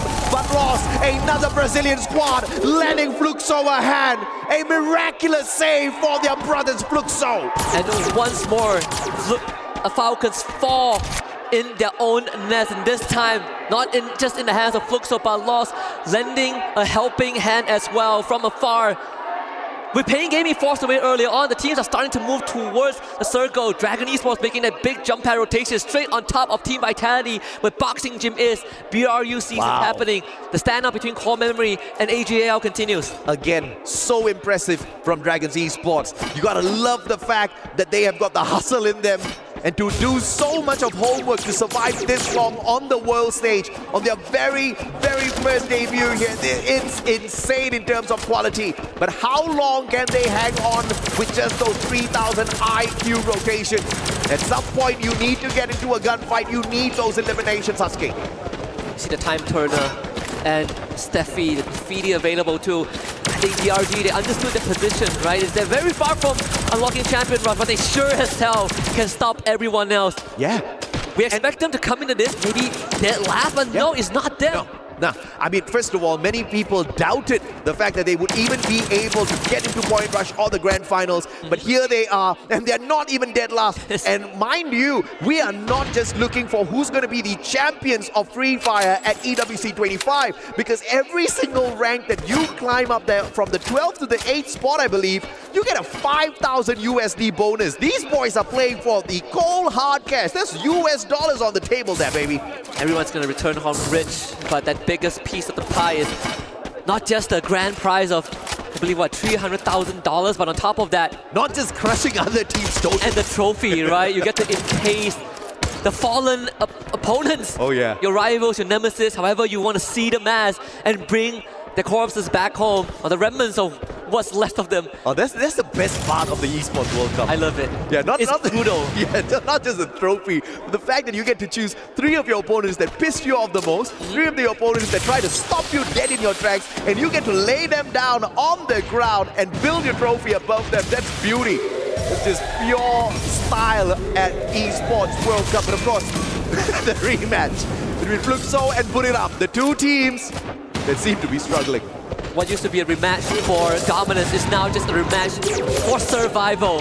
Never thought that we would come to this permutation of the storyline, but here we are. The narrative continues between Fluxo and BRU, as Fluxo are the ones engaging and initiating the assault. BRU laying out a labyrinth to keep Fluxo away. Butcherson is incredibly low, knocked down by the ability in the process. BRU now piles on forward. Fluxo could not overcome this nightmare that is Buriram United Esports. Yeah, the A124 popped at prime time here, Gio. Now needing to deal with the Riptide Rhythm, can't even pull up a decent blue wall to save himself.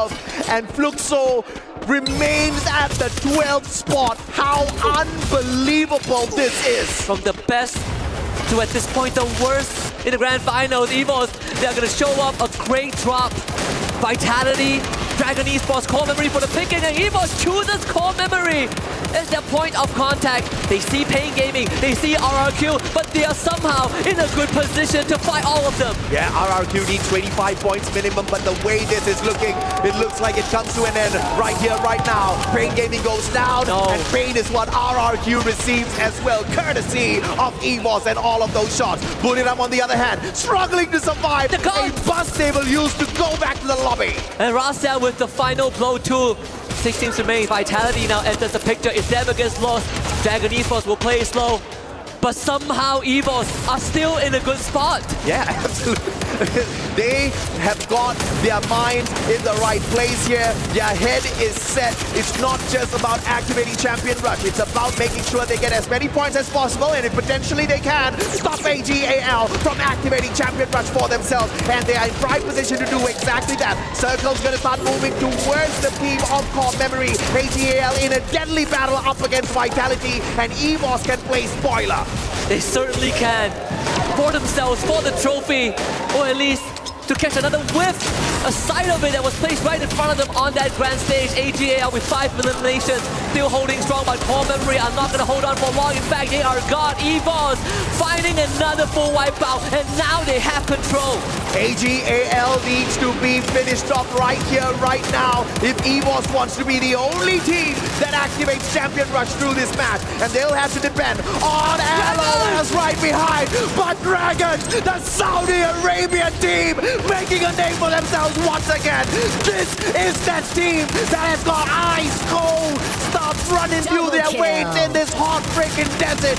Yasir taking 1 point back for the squad, and you just gotta love this, man. Everybody being tortured by the Habibis. You ask them to punish AGAL, they go above and beyond. Come on, they punish more. Lost, they punish EVOS, everyone at the mercy of Dragon Esports, but EVOS survived. They make it through, losing 1 member in the process, but Dragons now finds themselves in a pickle. Dragons Esports, it does not get better than this. This is that Cinderella run. I don't even need to see them as champions. They are already champions with the way they're playing out there right now. Lost on the rotation. AGAL surviving with Cypher, but only till I said that F590 to the back puts it out of the race. And it's now EVOS up against Lost up against the Dragons. And the Dragons Esports, they have high ground advantage, sure. But EVOS, they have the cover of the building. Rip Tyrant is going to take out that blue wall on the lair. Dragons dropping down for full-on fight. EVOS can't just let this unfold. They don't need to be a part of this. They've already have control. Rippy takes out the Mox. Lost also starting to lose body. General's going to knock down. Imba joins the party as well. Takes out General. And Lost disengage. They pull away. They don't want a direct confrontation with EVOS, but it is bound to happen. Dragon finally down and out, but not out of our hearts, baby. EVOS up against Lost. Unbelievable quality. 17 eliminations. So close to activating the Champion Rush, and that has just fueled them up even further. But Sexy with those sexy shots. And 590 needs another connection. But Rasia in a CQC with the AWM. Unbelievable. He's still standing. Can he get a no-scope? He cannot. And as Raone ends it, Brazil still has a reason to smile. Lost gets their booyah, but EVOS Esports knows that all that effort that Lost put in is all for naught, because EVOS has put themselves in that position to win it all. They are the first and only team to unlock Champion Rush, and all they need is to win Solara. And they put in the work to make sure AGAL does not get there. Condition number 1 was find 1 point, but they found 18 eliminations. Talk about some supremacy in the world of Free Fire. Indonesia, this is about to get crazy, y'all, as we head on into Solara for game number 6. The insane thing is, EVOS is one of the better teams on Solara, but here at EWC, not a single booyah at Solara yet. Could this be the game? The championship booyah. Oh, what a dream on the map that they haven't even gotten the booyah yet. It all feels like it's lining up. The crowd, the Indonesian supporters, again, awaiting with bated breath. They've seen this before. It felt like the dream last year until it wasn't. And now they are back at it again. Deja vu is not even enough to describe that feeling in the stands. But here we are, EVOS 1 step away from that championship title, and to bring it back for Indonesia as the first team to win an Indonesian, an international tournament. My God, after 6 years, and the secret is Russia, the Russia. He is the secret weapon of Indonesia, the secret weapon of EVOS Esports. Dominating. But we'll have to see at Solara whether that happens. A quick break and we get back to the action.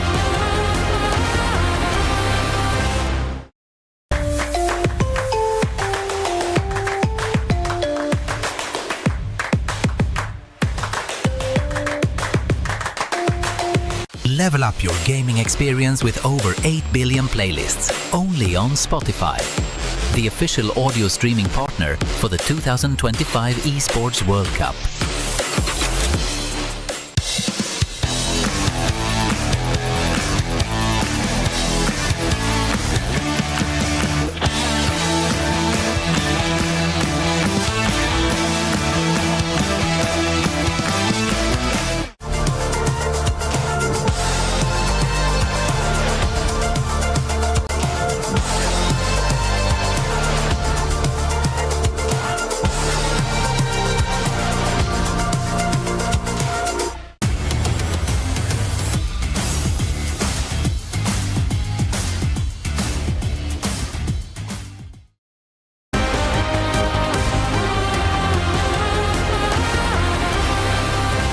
Mano, sobe em cima da casa e tranca a subida. Não compensa, não compensa. Acho que não compensa aí. Eu vou, relaxa.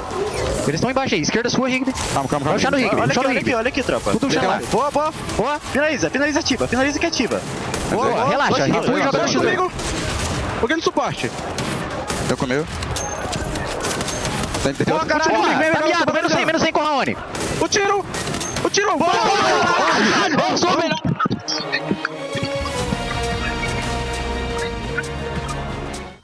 Lost pick up their first Booyah here for Champion Rush Day, but I think the more important news here is EVOS. We have our first team to unlock the win condition today, and unfortunately, there is no team in sight that is on their tail. Neptune and I looked at the numbers, and the competition is now looking very stiff, very desperate, and now all of a sudden, EVOS have put a big, bright red target on their face. This is going to be such a scary moment. Solara is going to be our next map, but welcome back to the panel, folks. We have a lot to break down because that map, that was supposed to be an opportunity for other teams to pick up points. Another team to grab the Booyah, but EVOS, Rasia said he didn't care about points. What was that?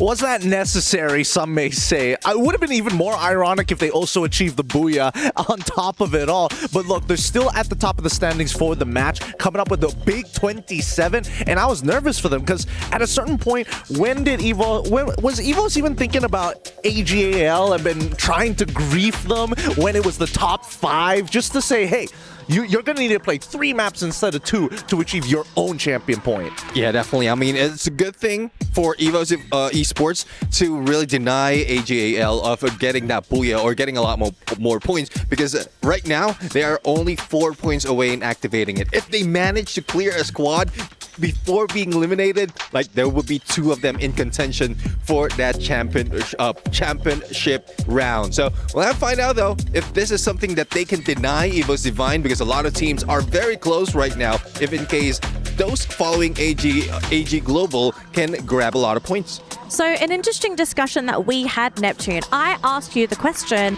is, has EVOS won Solara at EWC? And the answer to that is? Nope. I mean, a top 5 in that specific map, actually top 4th in that specific map, and still no Booyahs from them. So it would be tough, but again, there's no need to rush to get a lot of elimination. They can just hide out, or they can just keep their distance. They have Rasia to spout out for any information. They also have the skills. They can use binoculars to be able to, like, just get information as they go into the next phase of the circle. And survivability, I guess they just need to get a page from the book of Dragon Esports. Well, we do have the overall rankings ready, so let's have a look and see where everyone else is on the leaderboard and how far away they are from unlocking the win condition. Because sure, EVOS might have it unlocked now, but if they don't get the Booyah next round, but a team gets enough points and they reach 80 points, all of a sudden you're going to have more teams in contestant. Gideon, just looking at the leaderboard here, okay, I want to pick your brain. Look at the teams. It doesn't have to be the next one in line. Who do you think is very likely to be the next team to break into that 80-point mark? Ooh, breaking into the 80-point mark? I mean, This one's a little tough, right? Because keeping in mind that the next map is going to be Solara. For me personally, I think it really just comes down to whether or not like Movie Stars R7, Lost, and as well as Pain Gaming can actually make the play, because I feel like everybody else is a little too far away to reach it. They're definitely going to need at least 2 maps to actually get somewhere close. One of the maps almost guaranteed to need at least 20 points to get even remotely close. And I think that's a scary thing right now, because the contention, the race for that championship really boils down to AGAL and as well as EVOS Divine, unless they whiff the next 4 maps, which seems highly unlikely. But at the same time, this is Free Fire, right? RNG might not be on your side. Another team that I think that we need to keep our eyes really open, it's for RRQ, because they ended the FFWS Global Finals in Brazil at the 2nd spot, and they we saw in the interview from Abai that he just said that they are kind of chasing for a revenge, you know. So I mean, maybe they can be able to do the points and try to get a booyah, you know. They are also Indonesian team, so I mean, I think I can feel that Indonesian teams, they are more, I don't know, comfortable doing this type of format, you know, of Champion Rush. All right, thank you so much, panelists. I'm getting a very important update here from Yuno. We're going to do the STC Club Championship update right now to see what has happened on the League of Legends stage.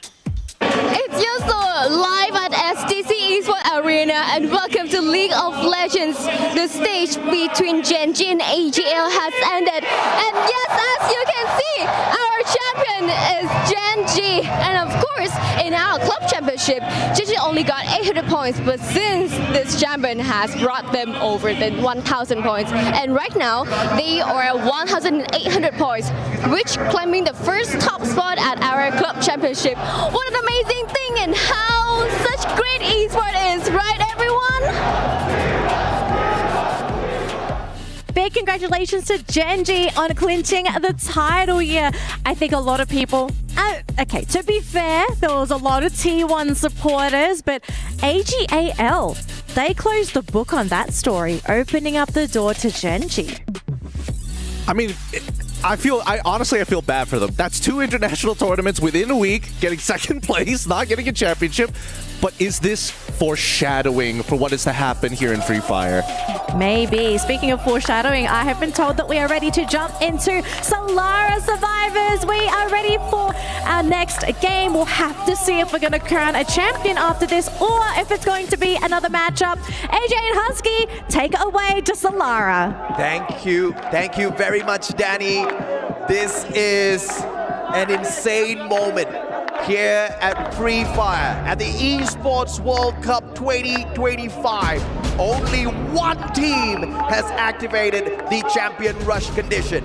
That team hails from Indonesia, the one and only EVOS Esports, here to make history for their whole nation, and Rasya, the wonder kid for the Cinderella run we have all been waiting to see from Southeast Asia. But can that be done? Will there be any spoilers? Because this is the newest map, and I don't think EVOS is the best team here just yet. In fact, they don't have a single booyah on Solara here at EWC just yet, Husky. And that's what would make this story even sweeter if they win it right here.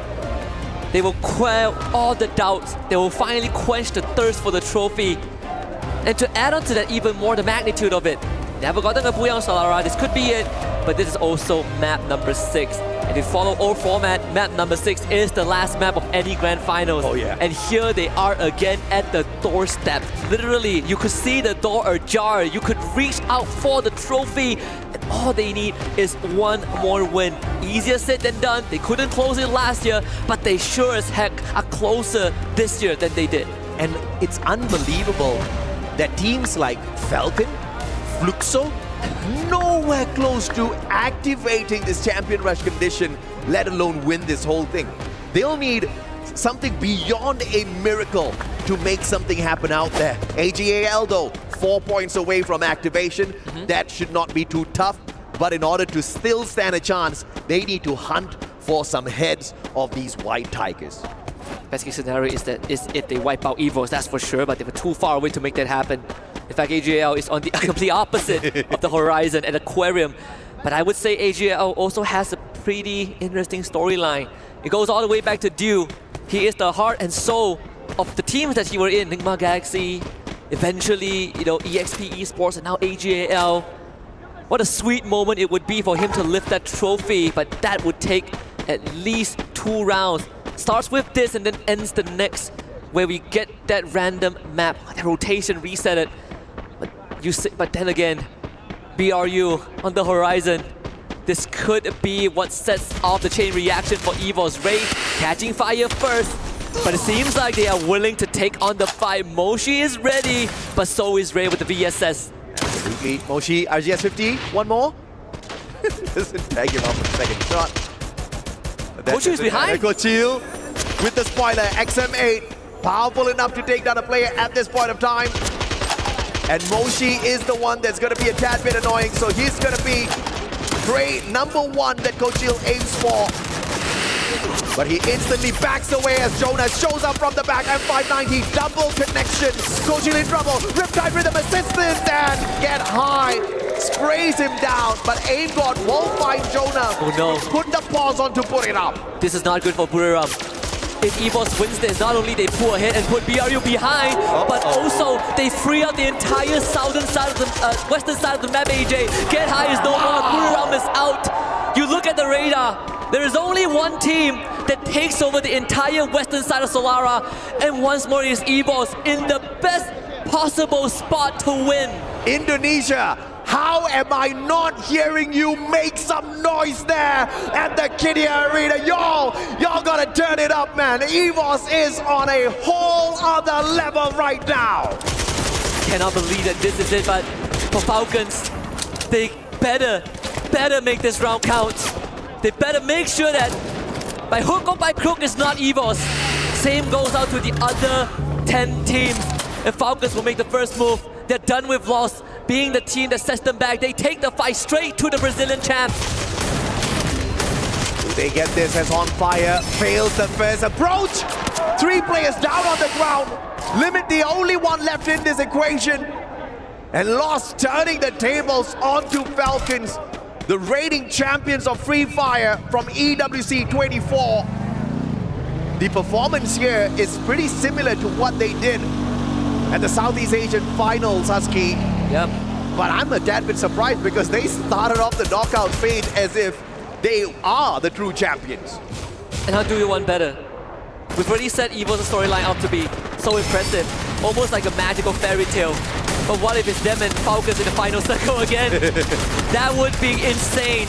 But right now, Dragon Esports, they gotta somehow survive Movie Star R7, and the fight's pretty even. Seafox and Yasir putting up some numbers. Seafox obviously down on the ground, but he's not out just yet. His teammates keeping him in the game, or at least keeping him protected. The revive is gonna come through in just a little bit. DRG once more holds back the ties of the Latam representative, and Hacks left alone in the building. Yasir taking contact first, but makes it out of that. AGL on the horizon. This could be the 4 points that puts them in champion rush condition. Can they pull this one away though? Up against Dragons from EMEA, Saudi Arabia. They have represented the nation well thus far. And they could just play spoilers in the world of AGL, but on the replay, you see exactly how Aim God brought this to an end. With the triple taken out, Buriram taking out their hopes of getting anywhere close to that point rush, so that champion rush condition. Everyone except for Rasya. Popping off in the face of BRU. Rasya is locked in, he's so close. His first championship in his first year. I cannot believe how that... On the debut, EWC. To become the world champion at the age of 16, and to not just get there accidentally, to be one of the MVPs time and time again. My goodness me, this kid is something else. Nice try, Games King. You gotta be faster with that wind up on the uppercut. Because clearly, that was a punish. Games King goes down, Haone gets brought back, Lost stays in the game. Again, there's a world. I mean, if we get a Falcons EVOS final circle and EVOS ends it just like that, I don't think there's a script I could have came up that could match what we already have in store, potentially in store. Look at this map. How could you not root for EVOS? This is... Like, you can't plan this. It's ridiculous. It's ridiculous. It is just ridiculous at this point of time. They are all in the clear. Everybody else just focused here towards the southwestern side. Fluxo outside the circle. Wow. But they are about to meet a world of pain because for some reason, pain rotating in towards Bayside. This is just not looking good for Brazil. This is incredible. That rotation through the grind rails, EVOS will make it closer to Eco Drain, but most crucial of all, they would end up coming in from the southern side of the circle. It's another free passage. You call it luck, I call it just efforts to do research. This rotation, I don't think we've seen it in previous rounds, and that's what's mind-boggling. Yeah, I mean, this is definitely the Indonesians just doing their homework during the knockout stage as well as point rush. And clearly they've done it really, really well. EVOS hunting for the circle into Eco Drain, which provides a lot of cover. Rain Gaming, on the other hand, does not make their full rotation towards Bayside. Changing their minds, cutting in towards the circle. As soon as the zone revealed itself to them. Dragons up against Vitality. FGL to the wall. That's just a teaser.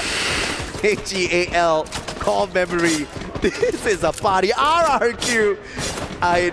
Yeah, this is just pure insanity waiting to unfold, Husky. EVOS smiling upon stars right now. We did see RRQ having one of their members knocked down by AGAL, but no confirmation on that.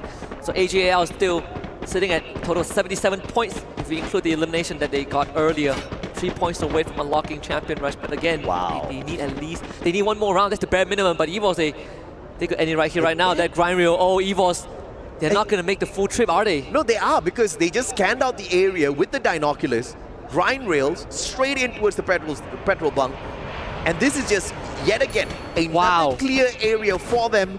Everybody else just avoiding the action that EVOS can bring to the table, and this is just the championship awaiting EVOS.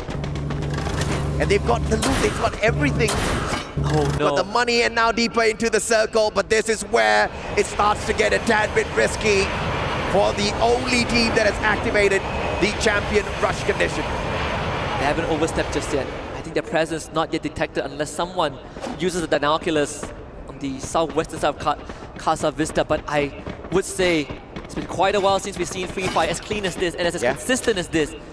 Very few teams have been able to show that in a grand final setting when the stakes are this high.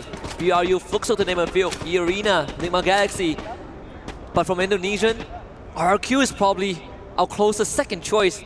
And EVOS doing it 2 years in a row, AJ. Yeah, man. This was a team we wrote off 3 years ago. Yeah, absolutely correct. Absolutely correct. And Indonesia rising up to the occasion. And obviously, you have to credit that to the fact that they get to be in the Southeast Asian server, playing up against Buriram time and time again. These mad monsters from Thailand, torturing Indonesia for years, and they didn't back down. No. They just used all of that torture. Every single stone that Thailand threw up against Indonesia, they put it on the ground. They used it as a stepping stone to climb up higher and higher. And it will be insane if this comes to an end right here, right now. The circle read is just perfect from all these squads, including EVOS, who once again has a clear area around them. The only thing that could throw that off the winning trajectory is the fact that we still have 11 squads. Maybe the chaos is what's going to stop EVOS, but nothing is going to stop Lost from trying to get past R7. A tough fight, UAV sent out earlier on, and R7 has plenty of cover and resource to work with. Couple of buildings behind them. Lost making a long rotation to the southern side. If you avoid R7 right now, AGAL awaits, and that is the team that is hungry for points. I have a feeling this competition is going to end right here, right now. Because pandemonium about to ensue as Lost finds R7. Revenge is sweet, baby, they say as they take those shots. Putting down two of your players, especially Della down on the ground, looking for the elimination, instantaneously hacks out, Games King straight down. The only one is Joker. And he ain't laughing at this point. AGL bagging 2 more eliminations. Ever so close to that champion rush condition. If 2 more teams get wiped out, AGAL is guaranteed to have a shot if EVOS don't win this round. And Movie Star R7, they don't really got much time left. The rest of the teams, they sure as heck have a chance. Once more, only 2 teams are safe, EVOS and Falcons. But even for Falcons, feels a bit uncertain coming in from the northern side of TV Tower. So good, take that shot, Nando 9 goes down. Beautiful by Joker, but that's just 1 extra point. But that does slow down the rotation of loss. Someone scanned out Falcons, and I'm willing to bet it was EVOS. If that was their scan, it would be an unbelievable game sense. Presence of mind. Because they obviously see all of the movement around the right-hand side of the map. Yep. That was the only angle they needed to cover. Yeah, absolutely, man. And now, oh, Falcons not waiting. You want to scan us out? We're gonna hunt you down, Tigers. Flying straight in towards EVOS. Oh, this could be it. But nobody shoots them out of the skies just yet. Limit is left behind, but those utilities, they are not going to make it easy for Falcons. If EVOS clears them out, it would be a disaster. We will not see that dream rematch. Oh, what but a for EVOS, flip. it's a dream. They are going to split Falcons. Pina already knocked out. Pina does get Ray. Maybe the solid recovery, Kochu. Good trade, but it comes down to the wire. AimGod and Rasia still up. Ray also recovered. They only lost Kochu in the process. EVOS having control. Here comes the world of pain. Brazil looking to stop EVOS right here, right now. They've got the numbers advantage. Falcons just could not put in enough of a challenge. Perhaps it would have been a different story if Limit had followed the rest of his brothers to take the fight up against EVOS. Maybe then the numbers would have been equal. And play spoilers, Luo Melters, multiple, thrown out by Ray. And now this is survival mode. EVOS making it out is not going to be easy unless a separate team sees Pain Gaming, which they truly understand. And the stairwell! Ray gets the Raja actually gets hit in the face. Ray ends up going down. Raja is back up though. Pain Gaming making it harder for EVOS. And this is the scenario that AGAL wants. And for EVOS, AimGod, Yoska, first right to AimGod. Kidding me? A potential hero play that didn't end up in vain. Raja goes in, and it's him against Peter. There is a world that Raja could make this work. It's going to start off by confirming the eliminations. Pain Gaming somehow still ends up in a 1v1. The War Melter is going to come into effect. Peter backs off. Unbelievable play from the Wonder Kid. Not only does he save his squad, picks up AimGod, but runs down the players of Pain into the ground 6 feet under with the M590. And leaving Peter to dry out there. Rasia turns around, AimGod still alive and kicking, can make a difference here. Peter desperately trying to put an end to it, and he does. Oh, EVOS, they gotta play one more round. The fans so close. That dream slipped away just by a little bit, but for AGAL, that dream is one step closer to realization. Pain Gaming unwillingly saving the Thai squad. Even though AGAL was limited, they have done more than enough. Just 80 points, right on the dot. Oh. And now the playing field is open. RRQ against Vitality on one side. You got Dragon Esports waiting. RRQ needs massive points here. In terms of eliminations, they don't need a lot if they can pull away the Booyah. But on their left-hand side, Fluxo desperately trying to get in. Their own blue wall standing in their way, and now RRQ disabled by that A124. Peter, the one that wrecked the hopes of EVOS, fighting the Booyah. Under pressure, but masterful play, saving the whole competition from ending prematurely. Definitely causing Falcons elimination in the process as Vitality mops the floor with the remains of core memory, bringing them down to just one Zen seed. Really nothing much that he could do. Vitality 4 men strong. They still need to move towards the circle, and Fluxo for once has control. For once, Fluxo makes it to the end game. Dudes with the grows up. RRQ still looking for that Booyah. They should be able to get this done. They need 5 eliminations in hand as well as the Booyah to paste a huge smile on their face and then later spoil the plays of their little buddies, EVOS Esports. Fluxo on the cleanup. And and they want to prove that they are still the better Brazilian team, but it's going to be a high climb as they are at the bottom of this mountain. At least they won't be last by the end of this, hopefully, with core memory that really showed up during Point Rush, but it's a no-show in the grand finals. 5 teams remain. Vitality having a good shot at this. Both get knocked down, and Kyung will turn the corner for number 2 with the help of Geeks. Dragon Esports not standing a chance, and Vitality showing that this marathon is not ending yet. Not yet for sure. 2 more players on the side of RRQ to activate Champion Rush seems to be impossible at this point of time, as it is Dragons that makes it even more difficult. Leaving a bay all alone for the Indonesian squad. Vitality alive and kicking, the kings of this map. Not here at the Esports World Cup though. Definitely not. Solara will not be the finishing line. We go again. Bob taking out Peter. Pain Gaming out in 5. Only one team has a full squad, and that's Vitality, sitting right in the middle of the safe zone. Final circle threatens to close in. Dragon Esports still has one lone survivor, yes, but it's Fluxo that has a chance. I mean, again, Dragons, what an unbelievable run here at the Esports World Cup. Pure survival. Pure survival, and that's what Battle Royales are all about. They got to sharpen up their capabilities in terms of taking away these eliminations though. But I sure as hell can bet we will see more from this squad in the years to come. Vitality, Bob, split blitz, 3 of those nades finding the connections, and Bob's barricading himself in a maze of blue walls. Butches in, comes in for the save, but he gets sprayed down. Koja fires Vitality, running this final circle. Gio left standing just for this moment. 57 HP left on him, and Vitality makes quick work of that as well. And the only thing left is to clean up the pieces, and that's Yasir from Dragon Esports. And Vitality knows that they've gotten this round in the bag. Finally, some signs of life from this team. We've been doubting them, we've been questioning them, but at least this Booyah is going to give us one more round to play. Indonesian fans, they were not able to lean on EVOS to lift the trophy, but they can still lean on Team Vitality as one of the other representatives to give us another round. Yeah, no wonder we weren't seeing a lot of cheers there. Lots of Vitality fans. But it's all right. EVOS working against the grain here. But beautiful stuff out of both Vitality as well as Dragons, fighting their way into the circle. Recovery game for Fluxo as well. 16 points pulled away from that match. But how much more do they need to climb up this very, very, very tall mountain that the rest of these squads here at the Esports World Cup have built? Fluxo, the last time we checked before the start of this match, they were 12 out of 12.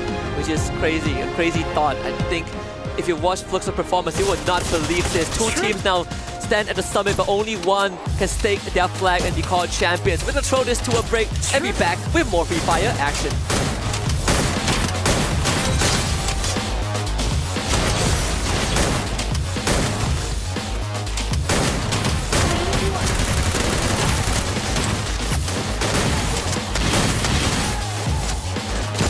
Double kill.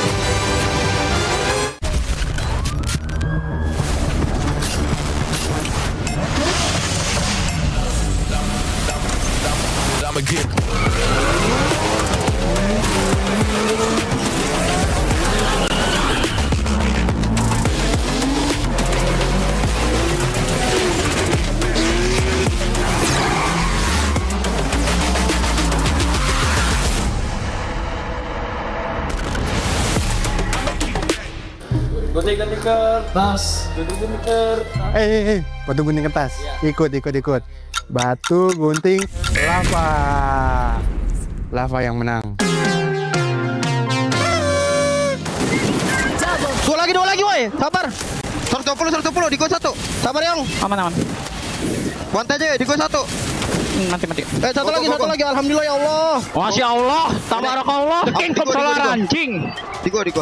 Bareng. Respect. Sini guys, sini Cok. Go Jujun. 100. Alhamdulillah ya Allah. Alhamdulillah. Let's go guys, masih bisa guys. We have wrapped up a full 6 maps and we now have 2 teams that have unlocked the win condition here for Champions Rush. Welcome back to the panel, folks. Things are really starting to heat up because we thought it could have been EVOS again. They looked really good at the start, then they got caught out by the worst possible team and things just kind of went downhill from there. But it did open a door. AGAL now a contender for that crown. Yeah, definitely. I mean, not only that, if in case RRQ could have done a lot more, there could have been 3 teams in there in contention. But I would say EVO's Divine felt a little bit of pain in that game, and that would the downfall, especially with Peter. Just a surprise hit. I thought he was gone. Even we were not expecting him going for the backstab. I totally agree, but even so, these games are getting really, really spicy, and I feel like the Indonesian flair is definitely so evident in the moves that are being made here in Solara, right? It's so expressive to the point where you really understand what these players are feeling in those moments. It feels like we have to make this move. We got to do this now. If not, we can't let these teams run away with these points. Now, speaking of points, we have the match rankings on the screen right now. Something interesting to note, though, right, is the majority of the teams that got the top end of the leaderboard were a lot of our teams struggling towards the bottom of the bracket, right? Leading up to this, Dragons, Fluxo, as well as Team Vitality, they're not really anywhere to be seen towards the top. So much needed points for them. They're slowly catching up. It's just, can they survive a little bit longer and deny our qualified teams? Yeah, definitely. I mean, denial is not just a river in Egypt. It's something that they need to really bring in and extend the match even more. Again, we still have 4 potential match, and another one might break up. And if I'm not mistaken, the map itself was shown earlier, and Team Vitality might be taking advantage of this once again. I think this is where it gets really scary, right? Because now once you finish with the fixed format of the 6 maps, we start going into the randomizers. And so far, as you heard it from the in-game comms, Team Vitality, we are the kings of Solara. It's so evident that they know something that all the other teams seem to be lacking here in this new map.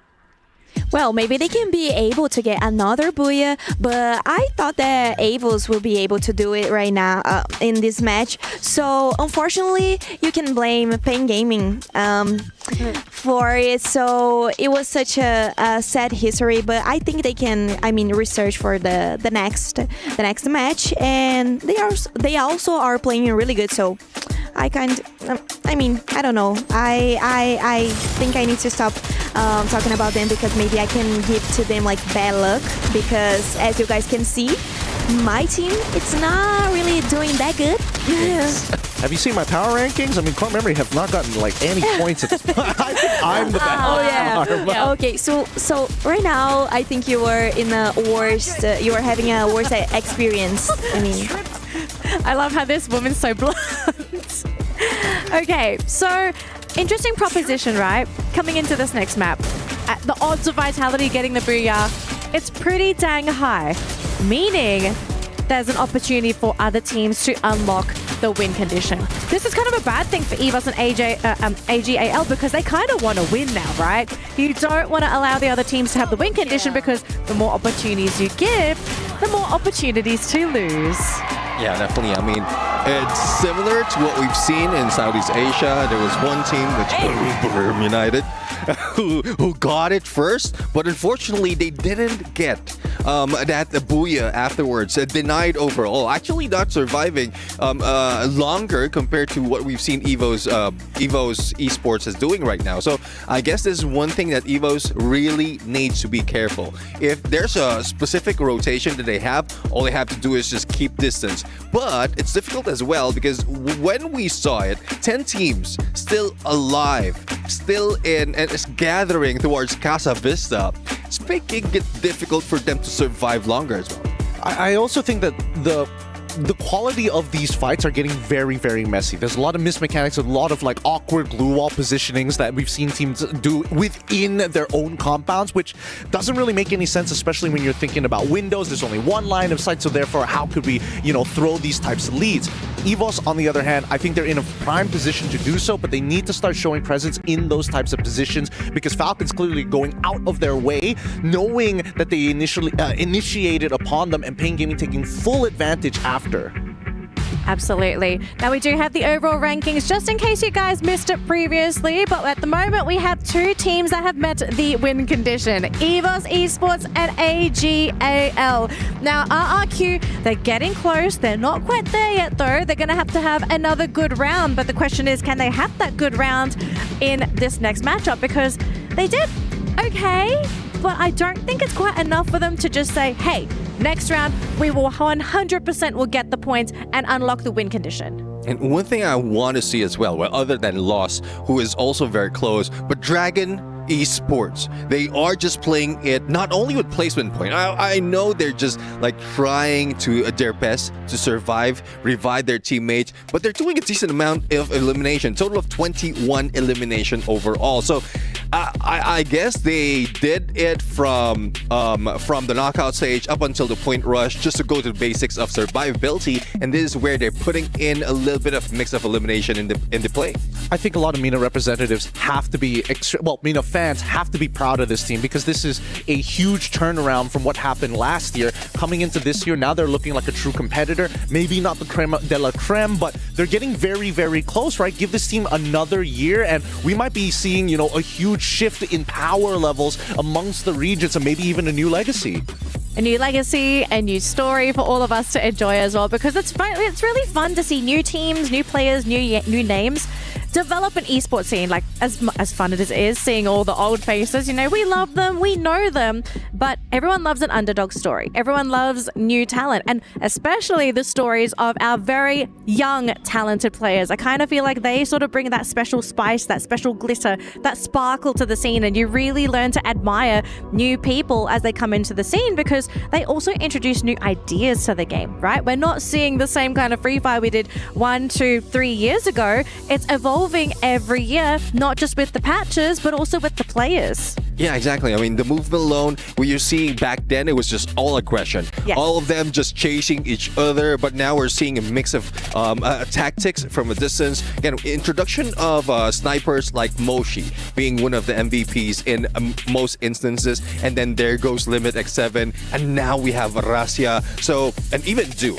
Not forget Do. So all those snipers has just brought in a different flavor in the tactics, and even those aggressive teams are slowing down. I think we also have to look at the esports scene as a whole, right? Most people are going to consider a generation to be a part of 10 years, but in esports, it's actually half, if not 4 years worth of time. We've seen the generation of Do being at the peak of his game, to Wasana taking over, and now Rasia coming into place. We can see very clear stakeholders and very clear cornerstones of the generation being born here in Free Fire.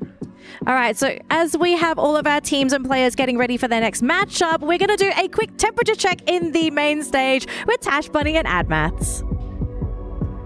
All right, things are heating up here in Kidia Esports Arena as we are slowly approaching to see who will be crowned champions for Free Fire at EWC 25. It's getting intense because the Falcons, despite everything, they're still yelling, they're still reeling, and they know that it's not over till it's over. Let's hear it up! Okay, as of right now, we have two teams on Champion Rush. It is EVOS as well as AGAL. For EVOS team, make some noise! And a very good booyah as well for Vitality. Yeah, Vitality rising up and looking good, but Falcons not looking happy about that. So they are looking to rally one more time. Yeah, the Falcons still have hope to defend their title, but anything can happen in Free Fire because this block right here might go back to Falcon, might be not. So let's see how will it go for the next match right here, right now. Thank you very much to Tash and Admat. Here we go again, another round, match 7 coming up. And from one team who unlocked Champion Rush, now we add another onto the list. First it was EVOS, now it's AGAL. Both of them, very contrasting story. One almost won the trophy last year, one forgotten by most of the world. But now they two share the same podium. Unfortunately, only one can remain on top. 2 booyahs for AGAL, 1 for EVOS. But both are at the brink of victory here. Regardless of the number of eliminations they bring into this next game, if either one grabs a booyah, they will make history, they will become the champions of Free Fire at EWC 25. And after coming in twice at the club championships, I think it'll mean a lot to AGAL. Not just that, right? Like we saw the League of Legends division, they came in second against Gen G earlier on. It's a 3-2 result. But I guess you could say the same for EVOS. The pressure is on now. They have no more safety net. It doesn't look like they're under pressure though. I mean, I hope they're not, right? I hope that that is the case. I hope that they still know that they are in control. Only AGAL that's the contender for now. But they have used up the extra life, right? There's no more one up. And this is the hardest part of this Champion Rush condition. Yep. To close out the competition, getting to the top obviously is difficult. It wasn't easy for these two teams, but it's just about to get even harder. We saw how EVOS was just trying to avoid all of the attention, avoid all of the action. But at the end, action still came hunting for them. Falcons swooped on in. Pain Gaming came searching for them right after. A streak of bad luck in that Nextera map. And obviously, in the Solara map, sorry. And obviously, we are looking at a situation where that could just happen again. The one way to prevent this from happening, of course, is if they become the apex predator out there. But the question is, do they want to take such a risk? It's either that or this might be a crazy idea. Comes up to Russia. And I'm not talking about him popping up again. We know he pops off. Yeah. But what if he is the one that keeps the team's emotion under control? Because the other three, they've been here before. They know how this feels. They know how high the stakes are, and they tasted defeat last year. But for Russia, it's his first time. Maybe that's the key. Maybe this kid is more than just an in-game predator. Maybe outside of the game, the fact that it's his first time, he gets to tell the rest of his team that they got this in the bag.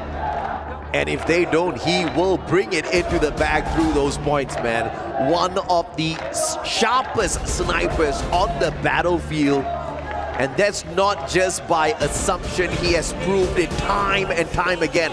We've got deadly snipers like Limit, MT7, Moshi out there playing with him, and he's just making quick work of the competition. None of the other snipers have been able to outshine this kid just yet. And this is just the start of his pro journey, right? Becoming a pro player was just the first part of the equation.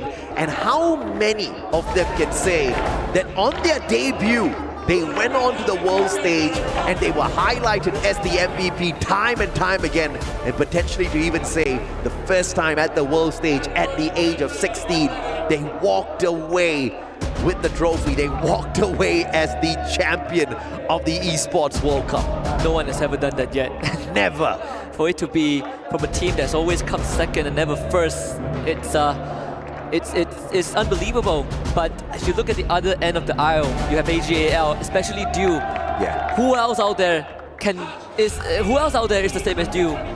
You're MVP for Grand Finals, but you were never a champion. He's uncrowned, and at the same time, he is crowned. And he has struggled so much. Oh yeah. He's taken breaks. He's came back strong. But I think some of the memories from many years back then, 2022 Bangkok, FMWS, that still haunts some of the dedicated Dude supporters. Nigma Galaxy, that was a nightmare that I think it took a long time to really get to really let it process. And then EXP Esports, and then now AGAL, and yet Dude is the only one who stayed throughout all of that and has been through the worst. But now he gets another shot. And it has been highlighted time and time again from their own fans that Dude needs better backup. But out of nowhere, when you least expect it, on the world stage, the team has finally stepped up and the team is carrying him up to the top. Dude now just needs to put a smile on his face and go back to playing out there on the battlefield as if this means nothing. Because when there was no pressure on his shoulder, my goodness me, he was a deadly sniper out there and he's still looking for gold. We have a highlight here of Buriram United Esports as well. They're not looking very happy at this point. And it's very rare that you see Buriram down in bottom 6. Fluxo also, both are two-time world champions, and I think that is one of the most shocking things coming into the grand finals. I mean, we know that Fluxo is going to struggle, sure, but BRU, with a Game 1 Booyah, 24 points, we thought that that is the start of a race. I mean, I did not expect Fluxo to be the champion here at the Esports World Cup, for sure, because we saw so much of quality from the other teams. We saw Loss on a phenomenal streak. But never in my wildest dreams would I have thought that Fluxo would be at the bottom of the leaderboard. This is unreal. Something needs to change here. And I think this is just Lady Luck playing her role, extending these matches, bringing us back to Bermuda once again to give Fluxo an opportunity to become the monster that they are once again. To go out there, not just looking for points, but dominating. But you know, one team with the smiles, that's Dragons Esports, man. They sure as hell deserve to smile. On the world stage, on their debut, in such a phenomenal performance. I am a fan of the Saudi Arabian squad. Yeah, I think there's no better way to put that into expression. But AJ, do you believe in second chances? Hey man, of course. Because we got Solara for the next map. And again, wait, I've highlighted this so many. You cannot write a better script than what we already have, but it keeps getting better and better. EVOS on the cuffs of a world championship. Never gotten the Booyah on Solara. Didn't get it last round, but match 7 brings us back to where they were.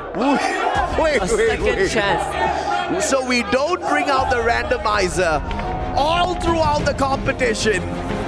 And right when we needed us to go back to Bermuda, the randomizer shows up. And Solara comes back in here to make this as random as it can be. Vitality is the only team that has scored a double Booyah here at Solara. And they are not the team that has activated the champion rush condition. In fact, they're quite close to it, but just not there just yet. Talk about having a second chance in 5 match point teams, EVOS, Esports, and AGAL. Even when you look at club championships, EVOS has not at least had a 1,000-point record. They've come close, 750, that's as close as they got. Yeah. They don't really have too many teams participating in EWC. This is one of the most valuable ones, one of the most precious ones. They've invested so much, like this 3-year investment on Rasia, 1 year away from paying off. Right off the bat, Circle goes north. Yeah, GG, bro. So the exact same rotations that we saw out of EVOS earlier on will not be the case this time round. The Circle straight up telling us, yes, it's the same map, but it's just going to be a totally different compound by the time we get to the final Circle. A high probability of us getting pulled towards the Riders Club as well as Funfair. And this is just not looking fun if you are a fan of AGAL or EVOS Esports at this point of time, because in order to get even into the next zone, they have to battle the Brazilians. This is potentially a prelude to the final test, right? The final obstacle. They say it's not how you start, it's how you finish. The finishing line is the hardest to cross when you are the closest to it. And who knows, you might get an AGAL against EVO's final circle. That will be the most triumphant and the most heartbreaking moment at the same time. And there are good odds that could happen, considering where they drop, right? One on Studio, one at Aquarium. They're going to converge from the southern side, but on different parts of the map. And you know, Lady Luck was smiling at AGAL because they could have just faced the exact same situation as EVOS, being held back by just 1 point to activate their champion rush, which would have been insane. But of course, thankfully, we've got 2 teams now on activation. Point blank on 80, AGAL sits with the activation of the champion rush condition. But in this next game, if these 2 teams fail, then there's a high potential that 2 more Indonesian teams jump into this champion rush condition as well. We're talking about RRQ and Vitality. How insane is that for the Indonesian region? To have 3 out of 4 teams in the grand finals and all of them having a chance to win, never happened before. And the 4th team is the champion of Southeast Asia, so... we don't talk about that. Right? This is the best year for Indonesia in the world of Free Fire. Absolutely. I think, and the craziest thing is, both RRQ and Vitality can activate the condition off of this game.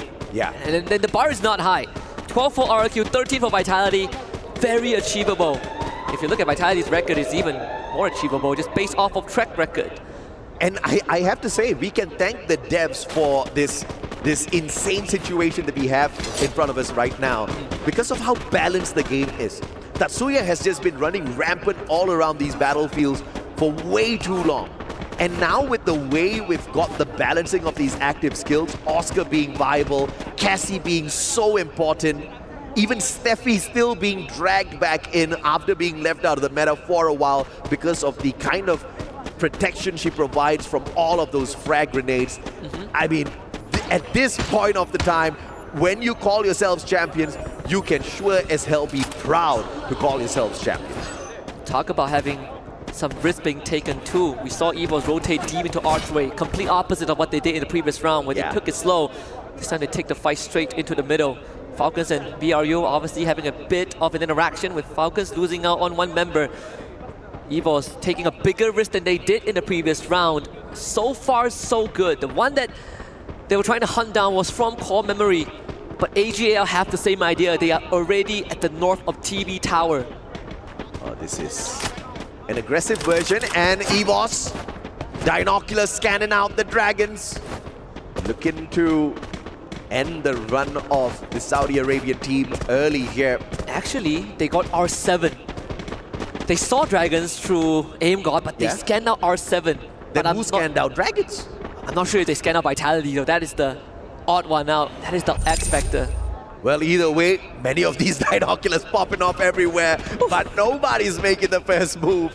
Yes, EVOS could be aggressive, but they're just choosing the peaceful path at this point of time.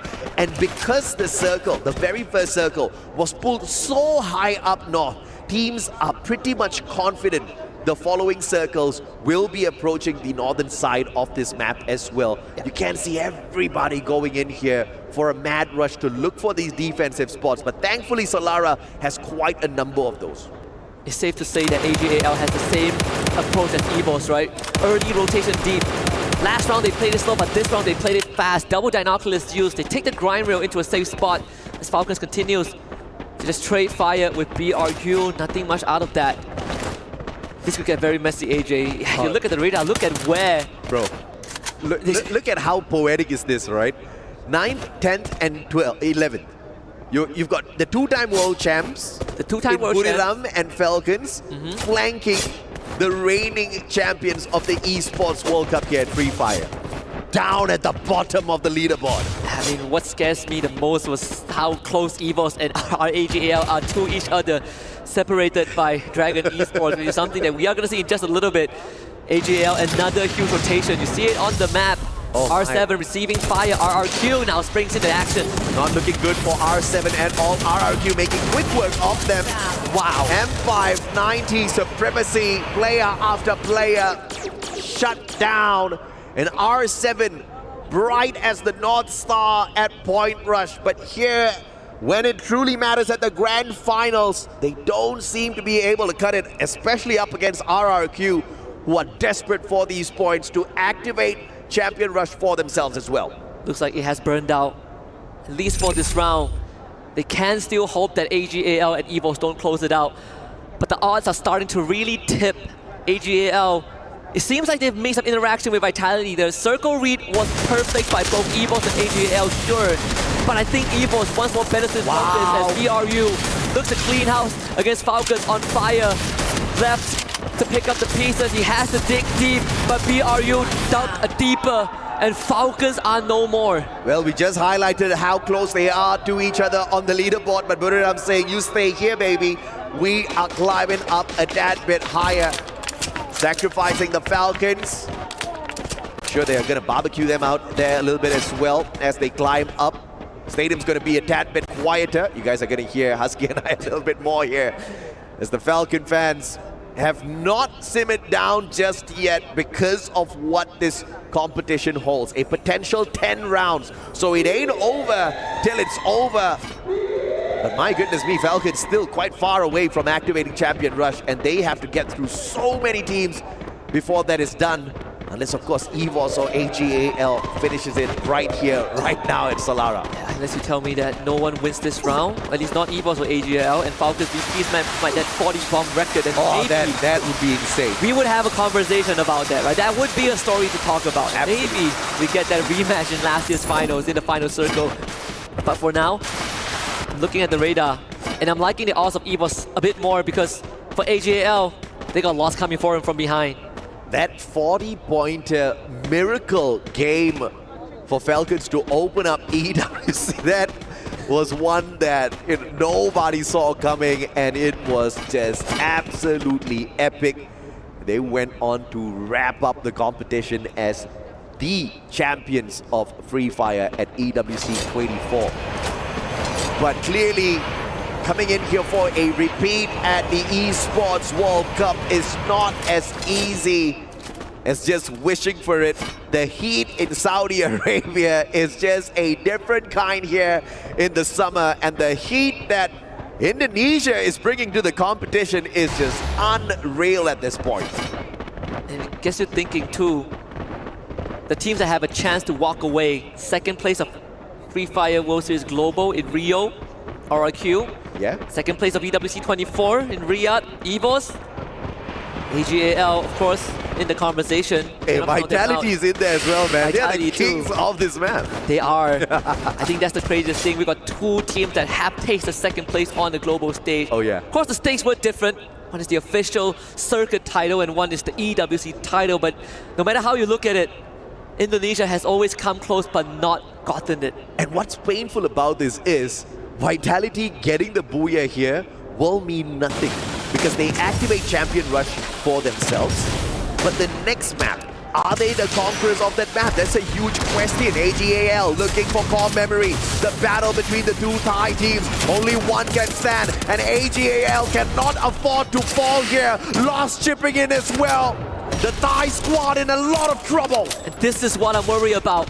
AGAL, they took the same risk as EVOS, and now they might have to end up meeting against Lord General. Has just found Barros. There's a body on the floor. Chinoy next on the docket. The hopes are starting to be extinguished for AGAL. They got two more left, and both sent running, but into the hands of RRQ. They see this happening, but will make it number 3 and deal. Not like this. Not ending it here. He doesn't want it to be the case, but AGAL once more got struck down when they were so close. EVOS right now screaming, Viva la Brazil! All hail loss for that phenomenal support. And unfortunately, AGAL off of the jump pad straight into the hands of RRQ, who are so much closer to activating the Champion Rush condition as well. But of course, RRQ will smile with the takedown of AGAL, but they've got another prey that they are hunting for, their brothers EVOS on the battlefield. If EVOS can survive this, I think we might just be looking at our champions right now. You got Fluxo right behind them. And Fluxo just made a rotation. That was EVOS' scan, 100%. Oh wow, they have dodged a bullet. Memory on the revive.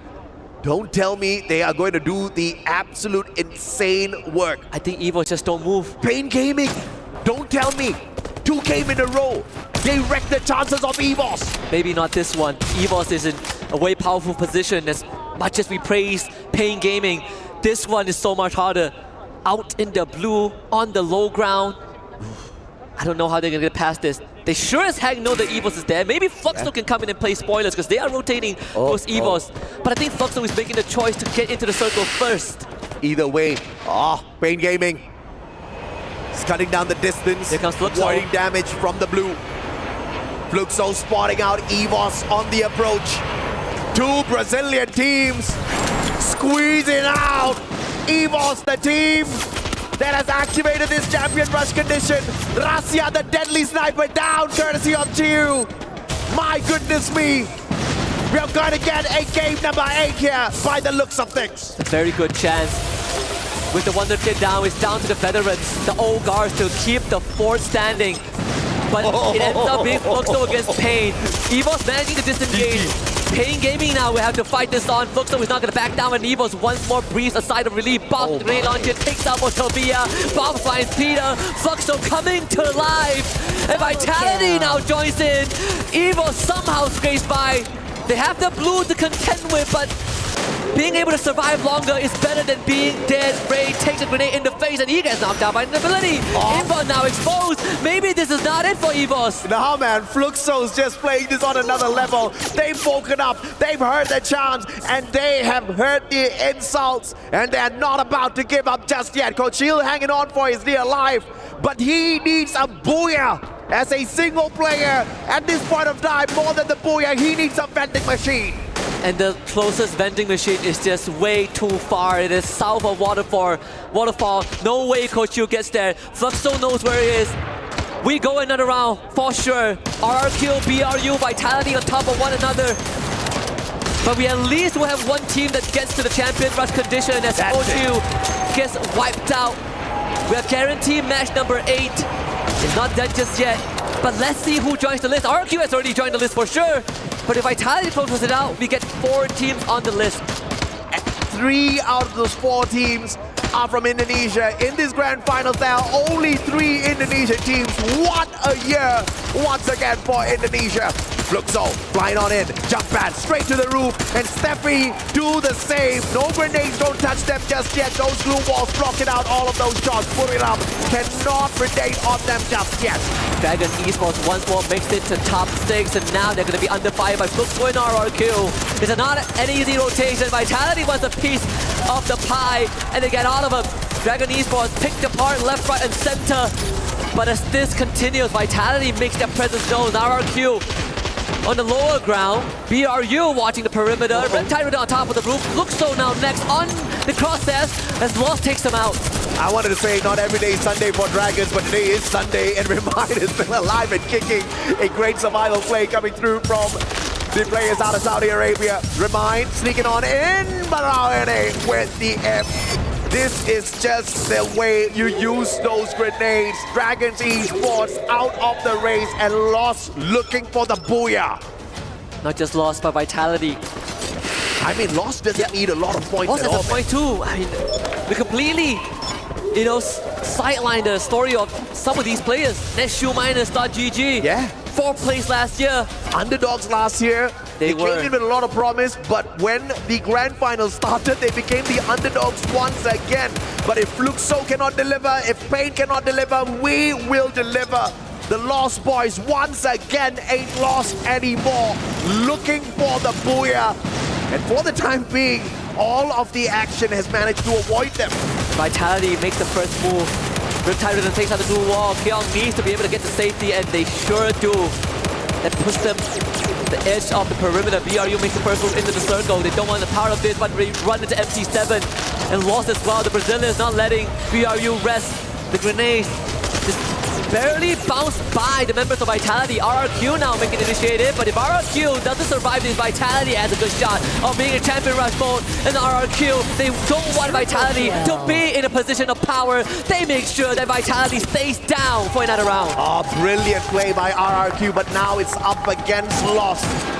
The Brazilians who desperately need massive points off of this game. They need 21 points to activate Champion Rush.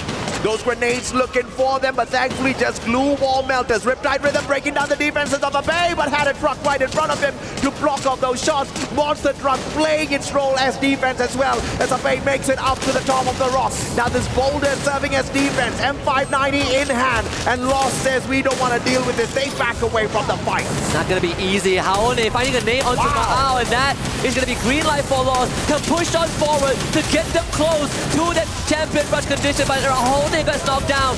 Lost losing Rippy in the process. They need some time to recover. Deuce gets knocked down. It's down to just Kiba. He was the representative from Onyx back then, but Lost shuts down the show. And another round we go. An unbelievable performance from Lost. They needed 21 points. And the Brazilians said 21, we'll give you 24. Welcome to the Champion Rush condition, activated by your Brazilians. The most promising squad out of Brazil, delivering it on the big stage once again. Started Point Rush and ended in an abysmal spot. Started Grand Finals and counted out after round number 2.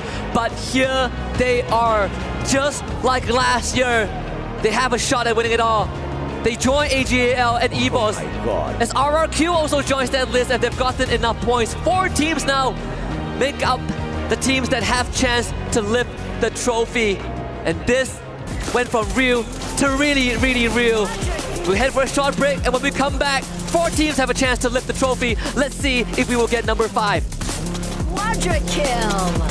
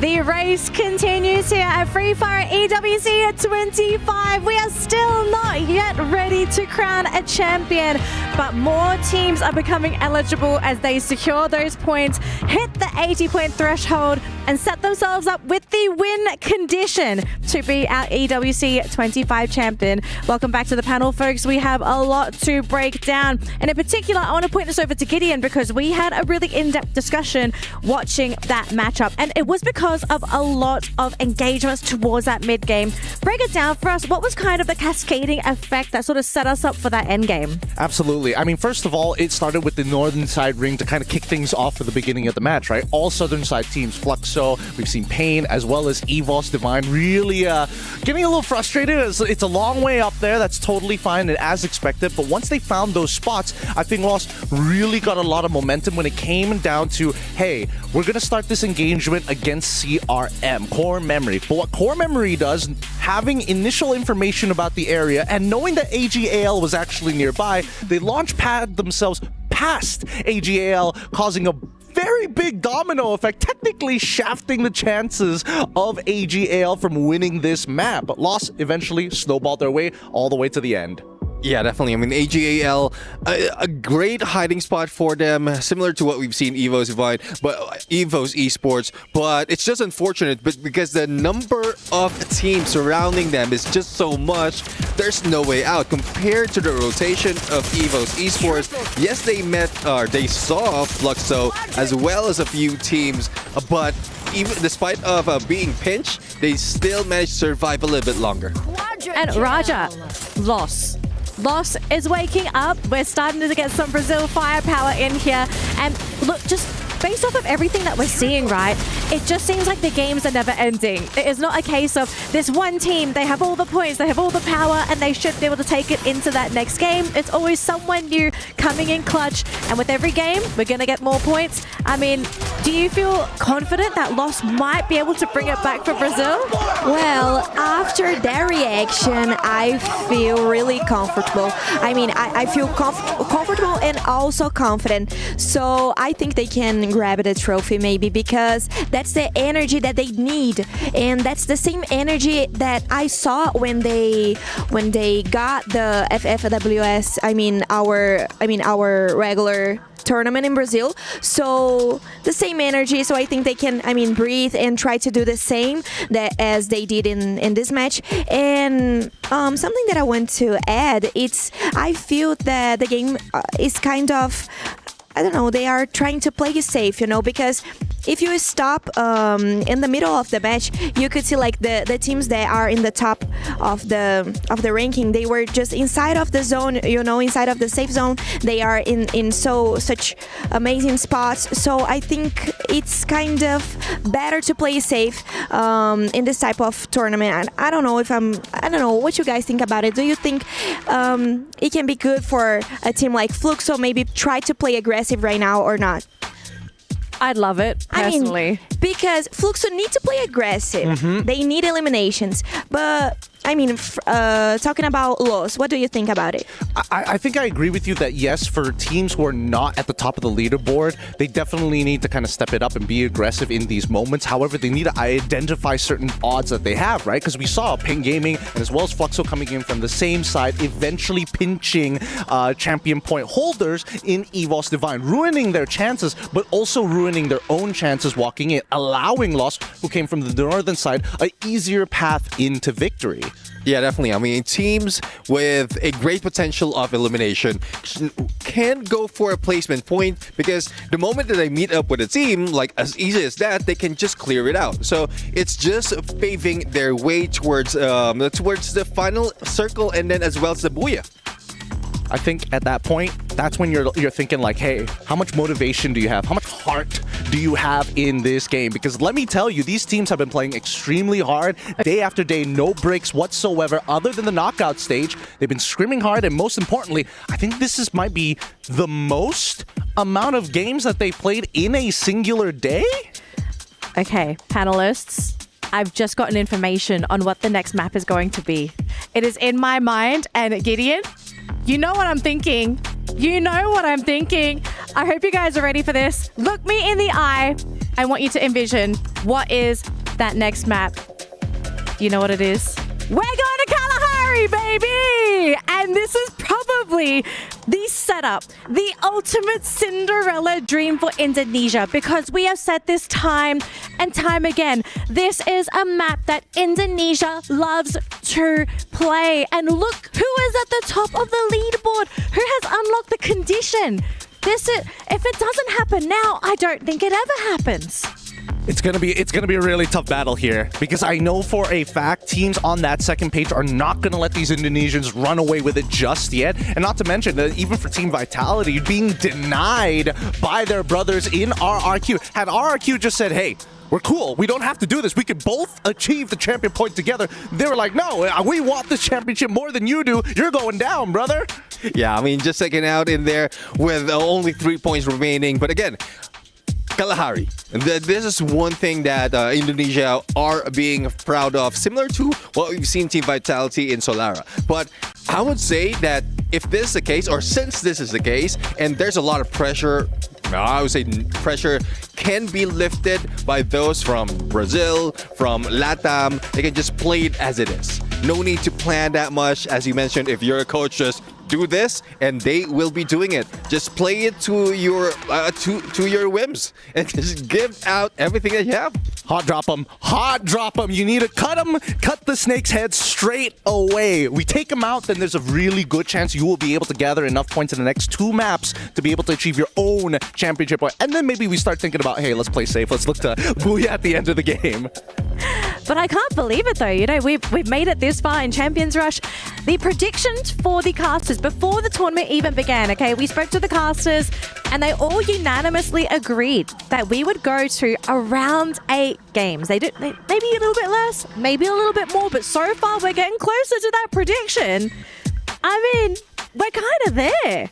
Well, we're seeing how tight it is already for the teams. Once one is taking the lead, another one will be showing up, even from knockout stage, even in point rush. So we've seen a lot of turn of events that happen. And I thought that point rush is just something that like the other teams, especially core memory, those who top the board in point rush could take advantage. But no, I mean, those who don't really care about point rush, similar to what we've heard, Evos as well as Russia, they don't care point rush, they just can bring it on. So I guess it's a different mix in terms of tactics. We don't have a finality yet on who can really finish this off. Saving strats work. Confirmed. Saving strats definitely worked. I mean, that's the guess, right? We're not hearing this from the players and coaches themselves. Maybe they kind of approach point rush differently because, right, it doesn't matter if you win or lose in point rush. I think for the lower teams, it definitely does matter because if points are harder for you to get, then obviously the head start makes more sense. But for the top teams that are generally consistent, they know that they can perform and they know roughly how many points they can get per round. Point rush, maybe it's more for them to scout the opponents, right? You learn how everyone else is playing, find out what their drop points are, and also maybe even decide to go for some cheeky hot drops and figure out, okay, we hot dropped this team on this map. We actually felt really confident fighting them. Sure, we lost, but I think we can do it again and make that fight really happen on the grand final. I think the hardest part about it all is the fact that the strats are ever changing, right? Yeah. I think that from the knockout stage, we saw what everybody was trying to do. Hey, let's just play standard and see what happens. We get a little bit of information. We go over to point rush. And even there, we're seeing that teams are deploying completely opposite strategies of what they're used to be known for. And as we see this as we see this champion rush stage slowly progress, we're noticing that we're seeing the sides of players that you don't usually see, right? Desperation is starting to take hold of some of our top teams from both regions, and even then we are seeing other teams take full advantage, like AG Global. Yeah, definitely. I mean, probably it's not just the matches, the actual matches in EWC, the scrimming as well. It adds a little bit more factor that they can use to study their opponents. Though, again, it's just scrim, similar to what you mentioned from Point Rush. It might not be the whole cards being shown, but at least you will be able to play through that because that's also a warm-up for you. So we're seeing a lot of differences in terms of game style all throughout the levels in the competition. I'm actually glad you brought up scrims, Neptune, because again, we had a lot of talking, Gideon, happening behind the scenes. And I think something we also need to consider is exhaustion, tiredness. We've had a really long day here for Free Fire EWC 25. We have no idea if the teams managed to get scrims before finals as well. So imagine you've played, let's say they played some scrims, roughly 2 to 4 games maybe. Then you come into the grand finals and now you're up to map number 8. That's a lot of Free Fire.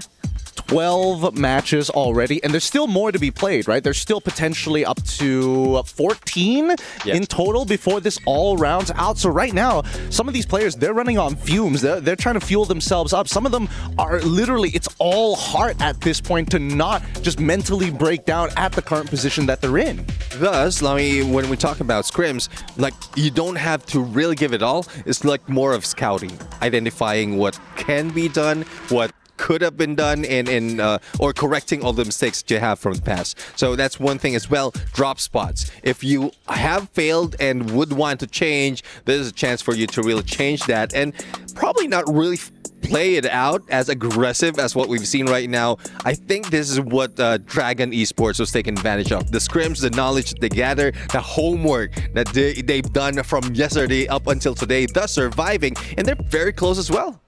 Right, now we are going to go for a quick update on the STC Club Championships as well, because as you guys know, we had League of Legends wrap up their game today, and Gen G now top the charts after securing the League of Legends win. And now they are the team to look out for right now at the Club Championships, but are they safe? Technically, no. We're only in week 2, but you still want to grab as many points as possible, and obviously we have points for the Free Fire division as well. So the teams that are playing in Free Fire, they're going to look at this and they're probably going to have to set their own goals and say, okay, if we grab these points in Free Fire, what other titles do we need to clinch to push ourselves up that club championship? It's shaking things up here, right? I mean, this could be foreshadowing for all we know. I don't know how many superstitious people in chat there are right now looking at this and be like, it's clear who's going to be on top, right? It's going to be Team Vitality who turns things around. I mean, they've done, well, probably if they were given another Solara, but I don't think so. Like, I was going to say wrong map.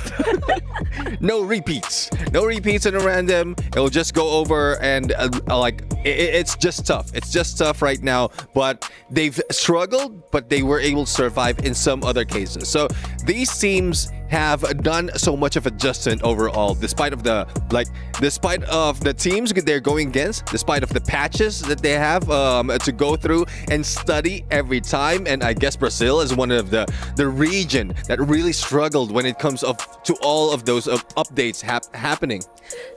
Yeah, I think they are kind of, struggling, I mean, so much actually, but we can see still Los playing really well. I think they are fitting inside of the match, and I mean fitting inside of the tournament in general, and maybe in the next match they can do like such a great job and try to get a booyah, and maybe they can be the winners of the tournament. Let's keep our eyes really open. Let's see if they can grab those points and unlock the win condition first, but I have been updated that we are ready to fly into Kalahari Survivors.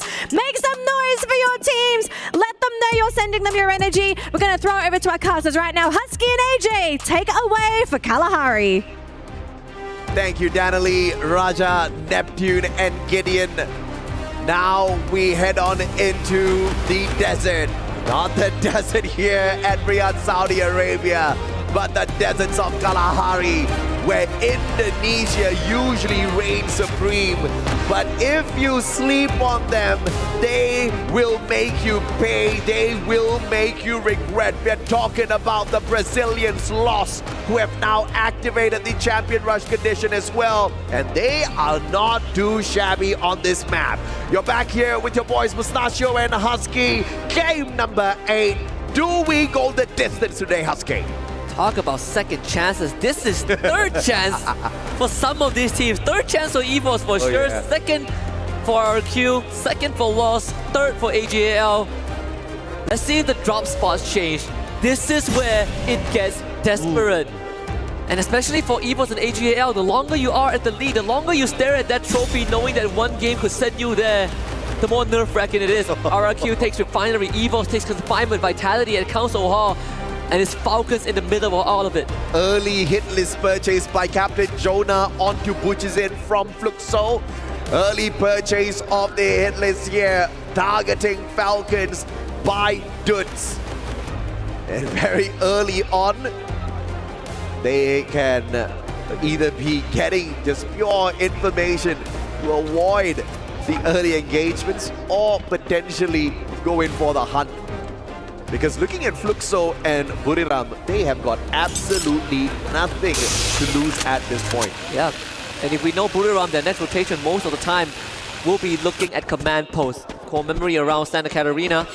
EVOS playing a safe spot at Confinement, but Falcons are playing a risky game. RRQ, Ma'al starting it off with first blood onto R7. Again, the eliminations don't really matter as much. You look at your screens, 4 teams are eligible to win it all. EVOS, RRQ, Lost, AGAL. But on this map, Indonesians are always favored. Absolutely, and 2 of the Indonesian squads already have activated the champion rush condition. 1 was just literally 3 points away, undone by their brothers RRQ, putting a quick stop to that. And the rotation from Buriram into Santa Catarina does not happen. Instead, it was Core Memory that overextends from Santa Catarina into Stone Ridge. but they very, very quickly hightail it out of there. Potentially losing 2 players here to the hands of Buriram. Good scan from Falcons early on. They just caught wind of EVOS making a rotation. So you know that someone is passing through confinement towards Santa Catarina. That's where EVOS is heading. Maybe might run into a beaten up core memory. Zenzi would just another name on the list. That is as far as we can be sure about EVOS playing it safe. Both them and AJL have taken risks in the previous game, and they both, ironically, ended up falling in the hands of the Brazilian squad. Cougar, final player on the side of core memory, looking for a vending machine for sure at this point of time. And all thanks to those coin machines, he should be able to bring at least 1 player back in. So we will see more of core memory in a little bit. Nothing much to stress about at all. But loss, the Brazilian team do not just outshine Fluxo once but twice now. Yeah, the Esports World Cup, they continue to do so. Well, thanks to the fact that the revivals are there, core memory still hanging on, but all 3 players on that fantastic revival play. Coins galore for sure. Back to 47 players we go. And if it wasn't for Buriram, we would actually have 48. Tell Buriram, if they have a good game, they would be the 5th team on the list. You know, Vitality 3 points away. Dragon Esports, could you believe it? And they would have 1 more game to close it out. And Buriram has to close it out on the 10th game if they activate Champion Rush. Sorry, they have to close it out on the 9th game if they activate Champion Rush. Mainly because if you just want to depend on those points, man, EVOS and RRQ, they're quite far away from them. I mean, if we ever go to game 10 and EVOS wins by cumulative points, that would be the sweetest victory. I don't know. It would be the most stressful, but it will be sweet. That's how they lost last year, but it seems like that will be put on hold if EVOS wins this one. They've already gotten the initial elimination onto Moshi, and that's already a pillar down. It's a big if here because Buriram, as deadly as ever, looking for the Champion Rush activation. Jonah, captain, taken down. Wasana with the trade though, but Rasia very quickly puts him down onto the ground. Moshi, final player in the mix. And thankfully, he managed to hightail it out of there. Was that a revival? Either way, put it up, hanging on for their dear lives. It's just not good enough from BRU. But the fans are disappointed. BRU, they get to live on, but for how long? I think that is a question that only the survivor could answer. But if you are EVOS, you just cleared out Stone Ridge. It could not get better than that. And Dragon Esports, they just made contact with Vitality. That is the team that wants to make it to Champion Rush. RRQ, they left Refinery and made it to the southwestern side of Command Post. This is going to be a wild card. Unbelievable rotations coming on through here. But the circle, the first zone, is pretty central. So all the teams are just staying put. They're not going in for any wild rotations just yet because of how unforgiving the move of the circle could be for zone number 2. So this is just a game of wait and see exactly which sort of a direction the next zone is going to take, because it's pretty much 50-50, and as Loss just absorbs these shots, it's very clear they do not want to get into a scuffle just yet. At the same time, Buriram just made a full recovery. Everyone brought back thanks to the initiative of Moshi. Saifa getting down, eliminated. Yuno does find an exchange onto Hacks. Deal with the Joker. This dream needs to live on, and the sure as heck is not going to let R7 take it away. They've got a vending machine right there beside them, so R7 not too fast at all. Blue wall melters laid out. Time turner pulled out as well for a secondary defensive measure. Chinoy on the instant revival, understanding that R7 will not get cheeky, and the glue wall melters once again laid out. Even if R7 expires here up against them, the team still stays in play thanks to that vending machine. If they can get Saifa, this would be great. Come on, Games King, you gotta hit that shot. You gotta hit that shot. This is not good enough. No. Saifa survives.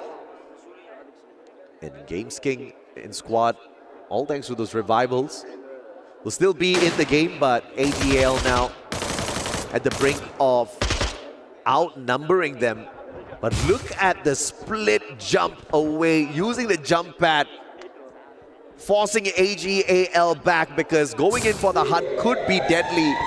And AGAL chooses to play the safer route. Just happy that they could scare away R7 from Shrine. And we talk about how slow Fluxo plays, and overall I didn't really like the approach, but every once in the blue moon they could end up intercepting a crucial team, and in this case, it's probably EVOS. They're gonna take the launch pad and hop away to safety, deeper into where they want to go as RRQ continues to make it further towards the edge, the perimeter of the safe zone, and EVOS now finds themselves smack in the middle of everything. And the next circle finally shows itself, dragging us straight down towards the southern side of this Kalahari map. The sub command post pretty much in there. And RRQ up against their brothers EVOS, who are leading the fray with the eliminations thus far. Predator or prey, which one are you, RRQ? It's gonna be so close. Not to mention that BRU are moving towards EVOS.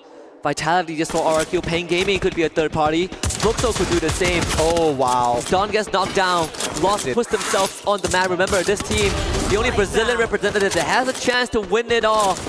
They did strong in Kalahari last year as well. That was what put them in the conversation in the first place. This is definitely a big map for Lost. It is. One where they very rarely falter. And they already have one Booyah here, proving that they are definitely one of the Predators. Just does not help the cause of Indonesia at all that they have activated this champion rush condition for themselves. Buriram not looking for a round 2 up against EVOS, but they sure as hell will find it if they continue this pathway. And Fluxo is just lying in wait. Funnily enough, even Fluxo now has reached a point. We've dragged on the finals long enough for Fluxo to have a chance. Yeah. Get champion rush, 25 points. A good round is all it takes. It's EVOS, they gather around one single tent.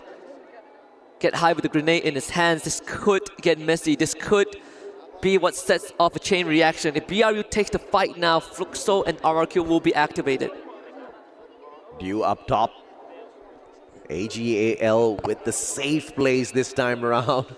Spreading out all throughout Refinery, but they will have to make a move now because this next circle is surely not going to be in the confines of Refinery unless they get some wild luck of randomness. Yeah. But based on our calculations, they will have to move. And quite a long way that will be. EVO's about to face the toughest test of their career, of this tournament. 5 teams surrounding them. Wow, look at this, man. Top eliminations, all decked out with the EVOS players. It's not good enough to win in the finals, and that's the harsh truth. Here comes team number 6. Wow. Falcons. I think if you're EVOS, you stay still, stay low, off the radar. Let the battle unfold. Let your opponents take each other out. EVOS does not want to be involved in a 6-team slugfest. Be it eliminations or damage, it is just Indonesia shining bright at this point of time. But here comes the team that is about to ruin their experience, their dreams.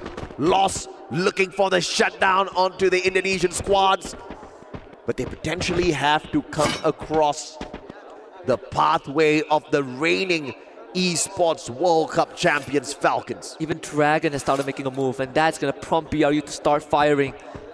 This is getting from bad to worse for a lot of these teams, especially the teams who have a chance to win it all. Again, EVOS right smack in the middle. Lost needs to go through the dungeon run all the way from Stone Ridge, go through Falcons, go through Dragons, and maybe BRU. EVOS still not making their presence known, at least to most of them. A big binocular scan from Lost. That is going to ping out Fluxo members. 11 teams alive. If the Brazilians spray on each other. But Fluxo focusing on the players of R7 and Pain Gaming, bumping into AGAL. But the circle is going to be the bigger predator as it forces everybody to scurry on it.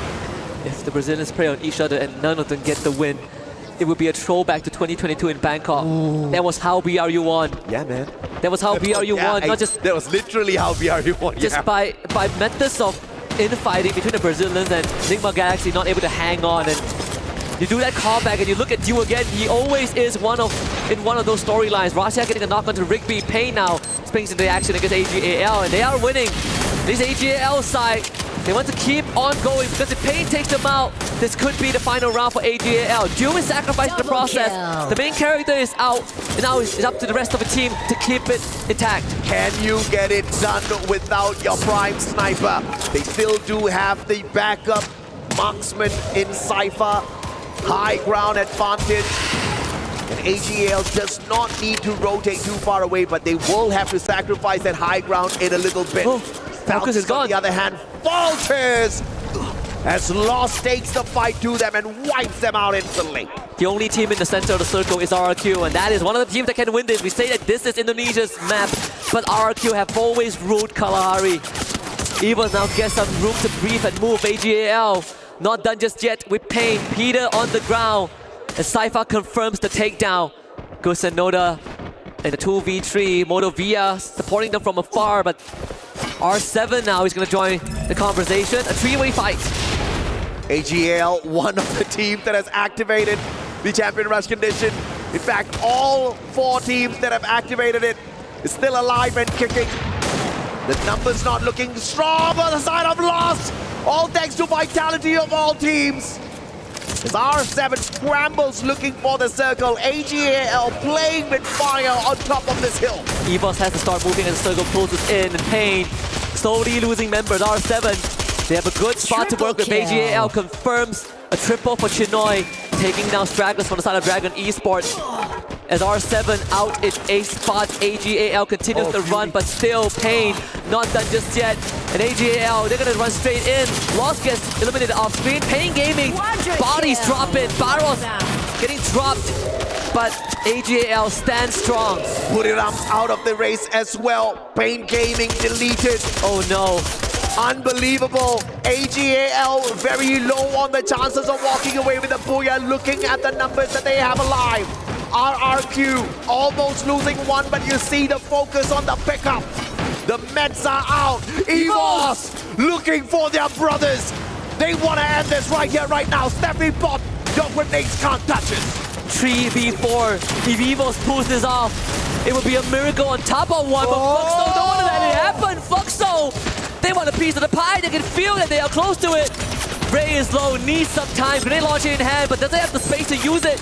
Aim got absorbing pressure, grabbing attention, but he can't hold on for too long. Vitality now is in the radar, and in fact, Vitality will help up EVOS a little bit, taking down one of the Fluxo members as Menti7 strikes back. EVOS now stuck in the middle with RRQ and Fluxo around him. GG for you! As Ray returns fire with the M79, grenade launcher fighting him, and Fluxo.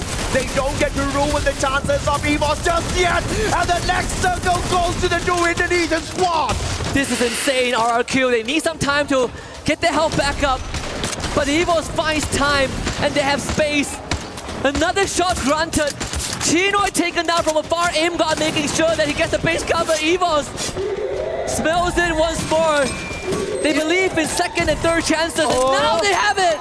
This is a big one for EVOS. They need to put Vitality down and out. They are the only team that can prevent the championship from going to either EVOS or RRQ. They've got the numbers. Cypher trying to play spoilers on the side of AGAL. But who does he stop? Oh no. Probably no one. 3 Indonesian teams. We call this the Indonesian map. And these 3 squads proving it. And RRQ now receives heat. Vitality from behind. RRQ in the rough spot. EVOS helps them out. Rasha continues to deliver. Taking down members by members of Vitality. But the next point of contact is going to be RRQ. EVOS. Oh, they could just let this happen. Vitality. They're going in here for the sweep. RRQ in an unfortunate predicament. Cypher. And EVOS allows it to happen. Cypher, bye-bye. Koja steals it. Look at this, AJ. Look at where EVOS is at. Look at where Indonesia is at the world stage, Husky. This could be the final lap. We are so close to it. RRQ, they need to leave the compound now, but if Vitality moves now, it draws attention away. RRQ makes the move. onto the southern side towards EVOS. Vitality splits to the north.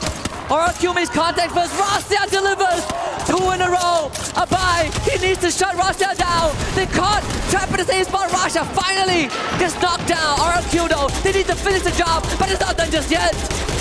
Vitality wants to play spoilers. Unbelievable what we are seeing here at the Esports World Cup. Riyadh, Saudi Arabia, the heat is just of a different quality. Keeper overshoot, down with the Bison. Kyung gets the shot from afar, and now RRQ very low in probability. We still don't crown a champion here yet at Riyadh. Aim got down, you go. Vitality showing that they are a monster. Indonesia, you can rise. You are the best nation in Free Fire right now. From the grave, Team Vitality wins it in map number 8 and puts themselves on the pedestal. All 3 Indonesian teams now have unlocked the condition of champion rush. Vitality were 3 points short off of Game 7 on Solara, their best map. They were stopped by RRQ, and now on Kalahari, they stop RRQ on their best map. Write me a story better than this. You cannot script this one, man. What a journey for Indonesia. And it will all come down to the randomizer once again. Where do we go? Vitality stopped the 2 teams that could have won it all. But you know, this could just be the prayers of the millions of the Brazilian survivors, hoping and praying that it doesn't end, hoping and praying that Lost still stands a chance to bring it back to Brazil. But holy hell, it's going to be hard up against 3 Indonesian squads who are right there with them with the champion rush condition map. 5 teams out of 12 that have a chance. My God. Who's to say that match 9 ends with another team that gets a booyah, but it's not one of those 5s, and then we get 6 teams for Game 10, and we might still be staring down the barrel of the classic cumulative points before a team gets crowned champion, and that would have been EVOS. But for now, we're gonna head to the stage for Carol, as she has an interview on standby. Oh my gosh. Today for sure will be a day for we never forget. What we are watching here, the grand finals at EWC 25, it is amazing. But of course, I know you guys are very curious to talk with the Evils right now. Let's have a word with M-God so we can understand what they are going through right now, because it must be really hard to be in the grand finals. Thanks so much for your time. So basically, you guys had 3 chances. Right now, your 4th chance to go and get a booyah and finish with this grand finals, but it's been really hard for you guys. I'm pretty much sure. Be honest, did the pressure hit you? Jadi tentunya di sini kalian sudah punya 3 kesempatan untuk bisa mendapatkan booyah, dan kemungkinan besar ada juga di map keempat atau map ke-9 nanti ya. Tetapi ada masalah apa gitu untuk menutup map ini gitu, dan kalian tadi juga udah sampai di akhir tapi belum bisa menutup juga. Apakah ada pressure yang mengenai kalian? Mungkin karena zonanya juga jauh, tadi match selanjutnya gitu sih. Okay, I think not really about the pressure. It's just that we're a little bit unlucky about the zone and the map or on how we are positioning. So we're just gonna do better next time. Okay, that sounds good. That sounds good. Just change the mindset and come back for the game. But right now, we are watching a different game style from you guys. You start the day very aggressive, but you slow down a little bit. Do you think you have missed your shot because you have changed your game style? Jadi kalau kita lihat dari waktu kalian main di awal itu mainnya sangat agresif gitu, tapi masuk ke dalam sekarang sudah ke championship rush point, kalian tiba-tiba terlihat sedikit lebih pasif atau lebih slow gitu. Apakah ini kesalahan dari permainan kalian atau menurut kalian gimana? Nggak juga sih, mungkin apa ya? Ya kalau udah dapat zonanya emang santai aja lagi gitu, lebih santai. I don't think so. I think we just that need to play according to our plan, and if we get the zone, we get the zone. We don't need to play aggressive anymore. Okay, that's fair enough. I understand that. Yes, aggressive game for the start of the day, and right now just focus on the last zone. So good luck on the next matches. We have been watching great action, great performance come from Evils, and right now, guys, we have watched a lot of action come here to Esports World Cup 2025. But hold up a little bit. We are gonna go for a quick break and we'll be right back with more Free Fire.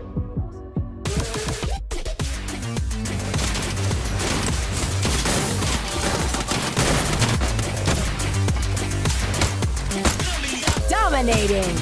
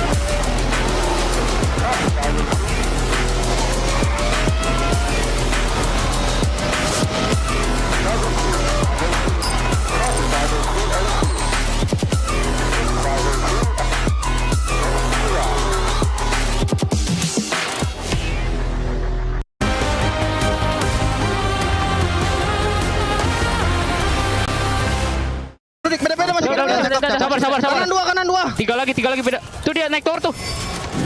Deketin masih. Itu atas woy. Kasih tower. Sabar. Tower kasih jasa. Kita harus boya woy. Tower weh. Dua lagi sabar. Kita boya. Keong dulu. Ini ngeperan woy. Satu lagi di depan gua nih. Pantai woy.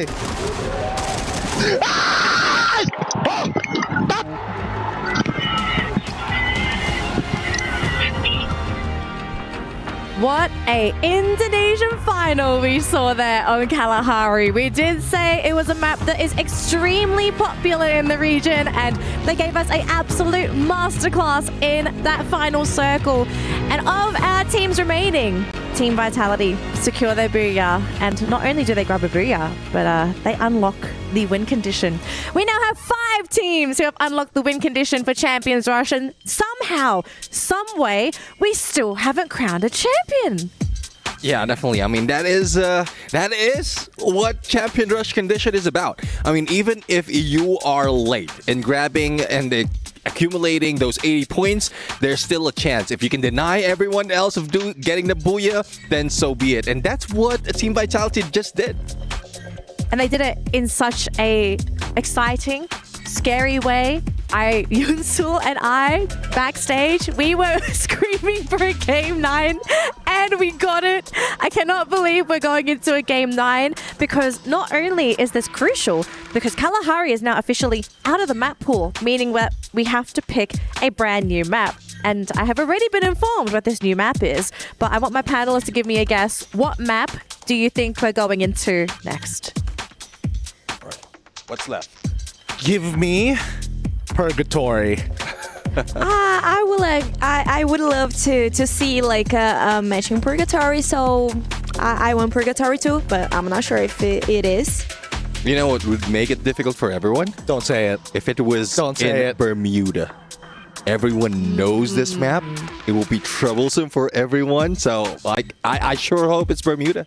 All right, I hope my viewers have their guesses as well. Put a map into your mind, and we're going to find out in just a second what that map is going to be.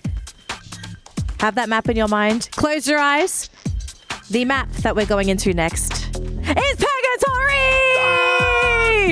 All right. Okay. Now, things are going to get really, really exciting here. A classic map, of course. All of the teams from Latam know how to play this map. All the teams from Southeast Asia know how to play this map. But at the end of the day, I mean, there has been teams that perform significantly better. And when I say significantly, I truly mean significant. Well, one thing about this is the team that's leading this map is Loss. And they are also part of the teams that grab that champion rush condition. So they might pull another Onyx on us. That would be probably one of the most chaotic crownings I have ever heard. And I mean, if you're putting those numbers out, it means it's proven. This team has a track record.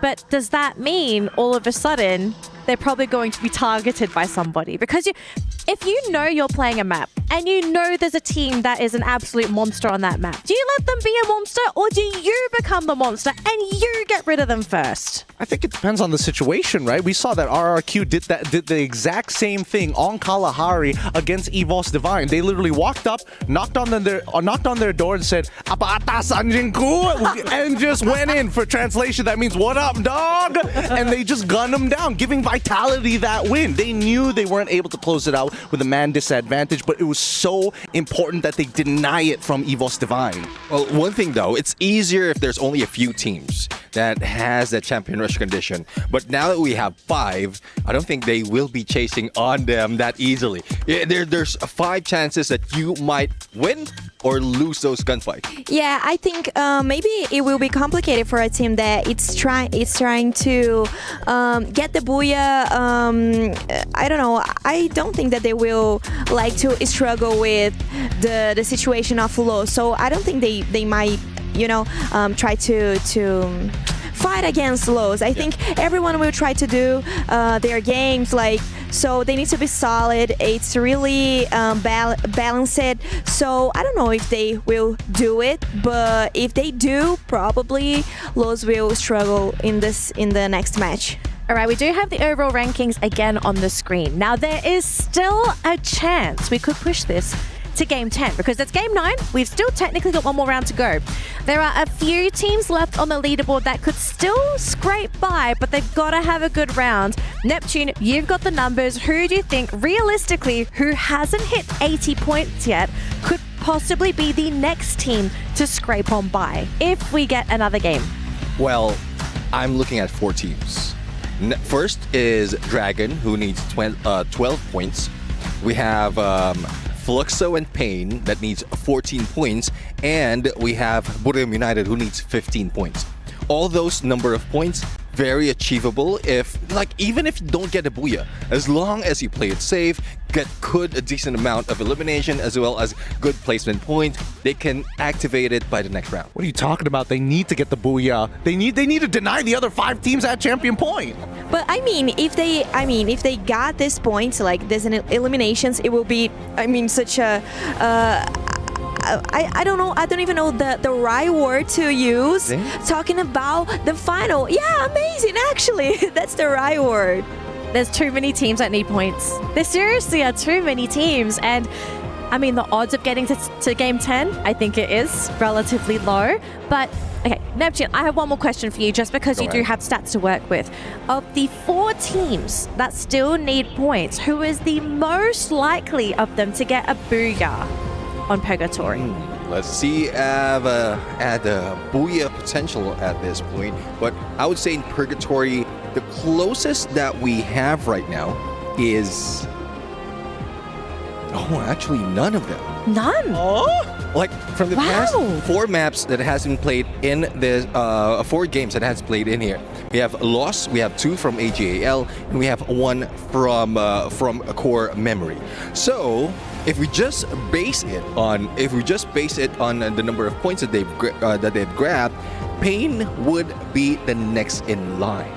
Pain. And they have been a pain though. They actually have been quite a pain to a lot of teams, especially the ones trying to get the booyah, because they seem to conveniently run into all of our win condition teams. So maybe Pain? They might be the reason why we go to a Game 10. We're going to have to find out, but thank you so much to my panelists. We're ready to jump into game number 9. It is Purgatory. Let's fly into the match with AJ and Husky. Thank you very much to the panel. I'd say, we've come this far. We might as well go Game 10. It comes down to the teams. Out of 12 squads, 5 of them have a chance to lift the trophy by the end of Purgatory. You're here with me, Husky, and alongside the Mustachio AJ, we have had quite a journey. We wanted 8 games. We talk about potential speed run. Let's toss that out the window. Let's enjoy some good free fire. And let's see if the teams can finally end it. The panel talked about the 4 teams that could join the rest on this champion rush condition. But let us casters walk you through which one of these teams that have activated this champion rush condition is the closest to bringing our competition here to a close. Loss, the Brazilian squad, is the number 1 team at the very top with the most number of points picked up on Purgatory so far, which is ridiculous. They could just be the party poopers of Southeast Asia at this point of time. AGAL, you guys witnessed it in the Purgatory map that we just saw today. They grabbed a booyah. They've got the most number of booyahs here on Purgatory, which means the Thai teams, all of the Thai fans can smile wide. EVOS is right behind LOS, right behind Loss with those points. But the insane stuff is not a single booyah at Purgatory so far. So they all have to work against whatever sort of bad luck that has been holding them back so far and make this one happen.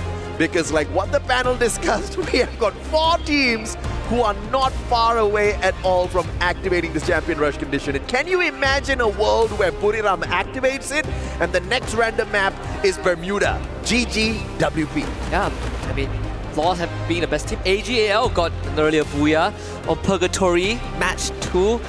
Something to look out for. You look at the drop spot, EVOS smack dab in the middle. South of Brasilia, AGAL with a split, Brasilia and Fields, Core Memory, Dragon Sports as always, Lost taking Ski Lodge. We got Buriram and Marble Works as always, RRQ and Fire Brigade, central control by Falcons, something that we expected. Vitality, not to be forgotten, taking Forge.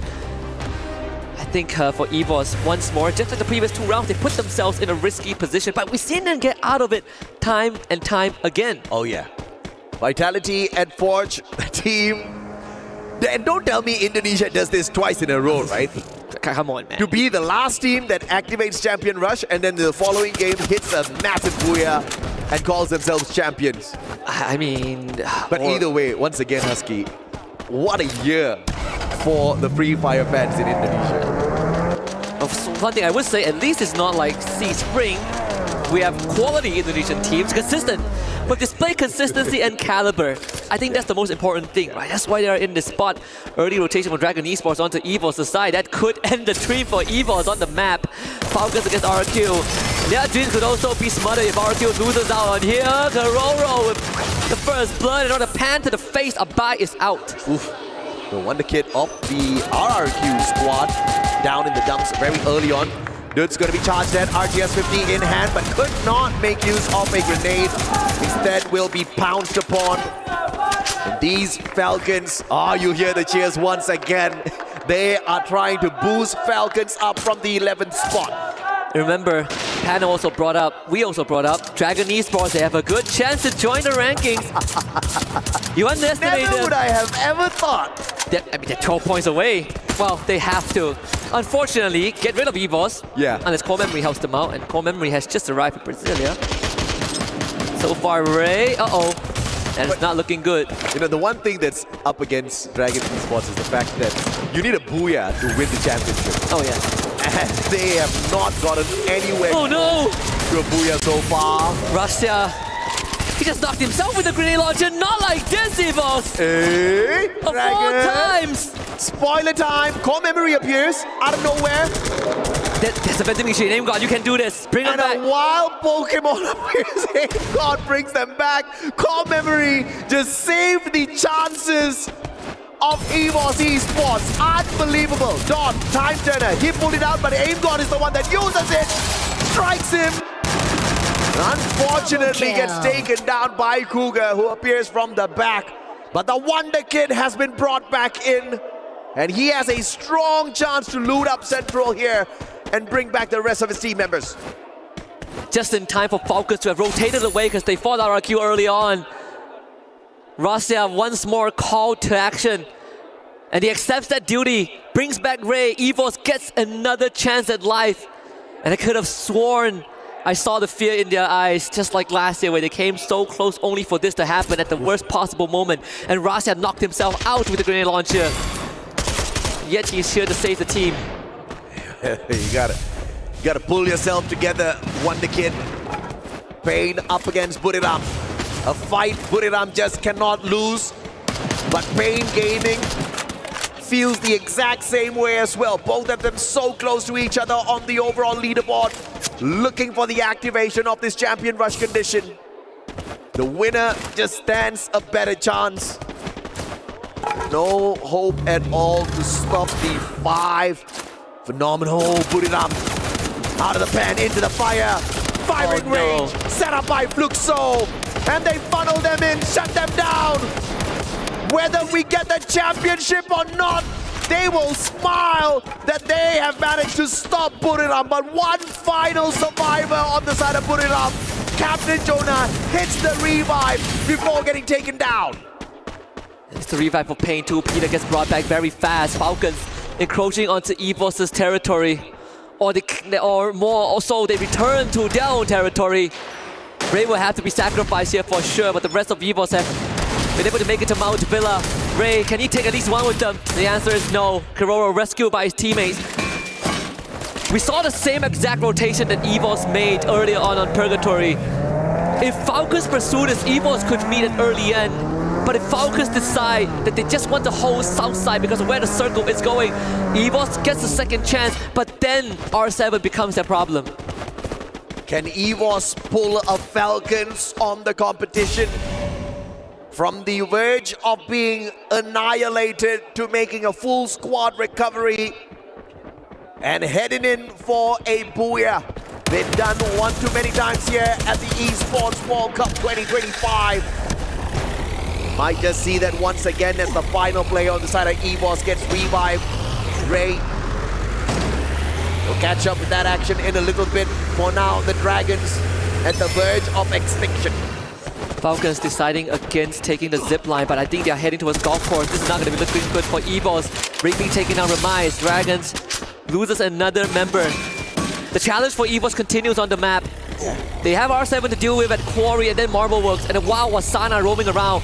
But with golf course taken control, the Falcons, it puts loss at very good odds.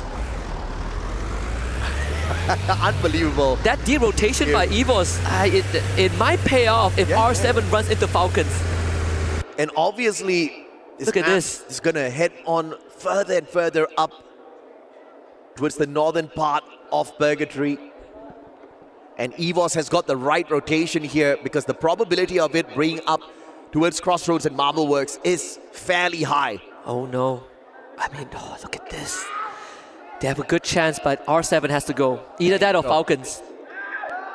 And they're already starting a gunfight. Aim God playing on the flank. This is a risky move from EVOS. It can still backfire. Let's see if or not EVOS manages to keep their heads down as they try to get out of here. I expected the engagement between Falcons and R7 to continue on a little bit longer as I say that, Games King. Eliminated from the run. But that should have dragged in another Prey into play as well. EVOS, but we'll catch up with that action in a bit. For now, Thailand versus Thailand. Core Memory meeting AGAL. One of the teams that have activated this champion rush condition. About to have the party ruined by their brothers. It's going to be very tough. Density getting knocked down as well. Chinoy right through the defenses with the Valiant dash. AGAL making sure that they cover all their bases. Now in the building, the maze of blue walls all being knocked down. Jumping the crossfire. Point getting knocked down by Cypher. The trade does come through, but AGAL pulls it out from the hat. And they wipe out Core Memory. The run continues. Oh my, that was way too close. Barros with the grenade launcher, finally making it work for them. And unbelievable stuff here out of Core Memory Esports. After a phenomenal showing at Point Rush, I guess they used up a lot of the creative juice. All of their manifestations for the top was sent in for the wrong day, Husky. This is not gonna be easy, right? I mean, AimGod was revived. They sent him into the circle because they needed information. BRU could do the same, but they are late to the party, right? It's been so late. Wasana hasn't got a single revive yet because there was nothing left for him. But this is all for the marbles. EVOS knew they had to take this risk, but R7 is waiting for the interception, and there's nowhere to go but forward. In a 3v4 with minimal resources, 3 glue walls for Ray, no medkits. Well, I say that he picks up some, but still minimal to work with. R7, like you said, could just play spoiler for EVOS Esports. They're in prime position, but they will be tickled by Falcons as well. As you see on the northern side of your screen right now. Lost with a high ground advantage, has got no competition whatsoever to cross on into this next circle. Oh my goodness, EVOS, that rotation! If we look at the radar, they just made one of the best rotations ever. Dodged a big bullet. Falcons takes on R7 off screen. Look at that, EVOS. Can you believe it? Miracle right there.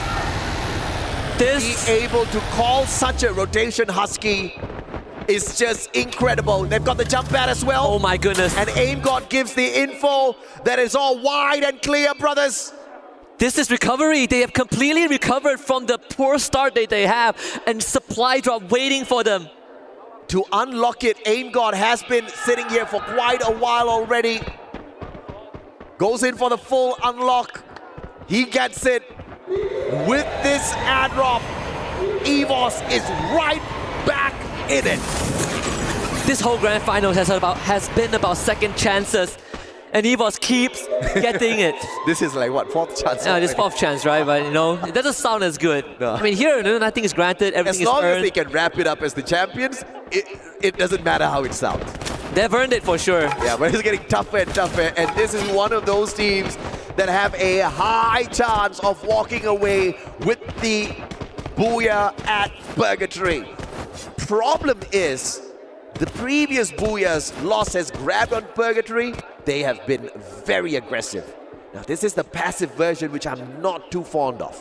And Vitality just spot the loss out. EVOS needs to continue this rotation, but Buriram right on the horizon.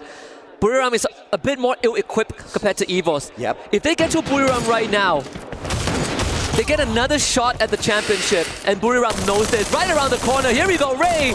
Missing it, get high with P90, drops Ray, and that is not what you want if you're EVOS. They block out BRU, but Rasya, he needs to take this fight. He's forced to engage. Kochu and Imgod trying to respond, but Moshi wins that one out.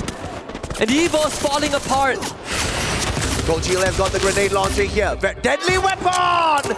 And with the tag team of Rasya, 2 players down on the ground. Kochil needs to go for the continuous shutdown. And Rasya will give the backup that his brothers terribly need. And the big brothers will smile as their kid, straight off the block, the Wonder Kid himself makes a huge play. Rasya! Again! And the Wonder Kid continues to deliver. And he bails out the team as they take the launch pad deeper into the safe zone, away from the blue. Wasana left reeling once more, and this time in an even worse spot. But the next contender arrives. Dragon Esports in front of EVOS, and Dragons is so close to 80 points. Oh yeah. Unbelievable, Saudi Arabia, unbelievable. Out of the EMEA region, Dragons Esports with just pure survival gameplay. They've lived out here in the deserts long enough. They know their way around. There's no more vending machines, and that's what's going to sting for EVOS. They will play with 3 members for the rest of the round. For Buriram. And Buriram gets eliminated. No champion rush for them, sadly. Just not enough points. Lost against Vitality. At least one of them will fall short at the end of this loss. Will take offense. Vitality holding in the building across them. And Lost clearing out the compound. Nando 9 started off. Kyung gets knocked down, but no confirmation yet. The glue wall is just enough. FGL through the glue wall. Riptide with the committer. Interception. As Vitality keeps on holding. Wonderful nade into the trailer once again. Vitality pops the Steffi. Tad bit too late. But that will slow Lost down a tad bit. Nando 9, Riptide Rhythm to the back as AGAL now comes in as the next contender, looking to make Lost after break. Valiant dash by Rigby, F590, and Rahone with the backup. Lost making quick work of the Thai squad. And Rigby resets his Tatsuya cooldown from that knock. We talk about the nerf. People go for Oscar, but in times of need, that Rebel Rush could make the difference. And AGAL left with Cypher. Left to pick up the pieces, and he falls apart. Lost keeps that run running. But for AGAL, this could be it. There might not be another chance. EVOS is out too. Vitality smiling at this point of time. So much of resources used up here by Lost just to fight AGAL off. And now, look at Raul, they move on in together with Rick BM 590 in their hands. They want a big fight, but A124 bombed as well. And Vitality has no way out. It's a firing squad. General down on the ground. Is this worth it for Lost? They have no choice. And they make it out of there with the skin of the teeth. General. Riptide Rhythm, round A, down you go as well. Dragons of all teams are saving it for Southeast Asia as they take those big shots up against the Brazilian squad. Only Pain and Dragon Esports. Actually, Pain Dragon and Falcons can stop the trophy from being lifted. Wow. They gotta stop RRQ. They have to stop Lost. And with Lost out, it's only RRQ left. We might go to a game 10. It might come down to the wire. Unless RRQ pulls off a miracle run here. It's the final circle. Repositioning towards the back end where it's all clear. But Lady Luck not on their side. Oh my pulling away the goodness. circle. Dragons Esports down. And now the circle with Falcons who are on fire literally. Pina finding Kiba. Big knockdown coming on through. Dudes with the Groza Ma'al looking for that snipe, and the glue wall melters taking down their defenses. M590 courtesy of Ma'al, but Pina strikes once again. The sniper went in too early. And Limit finds another knock. I think it has happened. Falcons stop the end game. 20 eliminations. You wanted a miracle, and Team Falcons delivered it at the 11th hour in front of a home crowd. 32 points. And Falcons now joins the ranks of teams who can take it all home and get that two-peat in front of a Saudi crowd in their nest. From nowhere close to now, one round away from being your back-to-back Free Fire Esports World Cup champions, Falcons. Unbelievable run. And what is more unbelievable is that on this world stage, 5 teams had activated the champion rush condition and none of them could bring it to an end. The script keeps getting better. It was Falcons who stopped an Indonesian team. They did it last year against EVOS. Now they did it against RRQ. You see how shattered Ma'al must have felt. They had the win. It was a 4v3. And guess who pulled through? Pina. Once more. One of the latest additions for Team Falcons. Oh yeah, man. To send them into match point. Incredible. 6 teams, half the squads, half the grand finalists can take it all home, and still we don't know if we will be looking at a Booyah win or a cumulative point. Is this where it ends for Indonesia when they've come so close? Not just with one team like EVOS last year, but with all 3 representatives. My question is, did Dragons get the 12 points? I don't know. They got 15! Dragons got 15. Dragons is in the champion rush condition as well. We're going to take a quick short break. When we come back, match number 10 out of possible 10 here at the Esports World Cup for Free Fire. Triple kill.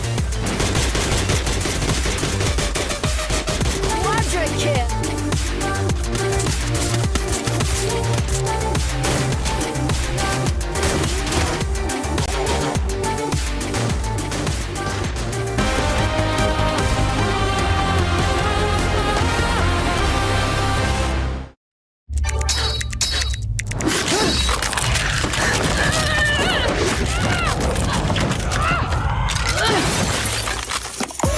Reach your impossible, Lenovo Legion.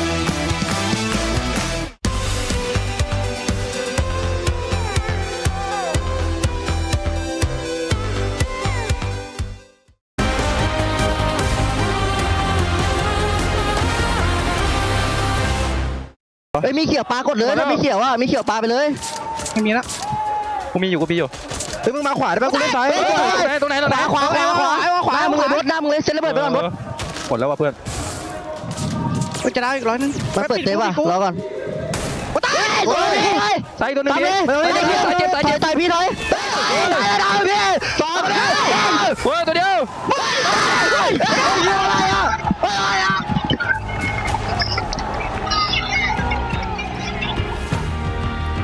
This is the grand final that keeps on giving, and we have made it to game number 10. This is the match to decide who will be our champion, and we have 2 conditions that could be met here. 1, a team that has 80 points, nabbing the Booyah here, will crown them champion. Alternatively, if a non-qualifying team secures the Booyah, then the team with the most points will be crowned champion. It's a tense moment here on the panel because we honestly do not know what to expect for this final map. We thought we knew what the results were going to be for that map, but look at the leaderboard. I'm seeing Gideon, his jaw is on the ground. Neptune's still trying to get his formula working because it's broken after that last round.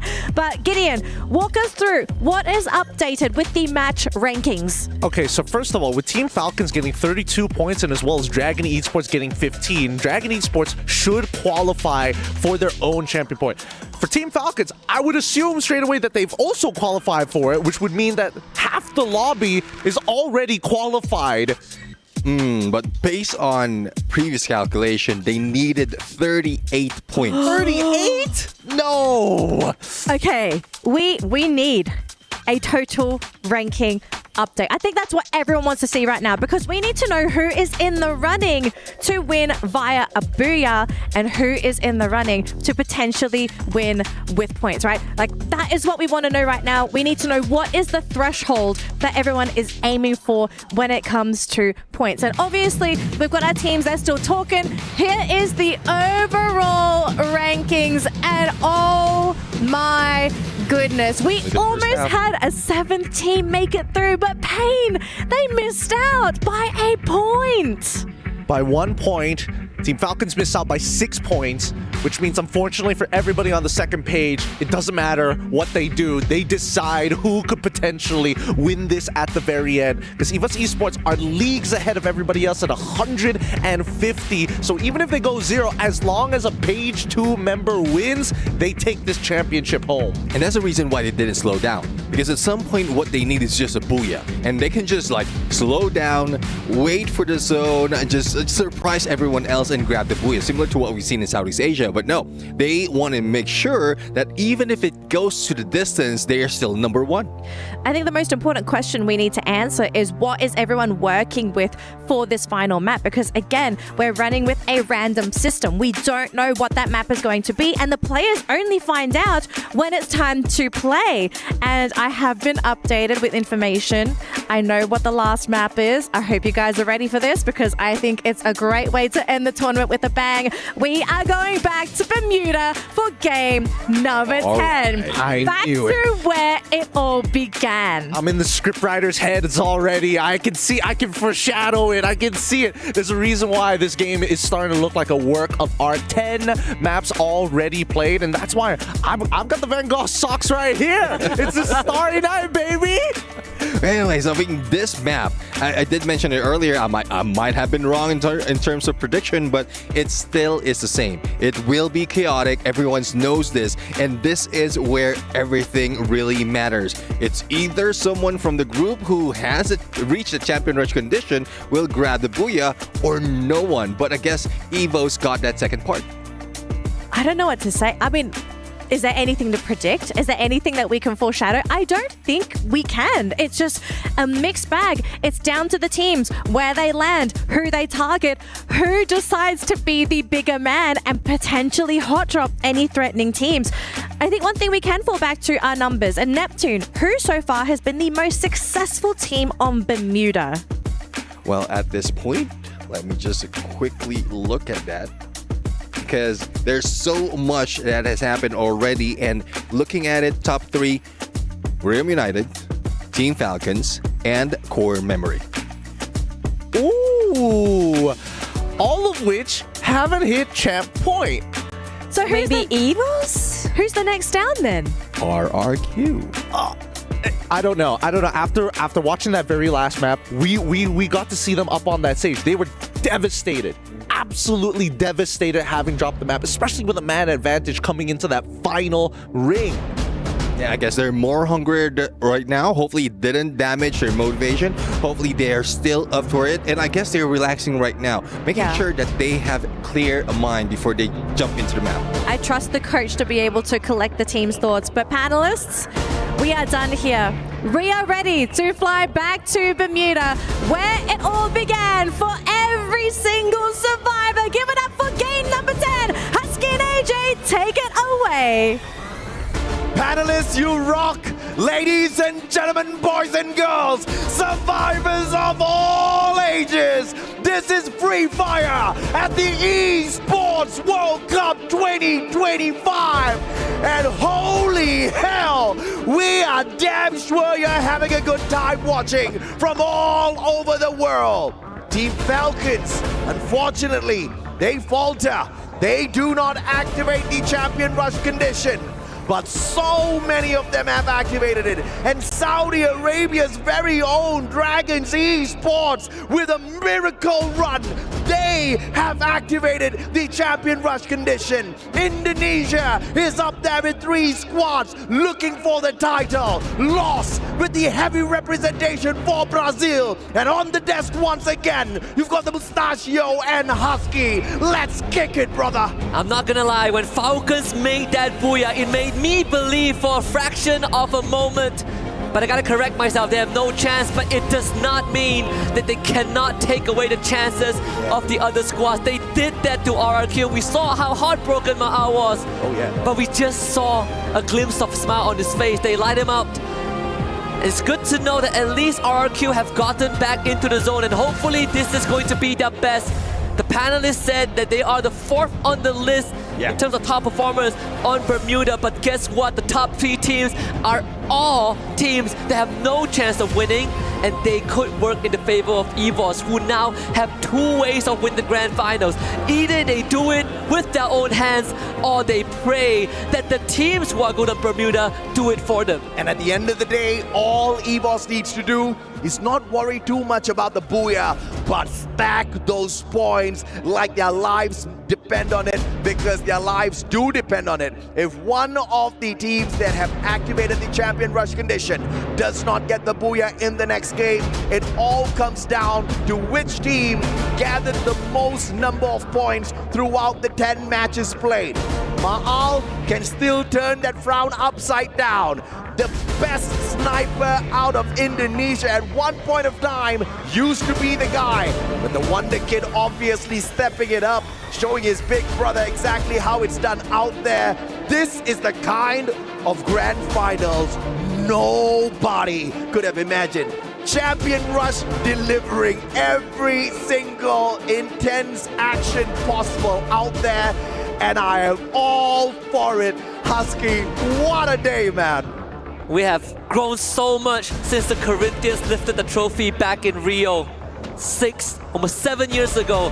And since then, every single trophy lift has been a lot more intense, a lot more closer. And every single grand finals, it somehow keeps on getting better. I don't know how these teams do it. I don't know if it's because of the meta or the new format, but the fact that it keeps on getting better and closer, the odds keeps getting higher, is what makes this so sweet, so precious at the end of the day. I think for RRQ, again, there's a chance to wipe those tears off. Yeah, man, yeah. Same for EVOS. They've come this far, and now this is truly the final stop. There's no more do-overs. EVOS, they had 5 chances. That's 4 more chances compared to last year. It could not have gotten any closer than this. The MVP of the FFWS Global Finals. Big smile blasted on his face, Bob's chance of becoming champion here in Riyadh, Saudi Arabia. Non-existent for Falcons, just as it is for them. But who Who do they hunt? Which team's party do they spoil? Fluxo's not out of the race just yet. They can definitely smile a little wider. It all depends on some heated rivalry out there that has not been settled just yet. And I dare say, I think, of course, the prize pool matters. Of course, you want the biggest slice of the cake.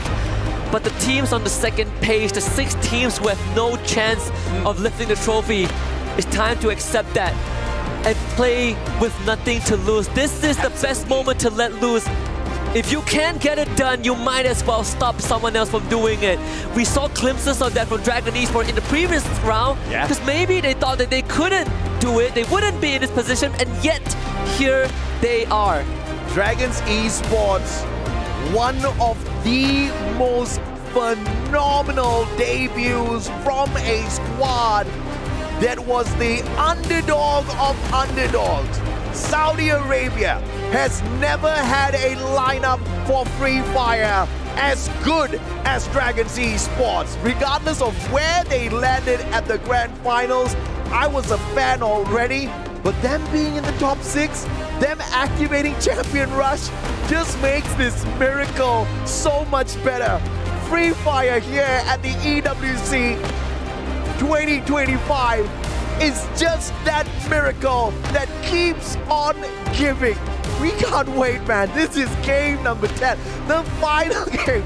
And we talked about this so many times in the past as well. Oh yeah. Can you imagine Champion Rush? We actually go through a competition where we go through 10 games and reach to the very final bitter end for some.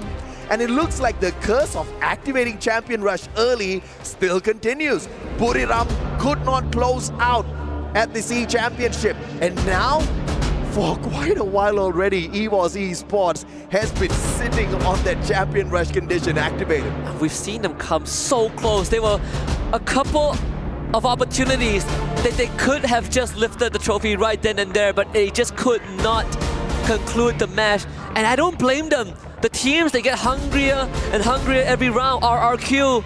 First it was AGL, and then it was RRQ, and then Lost showed up, and then Vitality. Vitality stopped them, and then Falcons stopped RRQ. It's a food chain, it's a cycle that keeps on going, and there's no end to it.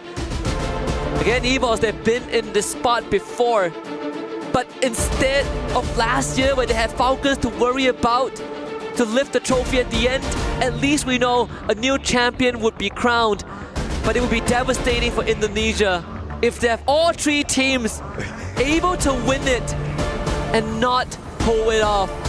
And the only way for that to happen is for either Lost, Dragon, or AGAL getting a booyah. Hey, you know what? FFWS Southeast Asia 2025 Spring Battle Royale. The last team to activate Champion Rush condition walked away with the championship. Here at Free Fire at EWC 25, the last team to activate the Champion Rush condition, Dragons Esports. Are we flirting miracles with luck? This day has been a day of miracles, Husky. It has been. I remember when Team Falcons, quote-unquote, saved Dragon Esports from elimination by denying a booyah from Vision System in the last day of knockouts. The Arabian casters, they shed a tear or two for Dragon Esports. Oh yeah. This has never happened. And yet they're here. I know for a fact, or at least a lot of us know for a fact, deep down in our hearts, Dragon Esports is not the team to win. But I don't know what to believe anymore. I'm willing to believe that this could be it. This is the tallest mountain. This is it, Husky. You know, crazier things have happened in the past, but not one as eventful, as dragged out as this insanity that we see ahead of us right here, right now. In a few seconds, we are about to kick off one of the most decent flight paths that you would have ever seen on this map of Bermuda. And one of the conditions that you did bring up before we came back from the break was, this is the map where Buriram shines the brightest. What if we still don't have one of those who have activated the Champion Rush condition walking away with the booyah? What if Buriram makes this phenomenal comeback at the end just to smile a little bit. They would have a good ending, at least to their own run on Bermuda, right? Yeah. Starting it off with a win and ending it with a win, but at the end of the day, they're just a Robin Hood, a side character to what's gonna push EVOS onto the podium. But this drop is everything. EVOS taking Plantation and Catalystewa, core memory to the north. AGAL playing it safe as Sentosa like they always do. RRQ taking Rimnam, peak for BRU. And Falcons with Vitality around the same area. This is peak free fire action. The very first circle is pointing us towards the final circle, dragging all the teams somewhere around mill, which means the early rotations are going to be key, and that gives advantage to the teams like Buriram as well as R7. Pain barely needs to move around. Even when I am looking at the radar, this is madness from RRQ. Yep. And EVOS too. Especially EVOS, I think they're taking the challenge straight to core memory. That works out, they take control of Shipyard. The northern side of the map opens up for EVOS, and that's going to set them up for success in the future 5 minutes. Because Limit gets knocked out, Vitality springs into action. And your reigning champions, Falcons, having no chance whatsoever at the title, regardless of how they perform in this final game. Unbelievable. Massive game that they hit earlier still wasn't enough to activate the champion rush condition. Just one of those teams that woke up a little bit too late, but Bina! What a 180! But the backup was not too far away. Max 7 to his back. And Falcons, 2 players down so early in the game. Ironically, they needed another 40 bomb to be on the list, but this time it wasn't possible. There's just not enough bodies. And the quality of the competition this time round, man. Yes, this is improved. I mean, and how equal the playing field is, all thanks to the interference of the devs. Yeah. Nerfing those active skills that deserve to be nerfed, but EVOS Double kill. losing players that should not be lost. And once more, Rasia left alone, but no vending machines. They took a risk. They paid such a hefty price. Rasia can head back to Plantation to bring his teammates back, but we've seen this last year. They start the final round to the worst possible start. It's all in the hands of the guy, of this kid who has never been in this spot. Core memory is looking for it. Vitality is nearby. Rasia needs to get further away. Bima Sakti Strip is the next best stop. And thankfully, he has a vehicle to get him there. He uses his binoculars on the way into Bima Sakti Strip as well. Rasia should be able to pick up decent number of coins here to bring at least 2 of his brothers back in before he goes in for the final revival. Bima Sakti does have a vending machine. As I say that, Coach Shield purchased right back. This kid, one of the fastest players out there. That's exactly how you hit the revive when you get to the vending machine. We saw a little bit of a blooper in the knockout stage. Dragon's taking a little too long. They probably didn't really expect to get this far, but what a performance from the Saudi Arabian squad. For Dragons to activate Champion Rush faster than, in fact, the Falcons, Fluxo, Buriram, R7, Core Memory, Pain Gaming.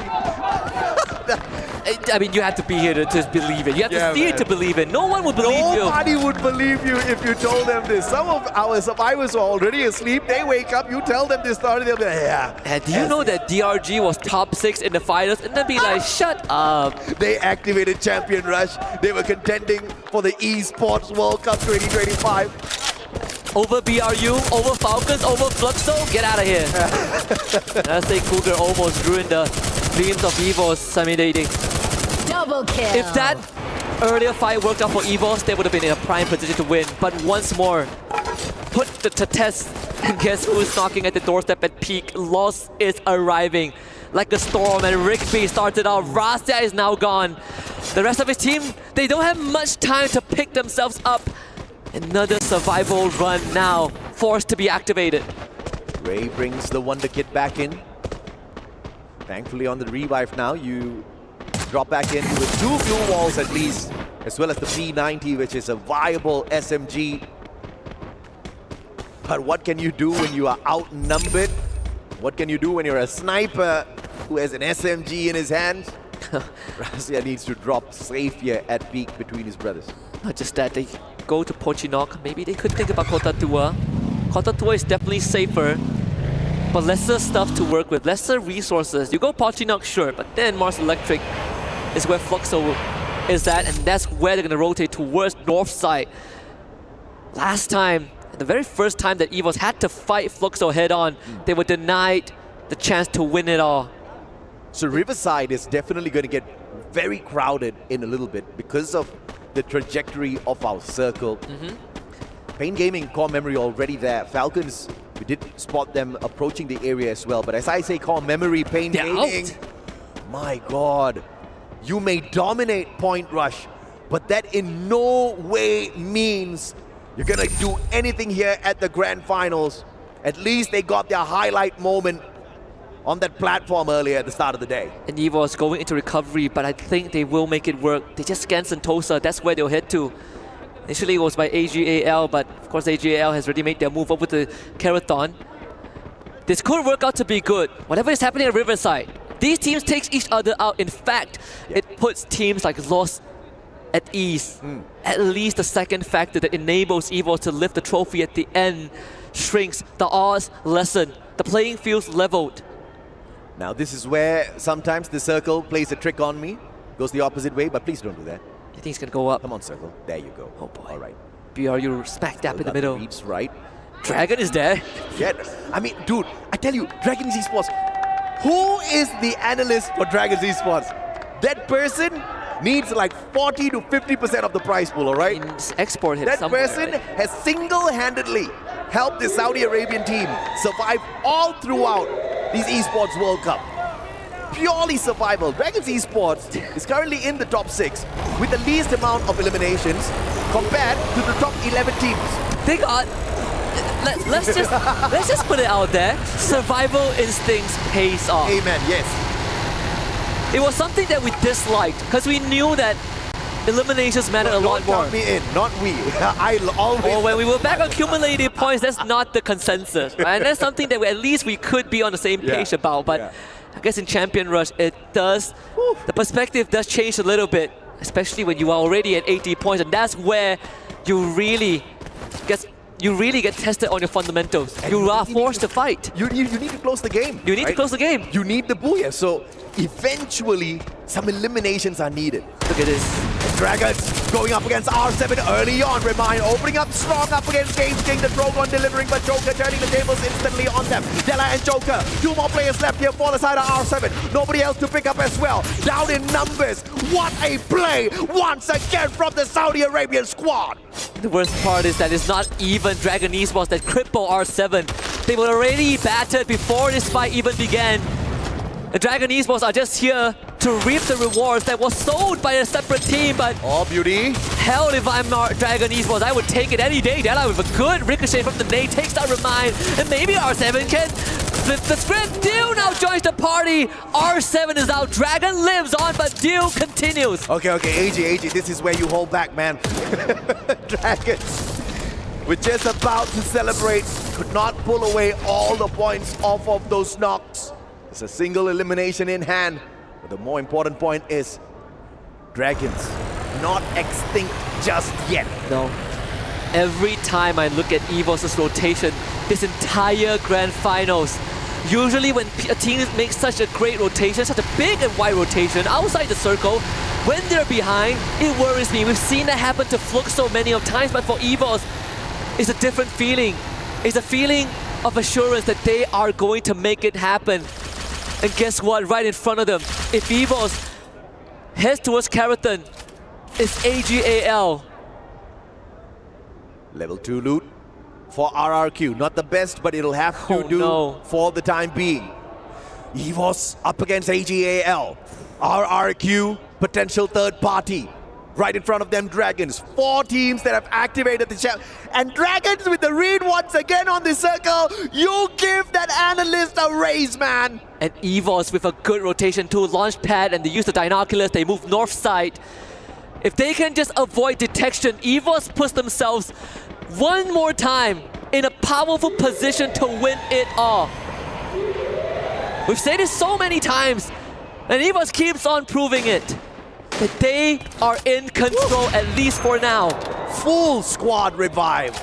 Unbelievable. Everybody tortured. But it's all about the recovery play. But we have to acknowledge EVOS cannot sustain battles out there at this point of time. They need one clean team fight, and they need to loot up their team, and they need to pray to God that team has decent loot on them by the time they take them down, or else it's gonna end pretty early for them. RRQ is going to take on AJAL2. EVOS was scanned now, I would like to believe, by Falcons. But the dream will end for one of these teams here. The name on top of the roof doesn't really connect with RRQ just yet. AJAL playing with the building. But the RRQ DNA, when it comes online, they will be in your face. The Oscar Belendash, Ma'al, from shedding tears to tearing AJAL apart. Baros, he's left alive, but RRQ have just done the unthinkable. They shattered the dreams of Deal once more and put themselves one step closer to glory. The recovery play from the sniper that unfortunately went in for the push a tad bit too early. But now, contender number 2, Fluxo, a tad bit late to the party. We asked exactly who can they mess with. Do they mess with the Indonesians right here, right now? Bob's leading the fray. RGS 50 has got the S39 in hand as well. A double launch set up. Bob gets 2 for the price of 1. RGS pulled out once again. And that's a wipe for Fluxo! And you can hear the hearts of RRQ fans break into a million pieces off of that intervention. Fluxo extinguished the flames of the Kings of Kings right as they were about to step up to the occasion. And what does this mean? EVOS gets freed up. Lost now next on the chopping block. Give me more, Brazil! Give me more! What an unthinkable lineup of events back-to-back. Pain Gaming though. Under the bridge like trolls, wiped out. Lost versus Buriram. One has the high ground. One's right down below. Taking the spot of their Brazilian brothers, Pain Gaming. EVOS with the mad rotation. Everybody's playing a troll at this point. Vitality knows where they are. They share the same freeway as Fluxo, but BRU is there. We got 4 teams that can win it all, but BRU is on a tear. Falcons is still around. Fluxo just got a big team fight win. 4 teams have activated the champion rush condition, still alive. EVOS does not have a lot of loot. Loss just doesn't seem to be threatening just yet, and they have got Buriram to deal with. We have that high ground advantage before they can think about anything else. And this circle, this day, this game just keeps on giving. Dragons need to get in though. Jump pad, Buriram spotting out the opportunity, looking for 4 extra points, and the time turner landing. Again, brilliance. But the Riptide Rhythm, glue wall melter response from the Saudi Arabians, but Seamox gets sprayed down. MD7 with a mad spray on the AWM. They tried, but I think this is where it all ends. Fluxo once more delivers. BRU now puts them in the crosshair, and Fluxo is going to be the next to get eliminated. If pushes in, doesn't get it together. It's him and Bobs, but BRU springs into life. EVOS down under the bridge. Falcons know where they are, but no one could touch them. Circle in favor of Vitality. He who laughs last, laughs the loudest, and Buriram shutting down 2 Brazilian squad back to back, making sure they don't stand a chance for the Booyah.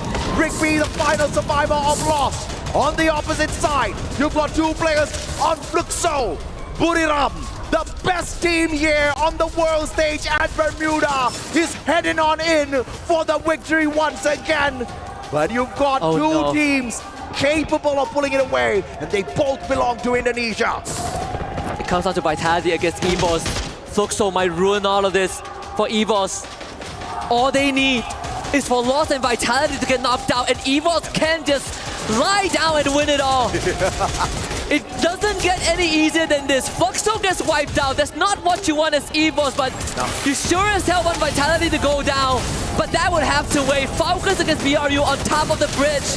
Can Falcons play the spoiler as well? Yes, they can, says Spina. The newest addition to the squad gets the first strike and the second as well. Get high down on the ground. Limit now with the backstab and 590 working perfectly. Jonah out of nowhere throwing in his towel as well. Oh no! Fortunately for Buriram, this is where it all goes down. He was up against Vitality on the other hand. Is not looking good at all. This is the most important fight. It ends under the bridge. Riptide Rhythm. Oh, too early. Barely missing. Lost Rigby. Who do you choose to punish? Who do you make a martyr out of? Koju dangerously up on the bridge. Ina might just end it and Koja connects. Evo's so exposed. Falcons can ruin it. And Vitality, they just need to win this, but Falcons being alive means that Vitality cannot breathe just yet. The relief is not yet there. EVOS survives longer. Unbelievable. Falcons! What we are seeing in front of us here right now. Oh, Monster Truck fails. Vice and Russia going for the spray down. EVOS, all their players back up on their feet. Vitality did not manage to put all of their players down and out of it just yet. Ray bleeding out, but the instant picked up thanks to Diva. Aim God pushing on forth once again. It's all about the action now out of the open. And this is the championship fight. Ray takes down Vice and Gears. Aim God delivers second in a row. Falcons still have one more guy left. Someone can still be made a sacrifice. The scapegoat to it, but EVOS, they're not gonna wait. Final rush. Fires back up for the third time, but EVOS, they can smell it. The victory is damn at Vitality. EVOS right in front of them. Here comes the nade. They've been out by the circle. First nade, Ray, triple. The first team to activate Champion Rush. And the team to end it, Russia with the final elimination. The Wonder Kid gets the job done.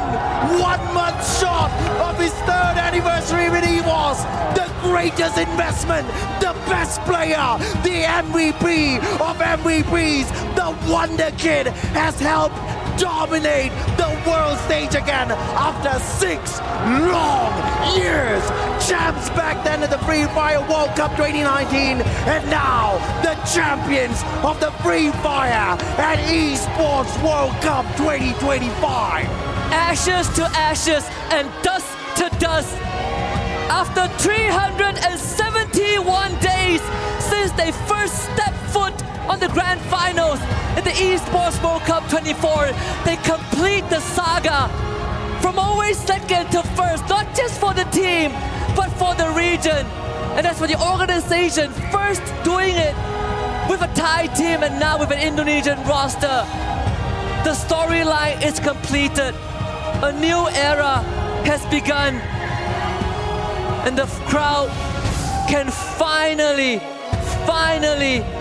cheer for Indonesia as a collective. And the journey for this 16-year-old kid who has been bleeding Free Fire for so many years now.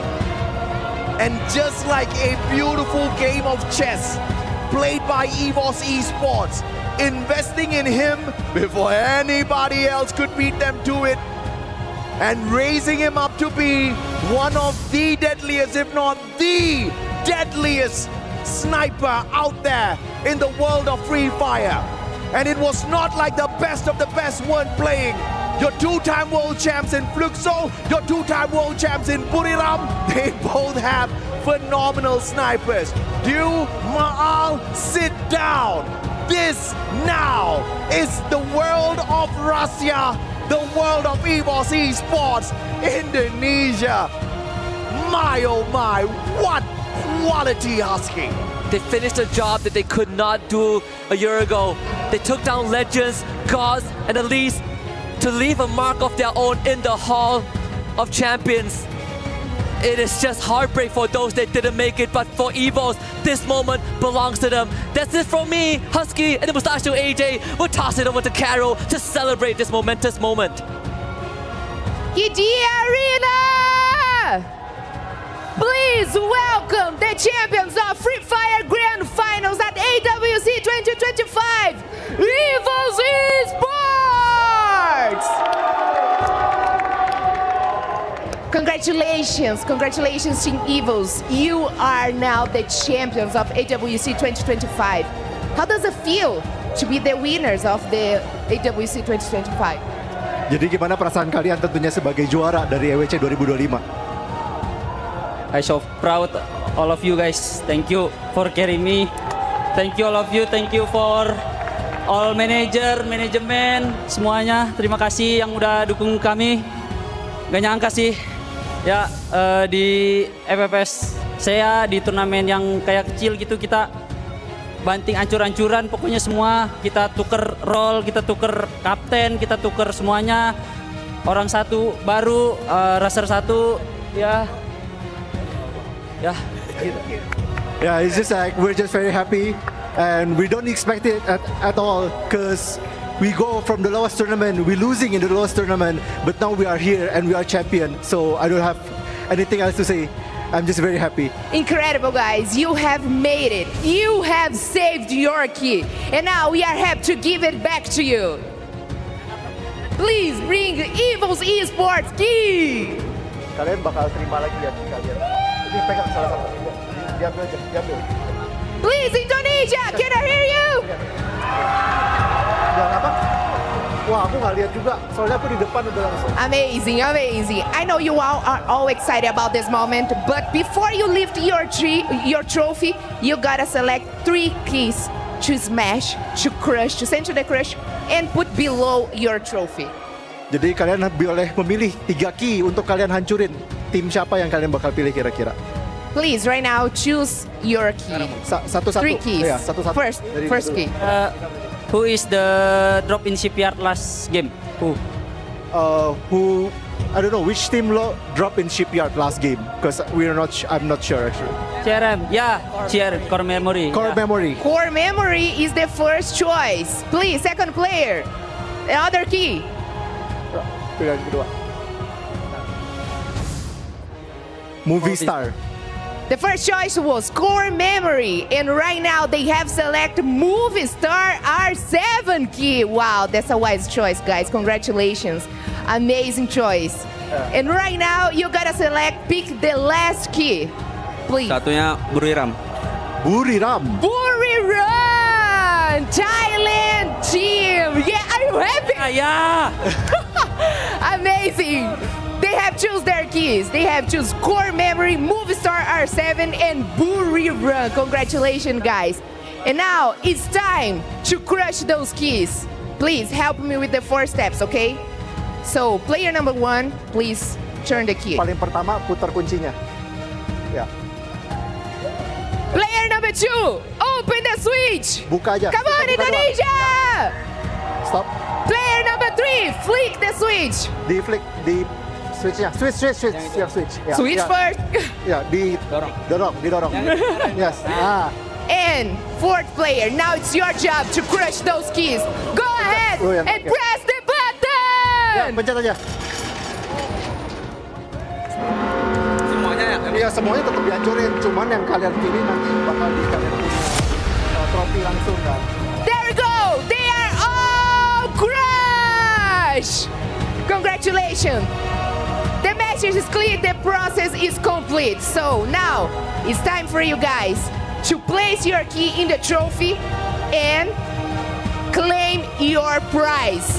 So please walk to the trophy, place your key, and claim your trophy. Claim your prize right now.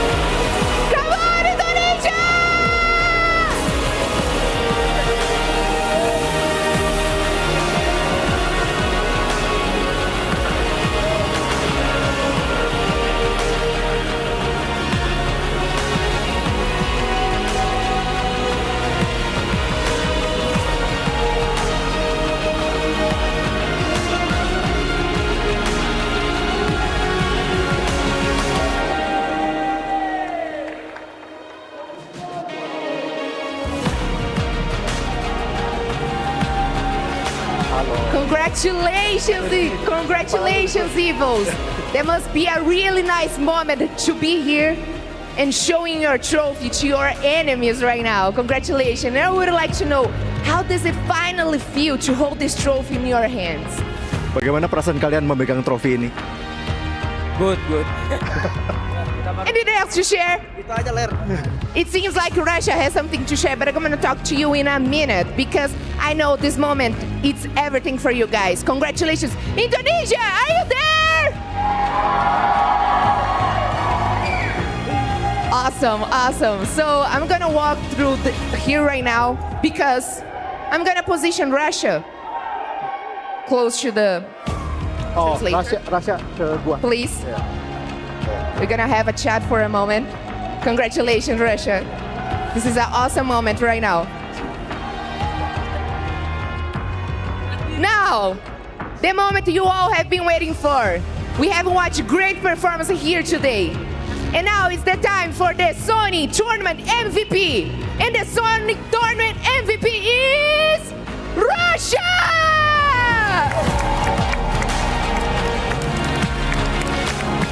Congratulations, this is your moment, and now you will receive your one and only key. Please bring Russia's key. Oh, is there a lot to hold? Congratulations, Russia. And not only this key, you also are gonna receive $10,000. Give it up for your MVP, Russia! Amazing. So this is a symbol of your incredible performance here. Congratulations, Russia. And how does it feel to be named the Sony MVP of the tournament here at the Esports World Cup 2025? Bagaimana perasaan Russia sebagai MVP dari EWC 2025? I don't know, I can believe this day. You know, as the youngest player in EWC, I will, of course, I will try my best to be champion. And yeah, Alhamdulillah, I got this champion. And that I am the true wonder kid. Wow, I love that. For sure, you're the king of the game right now. Today, it's your day, and it's Evil's Esports Day. For us to close our interview in this moment, so you guys can all cheer up, I would like to know if you have a message to send to all the Indonesia's fans, to your family, to your friends, to all the fans out there. Terima kasih buat EVOS Fam yang ada di sana yang udah dukung kita dan yang lagi nonton. Terima kasih juga untuk keluargaku yang sudah mendukungku dan ya piala ini juga buat kalian semua, guys. First of all, thank you for EVOS fans who are here supporting us, and whoever EVOS fans that watching on the TV, they also supporting us until now, and especially my family, they are also part of the winning championship. Ini dari Allah juga. And it's also from God. Thank you, I love that. Once again, congratulations, Evils. You guys are the champions of EWC 2025.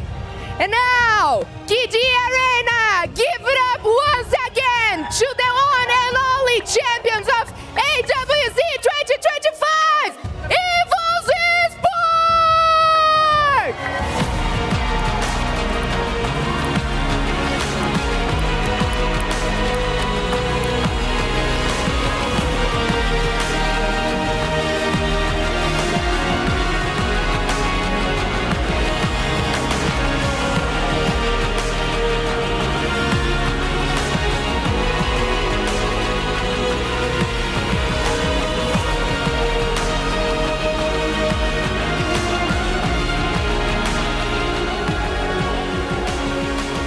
Last year, EVOS could only dream of this moment as Team Falcons swiped it away in that final match. But EVOS, the dream has finally come alive as they hold up the trophy and claim the title in 2025. And they truly have deserved it.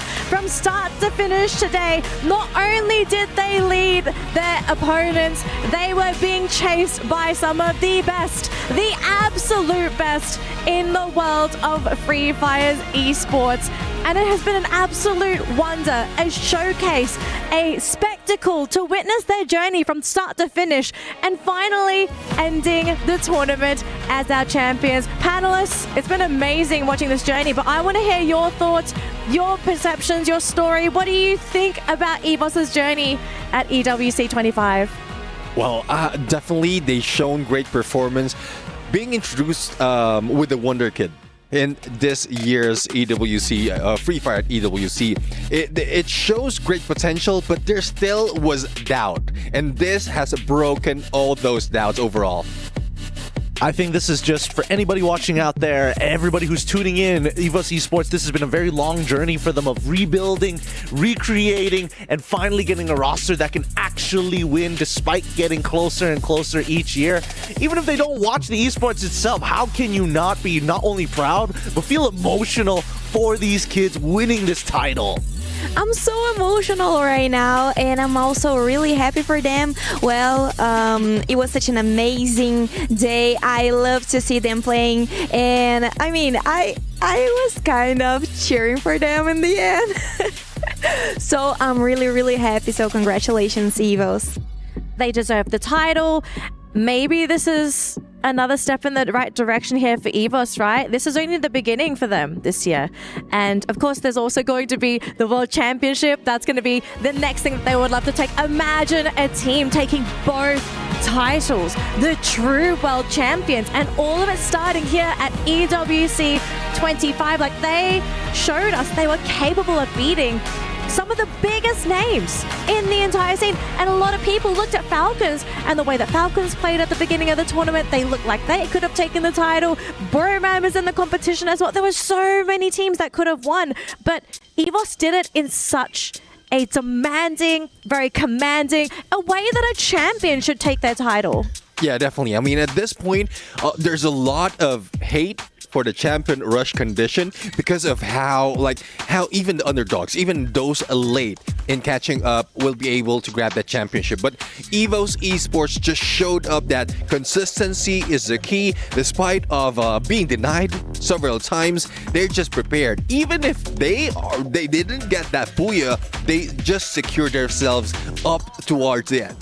But let's not forget about the competitors here. Even though they are having the best moment of their lives, this is just the starting point, and honestly some of the worst moments for Team Vitality in particular. You're after everything that they put you through, at the end, it just comes down to a single Clash squad. Oh, it's heartbreaking to watch. You could see them, they were destroyed.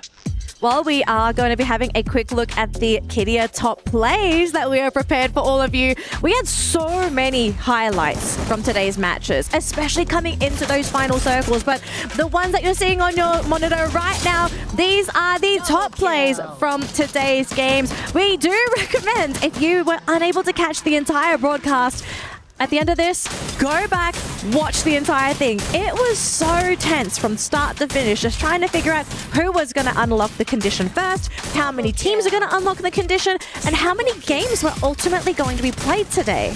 Yeah, exactly. I mean, it's the number of teams that's being taken down, the anticipation that whether they will be unlocking the champion rush condition or not, or will they be the ones grabbing the next booyah after achieving that champion rush condition. That's what brings excitement, especially for tonight. I'm telling you, $1 million idea, anime series, we need it now. We need it now. The story's already painted, the script is here, and it's just so free. We got to get on it right away. Or you can watch it for free if you go back and watch the entire broadcast. I mean, Raja, I want to hear your favorite moment at EWC this year. Like, what do you think really made the event stand out?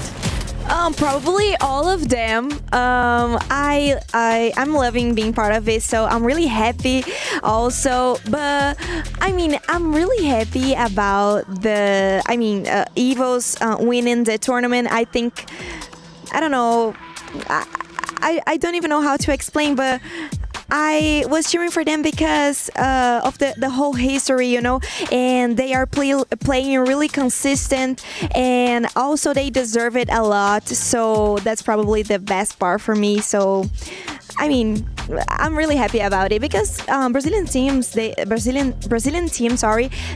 also, I mean, didn't play that much Loss actually did such an amazing job, but well, I think it was the time from EVOS, and that kind of explains a lot. And it's also going to be preparation for these teams once they do play the new format in their region. So they do have a bit of an advantage. But you know who else had an advantage? Russia, who was our Sony MVP of the tournament.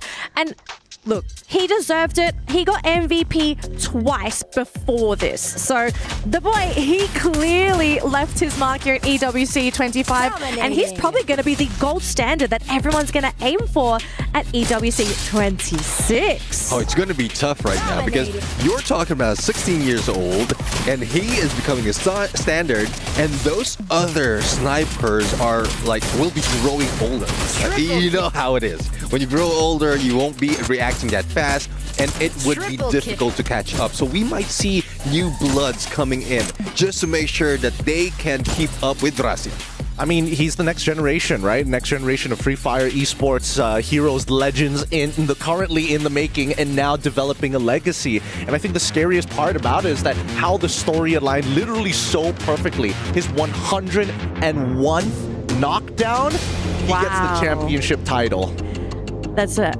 I mean, there's just so much. I'm your fan. Rossi, I'm your fan. Please teach me how to play like this. I think I need a lot of us how to play this game. So you're not the only one, Raja. But we do have EVOS heading their way to the trophy. We need to do their award ceremony. They need to be given their dues because they have worked hard to earn this title. And so they're making their way to the trophy ceremony. I mean, you can see the smile, the happiness. They also have people waiting for them as well. I can't imagine how the players are feeling. We can see it, but I don't think anybody can feel that level of happiness, that achievement of being an EWC 25 champion. Yeah, I'm pretty sure like after game they have felt it, but they haven't realized like the impact. Shock. Yes, it's a shock, the excitement, because they know that that's the only thing that they're waiting for. But the impact of this win, it would be great. I mean, Raza is already big, but I guess after this, he'll still be bigger, but not yet in height because he's still 16 years old, but you know what I mean. He's got time to grow. But also just the raw exhaustion here as they're looking to put their frame in the totem to create that legacy, right? The weight of all of their struggles also in the weight of their trophy. Now, we are going to be doing our ceremony here. We have a VIP. We have Mike McCabe, COO of the Esports World Cup Foundation, helping to give the award to EVOS. This is such a momentous occasion. The fact that they are being given the award, they're finally realizing it, right? The moment is actually happening because this was supposed to be them last year. Just seconds, moments, points away that they lost this moment. But now in 2025, EVOS are going to be able to solidify their legacy at the Esports World Cup and set their key with other champions. Lined up to be part of the greats, turning things around. EVOS Esports names engraved in that totem forever for the next EWC and for everybody else to remember. Yeah, definitely. I mean, this is a record. This is something that EVOS Esports has been waiting for since last year. That disappointment that we've seen from them has now been erased. It's all joy, it's all pride, and I guess there's a lot more that will be seen from them, especially for the next season in the regional qualifiers as well as the World Series. I think we also have to think, you know, if EWC comes back next year, for EVOS, they now have a title they must defend. Imagine the pressure, the stress, the preparations you have to already set forward to defend that title. I mean, it's a completely different experience when you are chasing that key, but now they finally have it and it's now time to defend it from our other teams. But EVOS, congratulations on your title. What a way to end EWC 25 for Free Fire. Thank you to all of our amazing viewers, my panelists, our casters, everybody here for making this moment happen. But that's going to be it for Free Fire at the Esports World Cup 25. We'll see you all next time. See you, survivors.